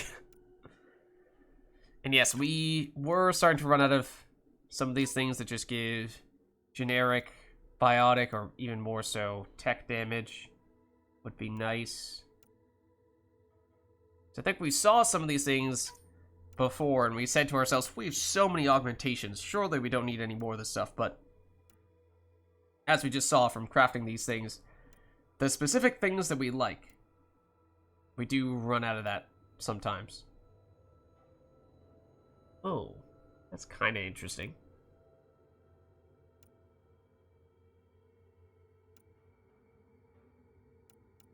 I kind of like the looks of that one. I might pick that up.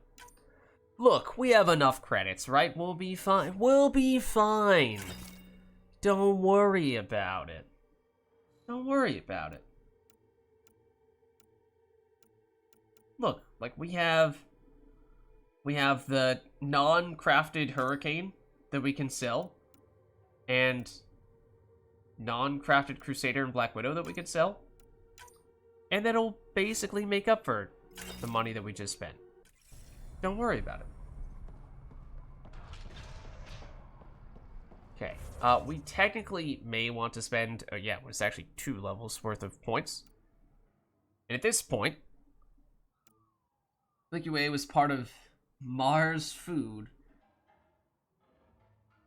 Mars doesn't meddle in the drinking water business. Coca-Cola does.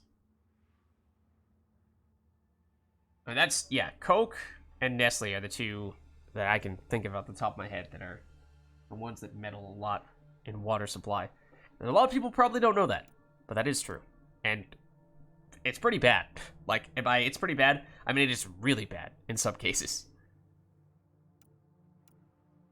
But they make a lot of effort to keep that relatively well hidden.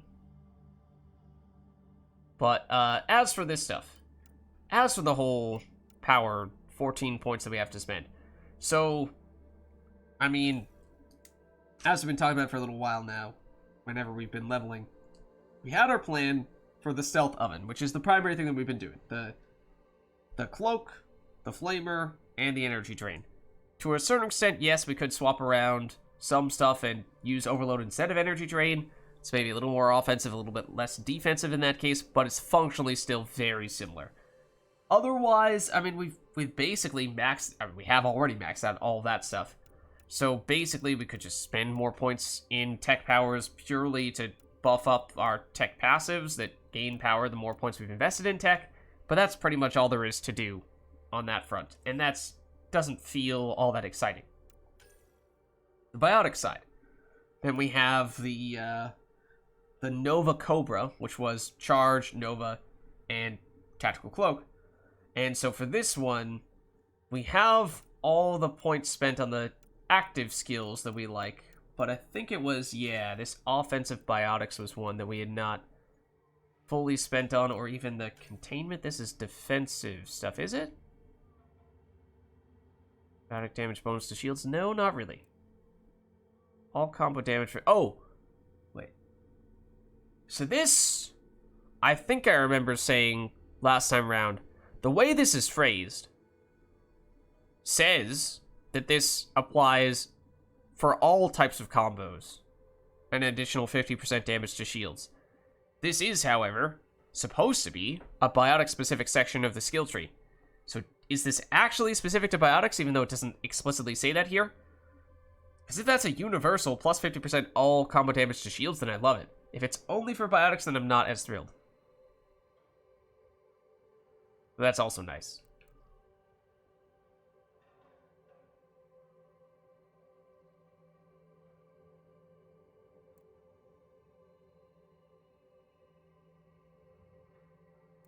So I'm thinking... This, let me double check. I thought we did some things with Charge and Nova that were... I had some mixed feelings about. With regard to combos and what have you. So we have charge, radius, that makes sense. Enhances all powers for 5 seconds by 25% for both force and damage after using charge. So that's good for Nova. 75% recharge speed, which I think I was a little bit conflicted about.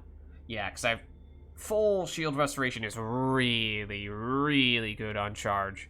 And usually it's just about automatic that you take that. But since we're messing around a lot with Nova-ing and being very vulnerable, we kind of need to get charge back off cooldown very quickly, otherwise we are just dead. So that was the reasoning there. 75% is humongous. So that's one thing that's a little questionable, for sure. But I think it was more on the Nova side is the thing that I'm specifically recalling here. Damage against shields, I think it's this. Nova has no recharge time, but consumes shields when used. In Mass Effect 3, that is the consensus opinion. However, knocks enemies to the ground and primes them for combo detonations. So in Mass Effect 3, Nova does not have any way to prime. Only unarmored, unshielded, normal-sized enemies are effective. So, useful for lots of little basic enemies. Not so much for bosses, but still, that's not bad. I mean, you probably don't want to be Novaing and charging in front of bosses anyway. At least be very careful about that. So, the option of having Nova plus charge set off combo detonations is pretty awesome. However, in order to be able to spam Nova, we had to forego that. So we missed, and also 30% damage. So we missed the potential for combos. Which means and knocking people down. Which means having this passive give us a way to knock down those enemies, which I think is the same set of restrictions, is quite useful too. But as I said, if this is universal, this is really nice because we could be going with tech setups, and combo damage still affects shields. Very useful in that way, whereas this is specifically biotics. And what do we have here? Duration, body power effects. Oh yeah, saw that. And then this seems like the obvious choice here for Nova and charge. Yeah. So I mean, this decision is based entirely on the wording of this, basically, which I'm not sure about.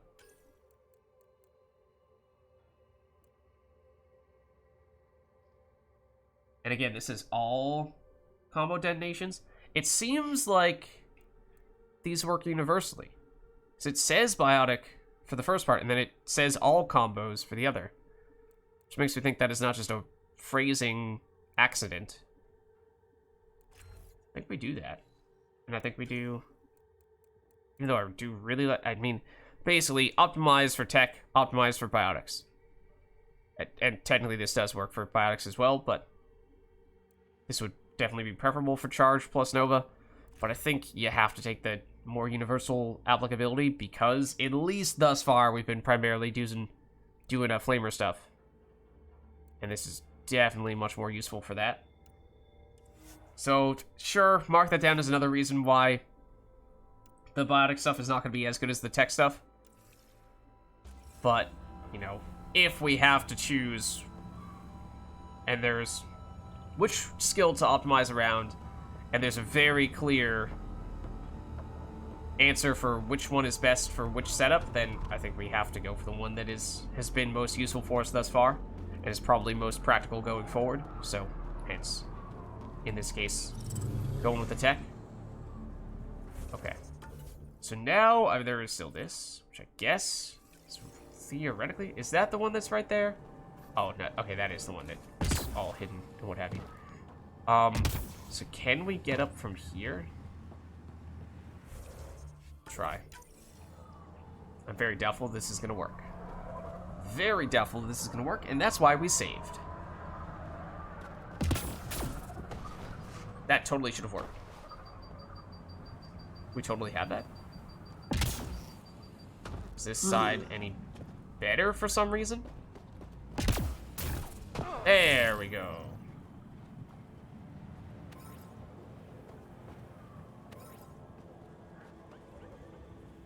A lot of fluorite. Not that we are in desperate need of acquiring such a resource, but we definitely have more of it. Hold on. Finish with the container. Floor it comes first.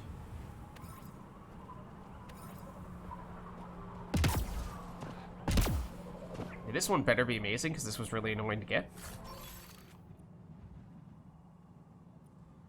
Reeker.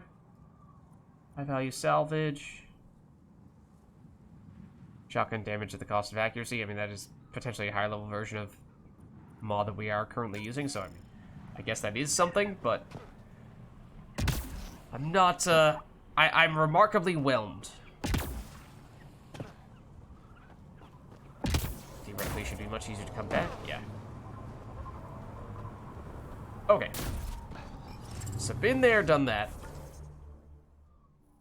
And, you know, maybe we'll get that on a future occasion, but it's not as if it's super urgent right now. So, where is... It's, I assume, in New Tuchanka, where we're specifically supposed to meet up with the person who has details on Drack'S stuff. Let's see.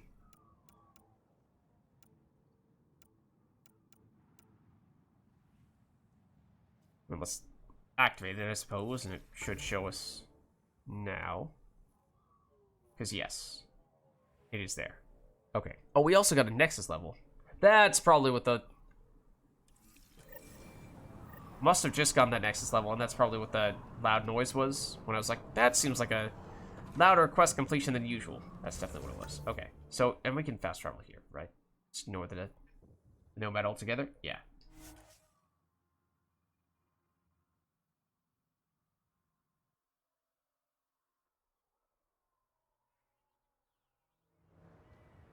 Okay, so let's find the person that Drack wants to speak with.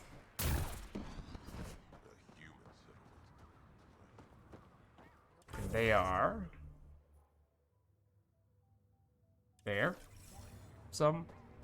I can't believe Can we? has gone missing.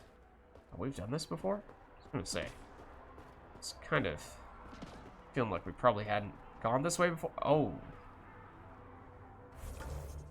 Oh. Okay. That is hidden cache. Sure. I guess we'll take it. Whoa. This one is comparatively, at least rarer stuff. So, not as plentiful.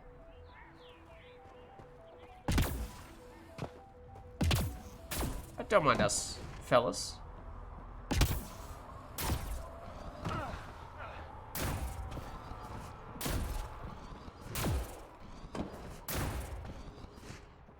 Yeah, because it's further down.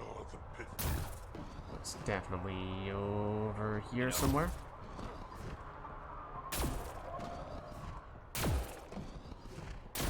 Oh yeah, it's the greenhouse guy, understandably. We spoke to this guy a little while back. We even went back into his greenhouse, even though I'm not sure we were technically supposed to do that before. Drack, sir, you're here. Settle down a second, Hark. Sorry, this is just more excitement than I'm used to. Oh? I tracked the stolen transport to one of Elodin's moons. You need to take your ship. Oh, nothing a we've moon. got has stealth.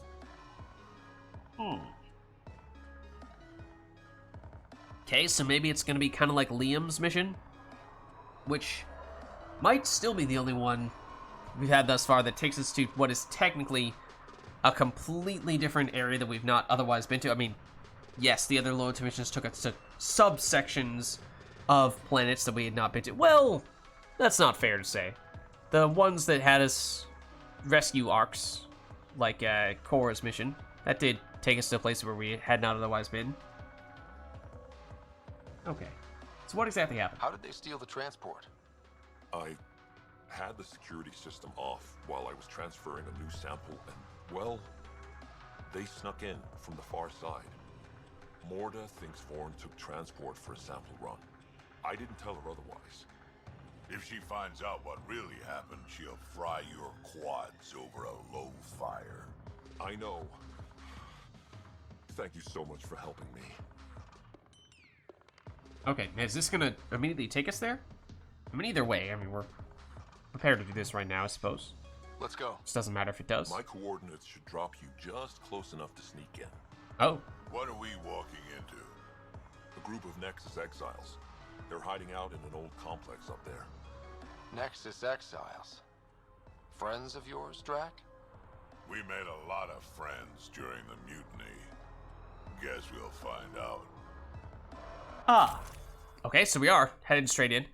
And yes, I think we'll probably go Vetra plus Drack, so that means... well, probably a little bit lacking in the way of combos, but I think pure damage is probably still our best team, and damage protection / tankiness is definitely the primary reason why we're taking them. Then, should be fine here. Just set up these things, so we're looking good there. I think we're good to go. Alright, so it is taking us off Eladin itself and onto a moon, so I am curious to see what this place looks like, comparatively speaking. Let's keep our visit a surprise as long as possible. Until we shoot them all. Right, Ryder? Yes, Drack. Until we shoot them all. Okay. So does that mean there's actual stealth components? Oh, this looks cool. Oh, is this? This place is a dump. Exactly what I'd expect from a pirate hideout. Yeah, well, you've been hanging around the wrong pirates. They don't even have a lookout on the back door. Most people wouldn't complain. Be nice to have some kind of challenge. that a It's the Ryder? least they could do, making us come all the way out here to kick their sorry asses. Over there. Guessing that's the colony's transport? Yeah, that's it. The seed vault better still be on board. And if it's not? Might tear this place and everyone in it apart until we find it. It's a plan. Okay, so one immediate reaction to this area. It does look very different compared to any other place that we've been to thus far. Love that. It reminds me a little bit of one of the places that was the very first thing that got revealed during the Andromeda teasers and what have you, which I thought we had figured was the place down below in the bottom level of New Tuchanka. Although this kind of rings a bell. I might just be mixing those two places up, and I might need to take another closer look at what the New Tuchanka really looks like on that bottom floor. But now, curious to see if there's anything hiding over here. But like, a hidden path. Okay, I mean, we've clipped through the world many times before, and it is not necessarily something that we should be trying to do again here. Let's save. We cannot save, obviously. Now we'll do the actual quest, though. I like the looks of this place a lot, though. Okay, so there was talk of the whole, like, can we sneak in thing? There definitely is. Pirate hideouts. They're a dump no matter what galaxy you're in. There definitely are dudes here. This will actually be our first time using the newly reworked weapons. Okay, they know that we're here. These guys are barely worth the ammo. Okay, so we won't use ammo. Fair enough.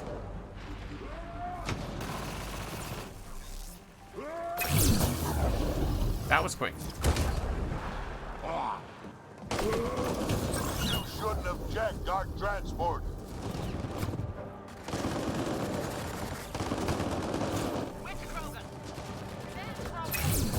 Hey guys. How are you? There are a lot of people here to shoot at us. Some of whom are of the sharpshooting variety. I've had better fights in my... I'm sure things will pick up. They always pick up. Now would be nice. So, other question that we should be perhaps be asking ourselves, hello, grenade, is how difficult is this loyalty mission going to be? Because it does seem like there's been a pretty big range in difficulty of loyalty mission that seems to be somewhat tied to how early on in your playthroughs you are likely to be doing those loyalty missions, like Liam's. Wait, what was that? No, Vetra's, I think, was the easiest by a pretty wide margin, besides a stupid death in which I walked straight into a Hydra that I didn't realize was standing right next to me. But this, I don't know, that was a lot of enemies. Relatively easy enemies, yes, but they had significant advantage in terms of their positioning, and just the sheer number meant that it was, if we didn't have Cloak, would have been very difficult to walk in there without getting torn apart. So what's the deal here? Memo security status. Abel Bryant, Moonyard Super. Okay. Don't know what that means. Marlowe, the strike team successful. Marlowe and, wait, what? English, words. Marlowe and strike team successful. Stole a large transport from the Krogan colony on Eldon. Okay, well, that's what we're here for. To make up for that. To recover those things that you stole. Huge thing, just like the boss said. Contents include weapons and seeds. Currently docked at Moonyard B. Boss is on site to see what's salvageable. Okay, well, I have to imagine we're going to run into that boss. While the transport is docked, security status remains at medium. The Krogan may want it back. Okay, so we're not coming in here completely unexpected. Because that's a lot more guarded than people were implying. So long as it doesn't fall apart while we're in it.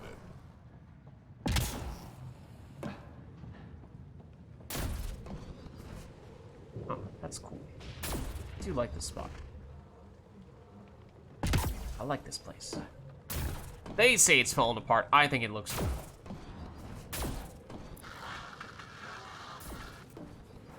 Sam, can you clear up that comm signal? I will attempt to do so.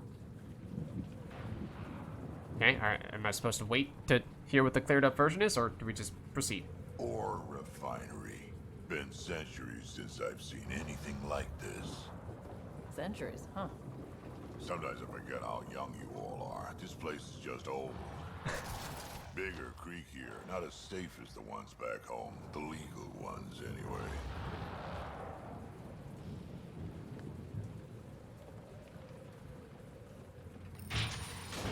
Oh. Hello. Angara. Around! We got a problem! Get it together! Stop them! Okay, that guy's probably the boss. Seeing as how everyone was looking to him. Did I hear a roll? And he has a name. Yeah, think Spender's involved? Here to explain how they got the codes to the transport.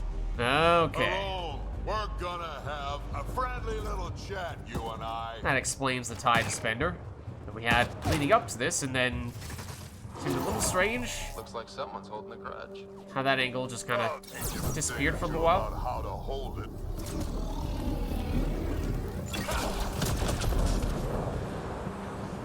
Forget, have we improved our combo damage? Oh. Hello. I don't think we've done much of anything to improve our combo damage with our... Ow. New stuff. That is... So this is what I mean. Like, that is an amazing spot for a sniper to be positioned. And, well, there's our new Hurricane for you. Normal Hurricane would stand no chance doing that. Can't go through. Oh. So can we pierce cover with the new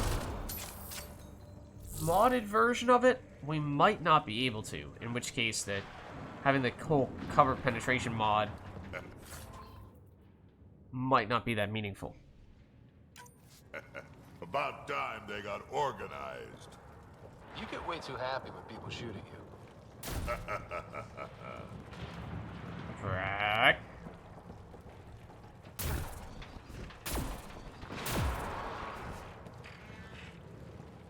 Still someone over here somewhere.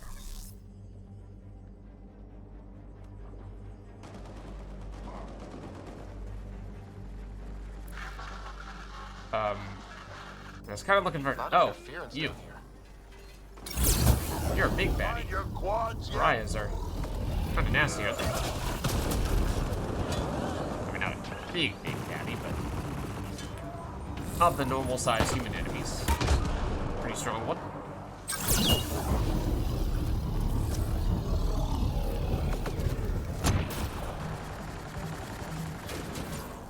Maybe we go the sneaky long way. So I'll be honest, I'm not sure if we're supposed to go down below or up above. How about you learn to aim first? You can do better than that. Not really sure if that was in our AoE for that, but that's Vetra. You're the one I'm looking for. Okay, so it looks like eventually we need to go up either way, because this staircase is definitely leading us in that direction. Oh, hello. You are very well hidden. Just sad.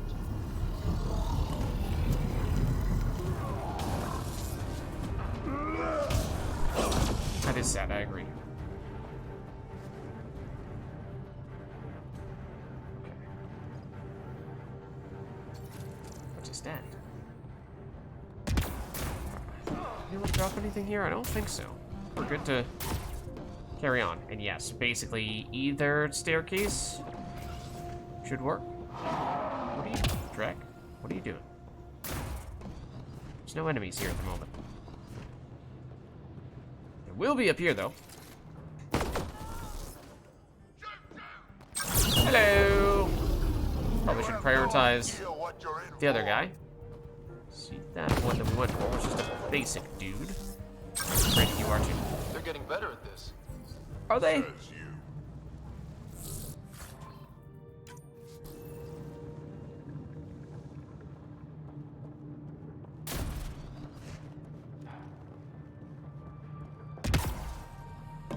Those doors we cannot use. Oh. What's this? Oh, something scannable. This. Locked gate? Yeah, this place was a major operation back in the day. Looks like it's been out of commission in a long time now. The way Vetra walked past that really made it look like she was behind bars. It's like, Vetra, no! What happened? How did that get you? Oh. Well. One moment.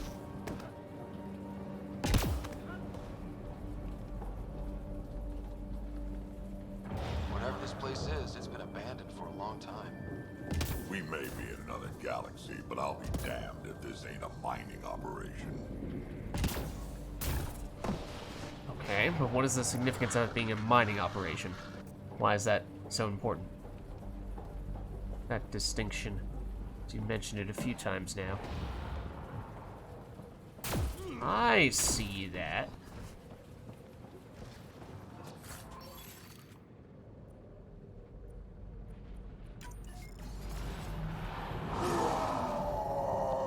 I'm assuming that we will not be able to save at any point during this quest. Okay, fair enough. Worth checking. Hello. Seed vault better be intact when we find it.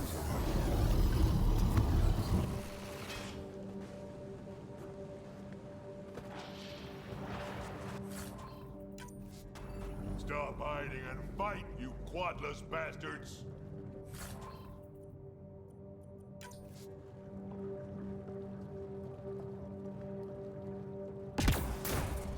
Oh, yeah, there are a lot of them over here. I see who you were talking to now.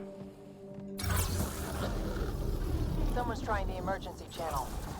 Let's worry about it when we're not being shot at.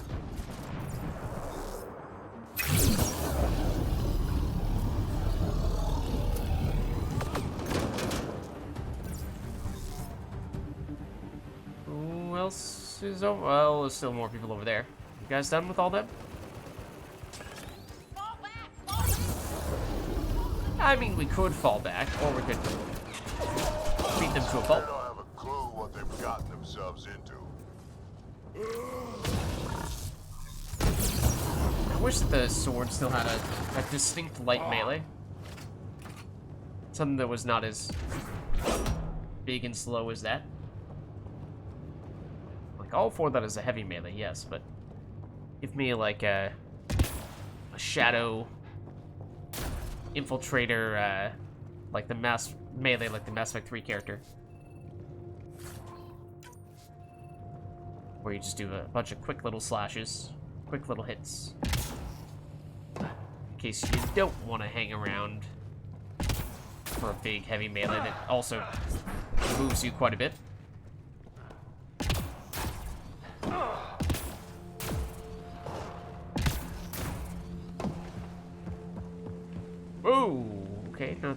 can't tell if that's a... That's over there. Wet. I see a path on the other side. Just a wet, reflective surface. Not a bottomless pit to our doom, which is my first impression.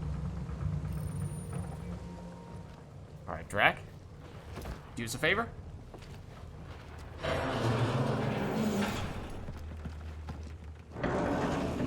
Many thanks. Petra's shaking. They're falling back to the building. Like that's gonna help. Hello? Can you hear me out there? Oh? I know that voice. Sounds it's like a our Krogan. botanist, Vorn. Pathfinder, Drack, it's you.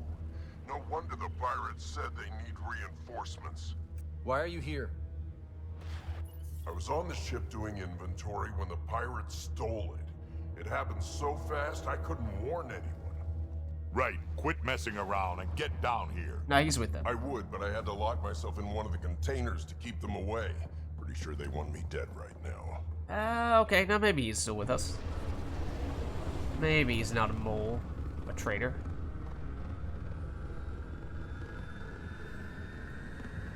That's probably not a good thing. Of course they're warming up for liftoff. We don't have time for this. Guess they figured out why we're here. We can't let them get away. Colony's doomed without the vault on that transport. They're hunkering down. Ready for a fight? Okay, I thought it was gonna Transport or make us... Vorn. We've got to make a move here. Okay, we will have to make a choice. Oh. Sounds like transport is more important.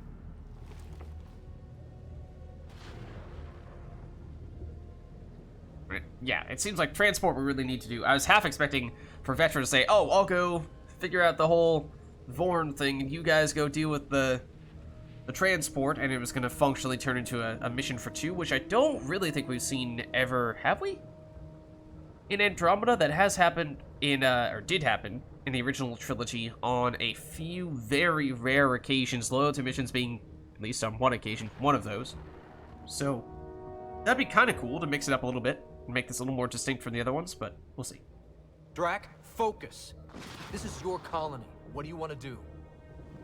Without Vorn, the seeds in the vault are useless. We get him first. Okay. Vorn, we're headed your way. I guess we'll still try to do both. And no decision will be made on that front? Question mark? Oh. I mean, if he's right there, then that's pretty quick, I guess. Well, I mean, if he was right there, then we probably just killed him. It'll hold. So...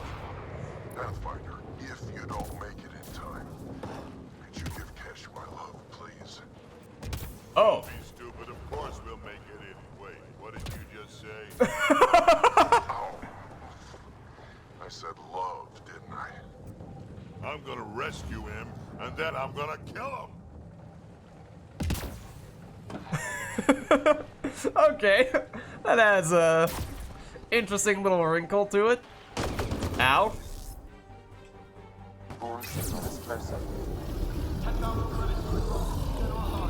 Okay, I'm actually kind of curious if there's an actual time limit of sorts in this. I don't care what you have to do to stop them. I mean, in general, for stuff like that in Andromeda, it has been such that that's not really the case. You know, when it says, oh, we should try to be stealthy, stealth usually doesn't actually matter. When it said, excuse me, just punch us. 15,000 credits. When it says, oh, you need to hurry, oftentimes there isn't actually a timer. I mean, not really sure we want to tempt fate here, although I am tempted to see if there is in fact something up there. If you could actually let me get up here, that is. Excuse me. I know there's something up there. I can see it. Not that it's any good, because it isn't.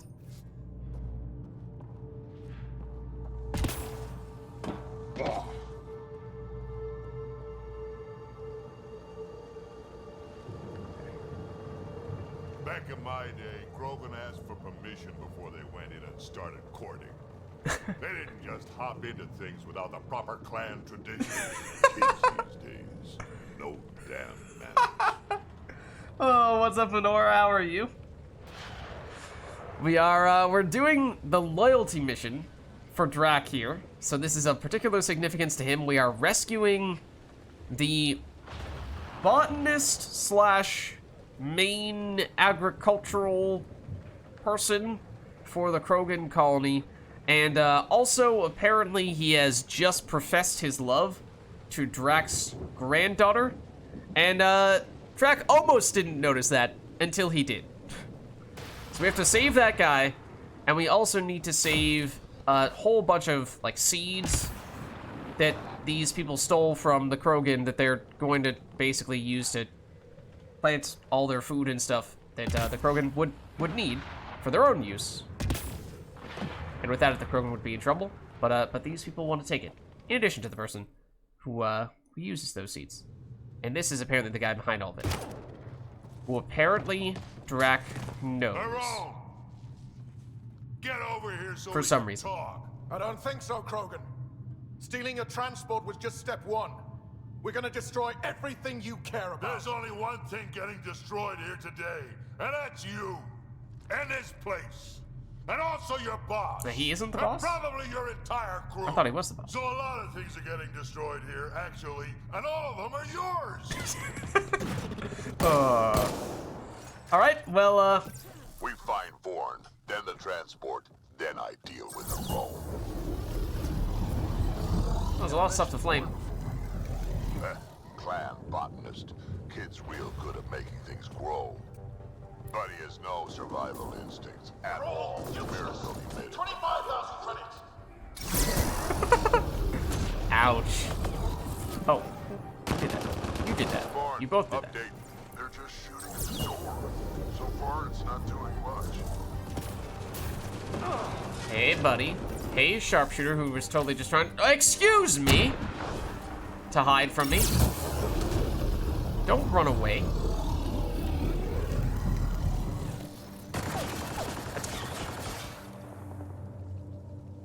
Metra totally just shot at us. Save Krogan botanist guy with Drack. Then save Krogan botanist guy from... Oh, true. And then Drack is going to turn around and kill the guy because he said that he professed his love to his granddaughter. So, yeah. Pretty much more, man. Pretty much. Okay. Hey, Drack. Why didn't you stay with the Krogan colony?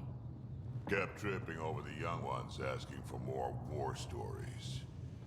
Morta had things in hand, didn't need a relic like me around, so I set out to hunt Ken. I like how asking him for war stories is the one dialogue option that we always have available with Drack. So that is absolutely something that we are what's the word I'm looking for? Also, what is that? That we are responsible for doing as well. That's definitely not the word I was looking for, but alas.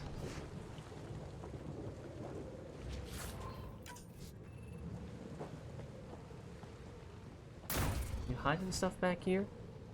What is that? Apparently nothing. Yeah, this... I think this is one of my favorite areas in the game. It just looks really cool and well designed from a visual standpoint, and that there's a lot of interesting features to it. 20,000 credits. Stop them. And it also looks very different from all the other places that we've been to. Which I also like, because especially with like Eos and Eldon, they're both desert planets. So to a certain extent they feel kind of similar. So to have places like this, and especially because there's not that many places, indoor areas, where there are actual stations and forts like this that we go into that aren't just a sort of generic small little area. How do we, wait, what? How do we get up there? How do we actually get up there? Well, through this door. And up the staircase. Yeah, it feels very unique, this area. Vorn's comm signal is up there. I'm in the container on the right. Wait, my right, your left. His right, our left. I mean, we also have... Oh! The icon, that definitely helps.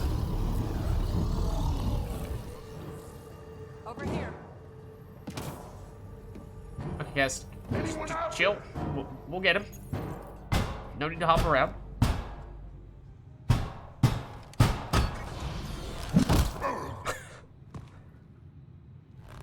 Okay, is this the part where he starts killing him? Or do we wait for that?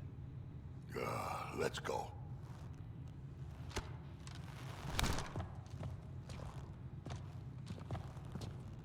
Uh-oh. Watch out! No! Alright. If you're gonna tell me that a single shot from, what was that, like a predator to a Krogan is gonna cause them a mortal injury, then that better not be the case. Hey, you okay? I'm fine. I'm fine. What were you thinking? Why would you do something like that? He was going to shoot you. The colony can survive just fine without me. But without you and what's in your full head, there's no future for our people.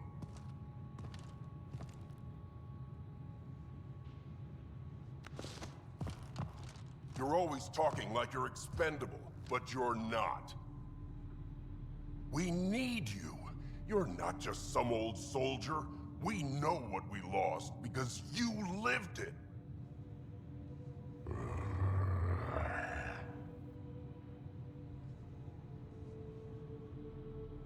I need to get some stuff before we go. You talk to him. Okay. I mean, he does kind of have a point, and he did try to sacrifice himself, or at least was willing to sacrifice himself. Which, I mean, that does take some courage.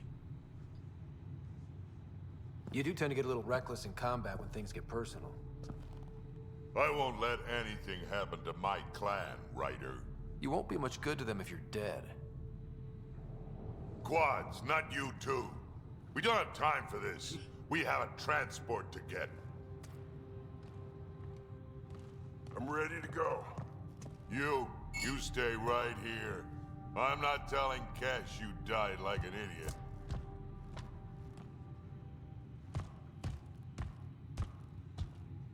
Yeah, this'll do.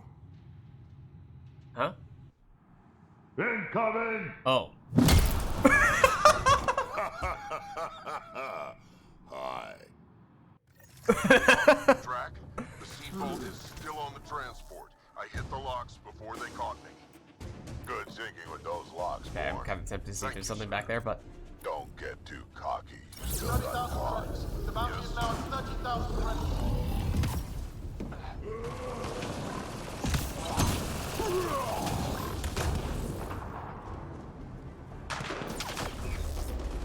40,000. Why are they Rowan's starting to sound a little desperate. Yeah, well, it sucks to be him right now. Sure does. A lot of enemies here. I think they're still trying. Fortunately, it is nice when they line up like that, but oh.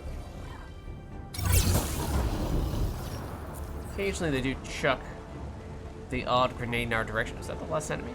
Looks like a mech suit. Not gonna be much use to anyone in that condition. What? Oh, that? And we still have combat music? I'm still like, it sort of feels like we're supposed to be in combat, even though everybody seems to be dead. Just a little bit confusing. Are we missing somebody? There's one enemy hiding somewhere. We'll just pick up our resources, or our ammo, what have you. We need them, although we don't, because we've just been killing people with flamer and energy drain. No other loot from containers or anything like that, so I mean, I guess we're just... Oh, sure. Other than the broken Hydra, I guess we're mostly just getting out of here. Appears inoperative. Hydra mechs are rare and powerful. Caution is advised. Can we... No, we can't go over there? Okay. Fair enough. Fine, but can we go here? What is this? Okay, let's go. Let's go. Seems as though there isn't anything else for us to do here besides activate the console. Right, like, why do I hear boss music? I thought we were done fighting all the enemies. There's the transport. Bourne, override the controls and keep the docking clamps shut. We'll cover you. Okay.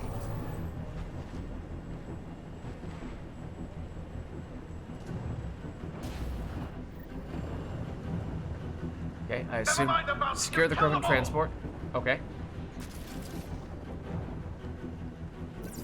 There are probably going to be a whole lot of enemies here. And we probably don't really want to be hanging out in the middle of a very large arena.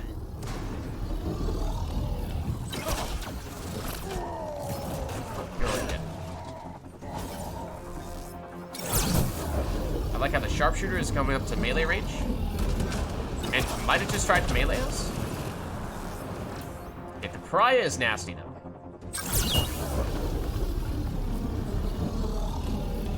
Please don't put up a shield like that.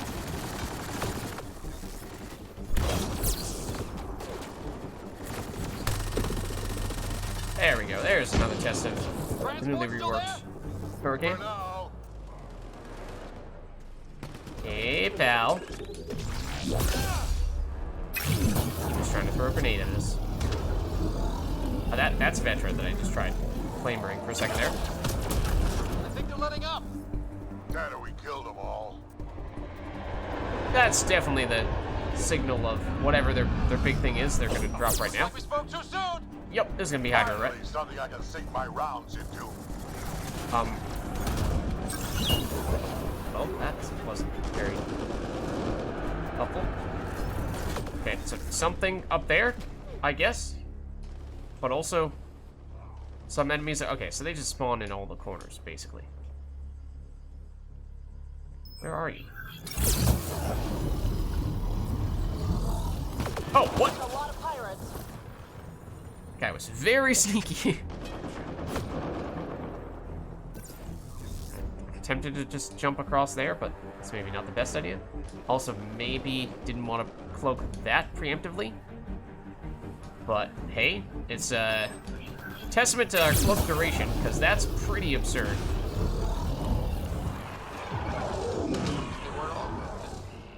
Okay, that's the Hydra I was expecting, but also you're still hiding here. One moment. Excuse me, sir. One moment, please. Where were they hiding you? Oh, and it's not just a Hydra. Okay. There are multiple. There are two of them? Question mark. Oh. Go away. That might be the first time that's happened to us, to be honest.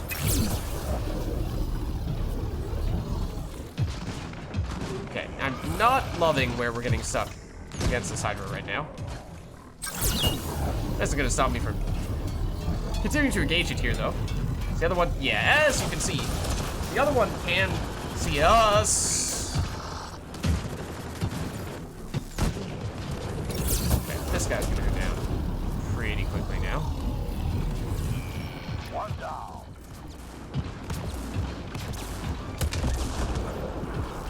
One moment, Drack.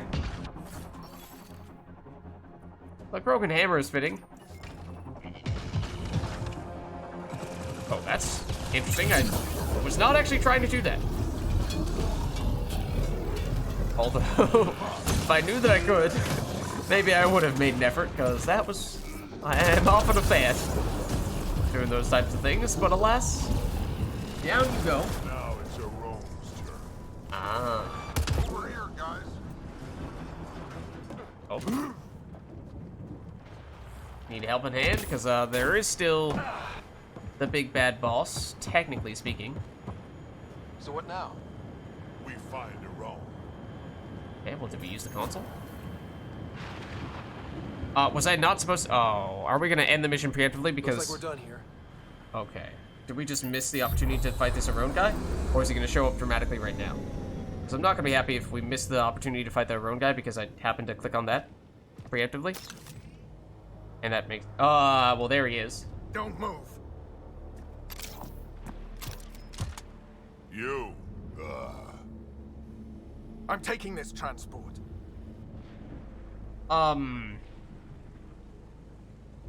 Think this through? Question mark? Not really sure negotiating with this guy is gonna work all that well, but I guess it's worth a shot. Arone, you don't know what you're doing. I know exactly what I'm doing, Pathfinder. Don't you worry. I'm not the one you need to worry about right now.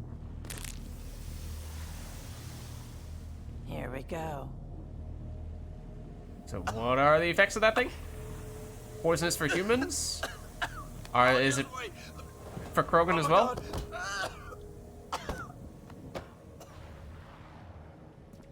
Ryder, maybe don't go straight into that stuff. Don't come any closer. It'll affect anyone who isn't Krogan. It's pretty strong stuff. Time to take out the trash. Yeah, he's definitely not dead. He's just passed out.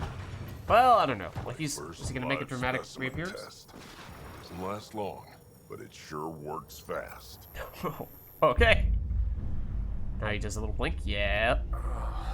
Yep. Oh. You wouldn't dare! You're just bluffing! I wouldn't bet on that. Did you really just say that? No, wait, no, don't let me go! He might be useful, but also having a little more context as to what exactly your relationship with him is might be helpful. He has some involvement with Spender, but that's pretty much all we know. We need to know what Spender's up to. Besides, there's gotta be a line somewhere. Figured you'd say that. Fine. Take him back to the Nexus it is. It's still not nearly as fun as dropping him. I mean, yes, that's probably true, but we'll just have to take your word for it. I know. Shut up, you quadless little shit. We're letting you live. For now.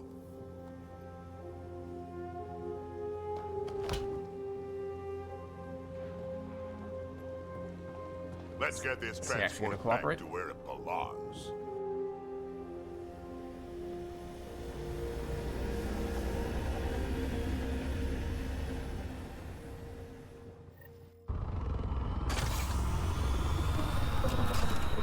You're not expendable, Drack.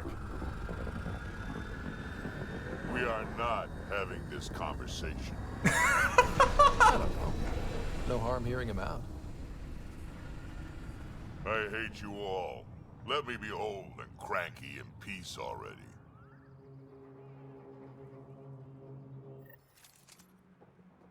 Thanks for helping me get the colony transport back, Ryder. Of all the stupid things. That's life on the frontier for you. You should have just let me kill Arone. Would have been simpler, safer. I mean, we probably could still stand to benefit from keeping him alive, though. He's more useful alive than dead. Makes sense, I suppose. I can still kill him later. I can't wait to nail Spender to the wall. Do it by the book? Or we'll get him too. I think we should try to do this the right way, if possible. Tough as that might be for Drack. He'll be brought to justice. Alive. Like Arone. Justice. Last time Nexus Justice just got my people the short end of the stick, as usual. Oh, listen to me, Ryder. You've been around me long enough to realize this.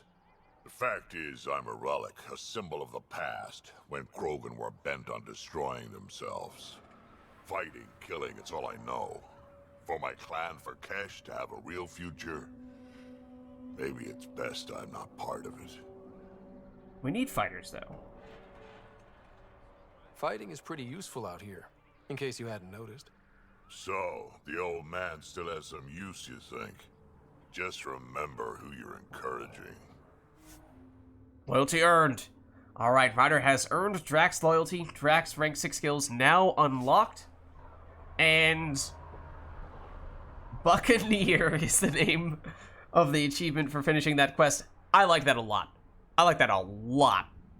I think that rises very high on the list of my favorite missions that we've had thus far. Granted, I don't think we've been keeping as close track of the good missions as we have of the bad missions, but that's up there. that's definitely up there. I thought the combat was interesting, at least from the standpoint of the number of enemies and the different ways in which they had a positioning advantage on us, better cover, better angles, and what have you. Made it a little bit tougher if we didn't have Cloak. Again, like, Cloak definitely made it way, way easier, because we could just Cloak, and our duration on Cloak is long enough, we can run behind them and then flame them, and then it doesn't matter if they have a lot of cover. But if we didn't have that ability, then it would be a lot trickier to do that. And 2 Hydras is nothing to snuff at. But the tone and the writing was just way better than many of the other missions, where it felt like there was a logical reason for why people were doing the things that they did, or, you know, if it was a quick emotional decision, reaction, what have you, then it made sense in that context, which obviously for Drack is a lot of the times more so what's happening. But it felt like it was a well-done mission through and through, which, I mean, I don't want to say that that doesn't happen regularly, but there's certainly plenty of missions that feel like they're just remarkably average. You know, a lot of things that involve a lot of walking around, fighting the same type of enemies, not having a lot of reasoning for why we're going after what we're going after. Just, oh, well, this enemy happens to be the one that has a name that apparently is now the person that we are chasing after, because we find these notepads scattered across this planet at various random outposts, or, you know, areas where enemies are located. And eventually we locate enough of these things to find the main base, and then we attack that guy. And so there's a lot of that type of stuff. But that, I mean, obviously loyalty missions, there's a lot more around those that gets tied into and built around them. So it makes sense that more emphasis is placed on them. But even relative to the other loyalty missions, like, compare that to what are... I mean, yeah. In general, I would say loyalty missions have definitely been among the best missions in the game. Let's see, Vetra's... I was going to say, like, Drack'S definitely very good. I liked Korra's because it was tied into the whole Ark situation, which obviously was very important for an entirely different reason. But that gave a lot of weight to Korra's mission. Then, we haven't done PBs yet. Vetra's might even be lowest on my list. And yes, it was unique. So, I mean, for the most part, all the loyalty missions do have, if not totally unique planets / stations that you're going to, it's at least a unique base within a planet. Who else? Liam's was a while ago. It was our first one that we did. And that one, the narrative for it was not as strong. It just felt like, oh, Liam did something and got in over his head, because Liam just kind of makes reckless decisions, and there isn't really any more depth to it than that. Whereas in this one, you know, there was more reason for why this was important to Drack and important to the Krogan as a whole, which makes sense for Drack. And the whole angle of, hey, this guy that we're trying to rescue also is simultaneously hitting on his granddaughter. And the way they did that was very well executed.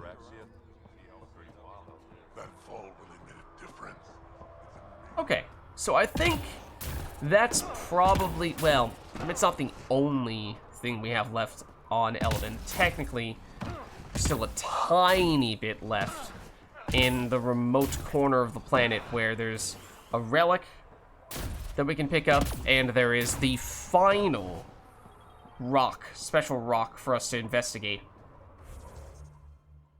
Oh, also, it is probably worth taking a look at Drack's skills, but before we do that, so we may want to get these two in, you know, I guess we fast travel here. So there's the last rock to scan, and this is one of, it's like 4 relics, and there's not quite one on every planet, but there's one on a lot of planets. This being one of them, and we've recovered some already. I think it was actually pretty rewarding when we got the other ones. I think it was, what, just a huge chunk of experience or something like that? But anyways, speaking of experience, you know, I'm not sure we're going to do that stuff right now, tracking those things down.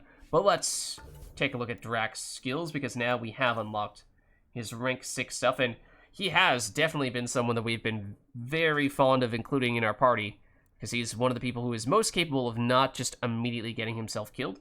So being able to get his rank 6 skills could be very useful. So let's see, this one is Blood Rage, which, speaking of staying alive, makes him functionally unkillable, or at least that duration. It's been a while since I've looked at the details on this, but let's see.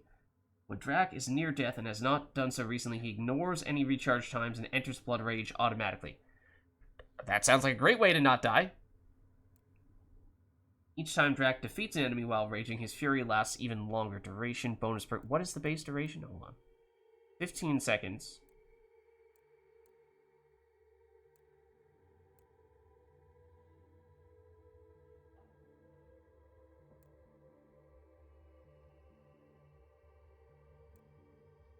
In hindsight, I probably would have done this, because although giving buffs to us is kind of nice, in truth, probably not that likely that we are right next to Drack when this happens.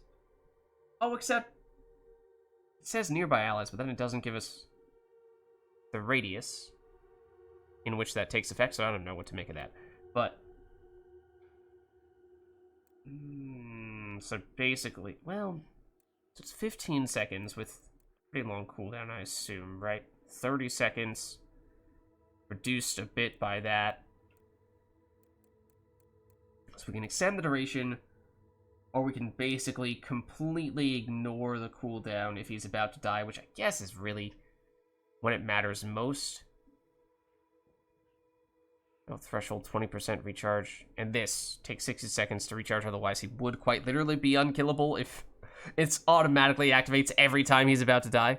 Oh, but the problem is, I assume this works in the way that we've been assuming other skills with this type of health or shield threshold work, in that if, say, he's on 21% health, obviously it doesn't activate. But then, if he gets hit, and whatever he gets hit by deals enough damage to drop him down to 0 health, I assume it completely ignores that threshold. And he just dies, and never gets the value out of this. So it requires that when he gets hit, he does drop to low health, but falls precisely in between 1 and 19% health inclusive. Otherwise, he just dies. Which, on lower difficulties where enemies are dealing less damage, that's probably a pretty fair bet. On higher difficulties where enemies are hitting for bigger chunks, that might not be as fair of a bet.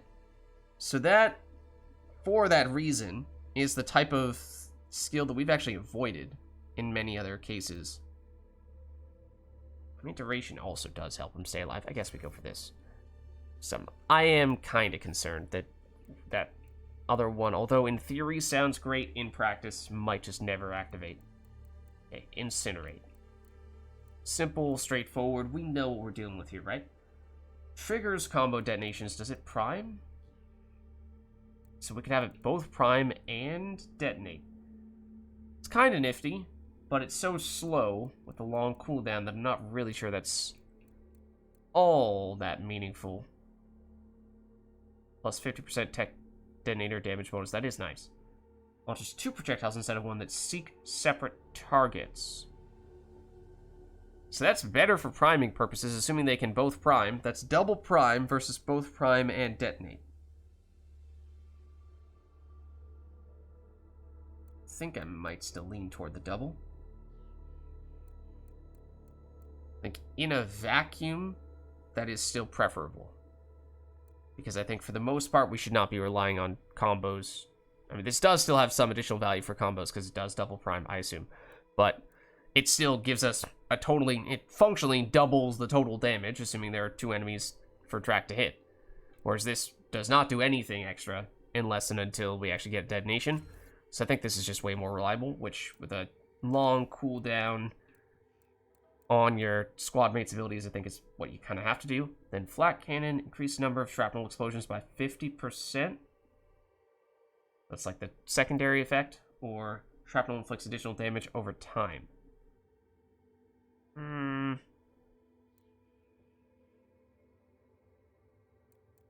mean, now, this is an ability that is new to Andromeda, and it's been a while since we last looked at this, So, shrapnel damage is 120?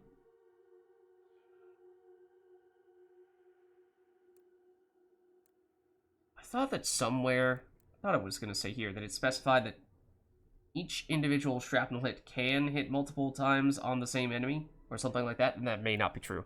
But if that is the case, then more explosions not only increases the, maybe the AoE, probably not AoE, more so number of enemies that can get hit and the total amount of damage to those enemies. I think this is at least more interesting than this. Then passives. So this is the offensive one. So we can either have Drack'S shotgun now use incendiary ammo, dealing more damage, and a priming for combos. So this is the one exception I would say to the whole don't really want to rely on squad mates to prime or detonate. That is in large part because they have such a long cooldown for all their abilities. However, Drack does not have a cooldown on his shotgun. So that would be a very nice way to have enemies, why do I keep saying enemies? Squad mates help us with combos. Although priming is usually not the issue, detonating is, because we're flaming as often as we can. Sometimes we don't get around to energy drain to detonate. Drack fires his shotgun faster and deals extra damage when at low health. Yeah, I don't like that anyway. There's a small damage bonus, but it's active all the time.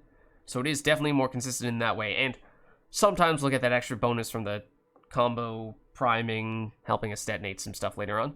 But this, again, is just, you know, we're not going to be able to reliably have him activate this. So I think that's just too gimmicky. And therefore not worth going for. So now this is the defensive side. If knocked unconscious, I assume that means like killed. Drack automatically recovers after a short... What? Health on revive 50%, shields on revive 50%, initial time before revive 60. I mean, oftentimes we can cloak and then run over to revive people. However, there have absolutely been times when squad mates have just run straight into boss enemies, immediately gotten themselves killed, and we are caught in a perpetual cycle of having to run to one squad, cloak, run to one squad mate, revive them, run to the other squad mate, revive them. Right as we've done that, our cloak expires. Now we need to run, take cover, because we're right next to the enemy that killed them, and we are not in a position to be dealing damage right now. And by the time we hop into cover and wait for ourselves to get back on off cooldown for cloak to actually deal damage, by that point our squad mates have gone down again, and the cycle repeats, and that is not fun. So having one way to not be completely relying on us getting over there and reviving people manually could be useful. Otherwise, improve Drack's maximum health shields, also improve his damage when he's near death. So, max health, max shields, fine. As you can probably anticipate my saying, not a huge fan of the extra damage on low health threshold. But, I mean, that is a humongous number, obviously, 100%. But does he have... He has health regen from something, right? Is it just from Blood Rage? Melee damage, damage resistance, generation, delay reduction, 100%. Drack still loses health and shields, but he cannot die during Blood Rage. Movement speed. I mean, maybe this is just me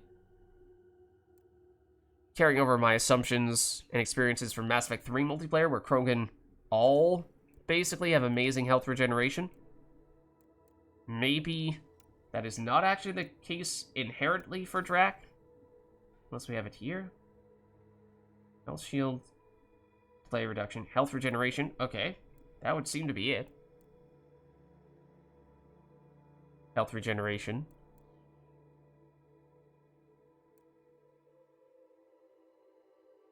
Yeah, and this just improves that health regeneration further.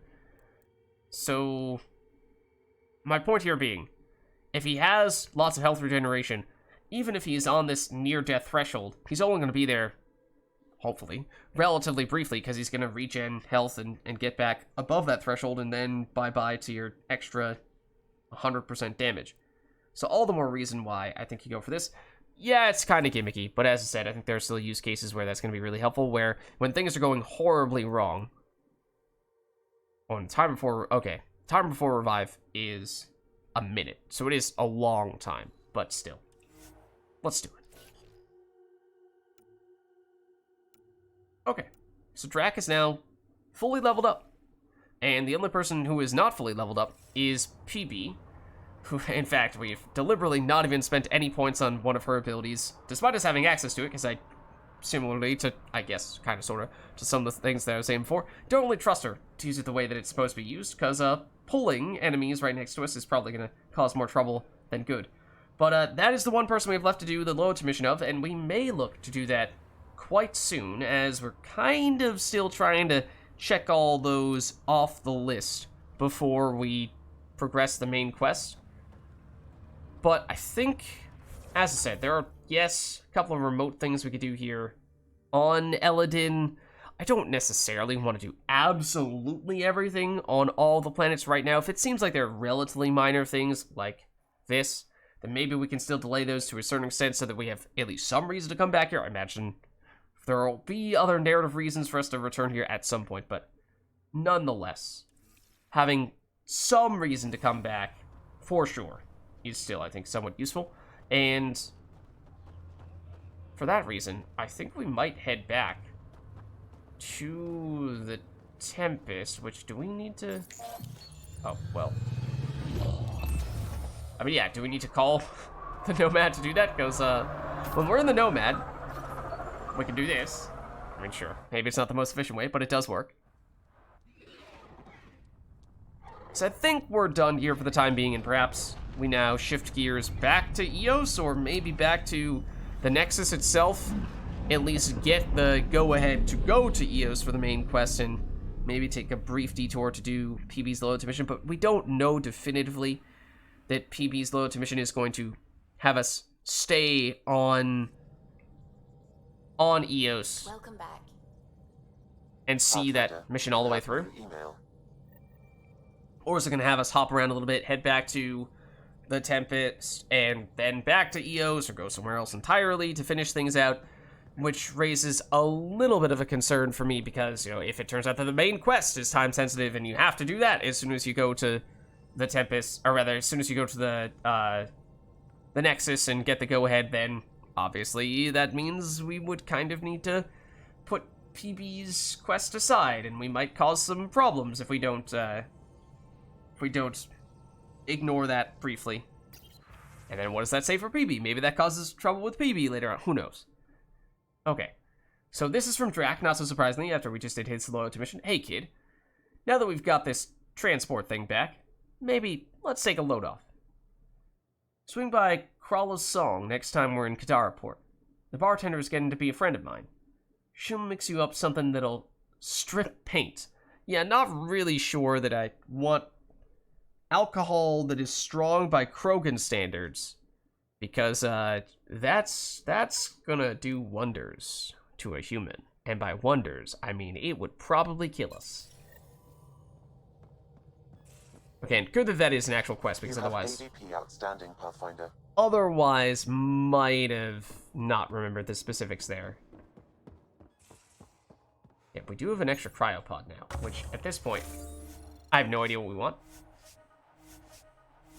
Pretty sure we've done almost everything. Apparently we have 8 left. I am kind of surprised by that. But things like mining nodes, who needs them? Rare mining nodes, who needs them? Reducing time for research points, probably don't need it. Reduce time to gather minerals, probably don't need it. More credits from Apex missions, very effective given the quantity of missions we've done for this, but for that it is that very reason why we have reduced the number of missions we've done, because we were doing a game-breaking amount of them. We're just flooding ourselves with credits and resources and items and what have you. So we're reluctant to do that as well. We could get credits in regular intervals, which is also something that we don't necessarily want too much of for that same reason. So, you know, take your pick. Take your pick. Ultimately, this just leads to more resources as well. So... I don't know. I guess we'll do this? Fine. But only because you made me. It does seem... I mean, obviously, we've been, with all of our side quests and exploration, unlocked a whole lot of those, and so understandable that at this point we've gotten really all the things that we want to get. We should have, yeah, a couple of these done now. Successful. Nice. And unsuccessful. Ruh-roh. Okay. And it's not... Wait, if we reload... And available now... This might be the same. I think it is the same one. Okay. So apparently, we can try again still. Now, those gold missions, that's kind of painful because they take a very long time to finish. And that means we have precisely 2 of these to claim. So, sure. We got an Asari sword, though. That's not bad, I suppose. But, I think, as I was saying, that probably means at this point it is a question of either we go straight to Eos and do PB's at least lead up to her loyalty mission in case there's going to be other steps that need to be taken before we go into it, and it's not just a simple straightforward show up on Eos. There's a brief conversation and then we remain on Eos to see the loyalty mission officially through to the end. Or do we say, well, if we're going to Eos, we might as well do the main quest, what seems to be brief little reports on the Nexus first, and then we expect it to send us to Eos, so then we can kill 2 birds with 1 stone, metaphorically, once we get there. The concern there, again, being the whole, well, depending on if there are certain things that need to happen by a certain time, then maybe we delay the main quest as much as possible so that we can at least check off all the loyalty missions, because that is probably one of the most important things in terms of implications for late game stuffs if we have or have not completed them, so probably should do those as quickly as we can.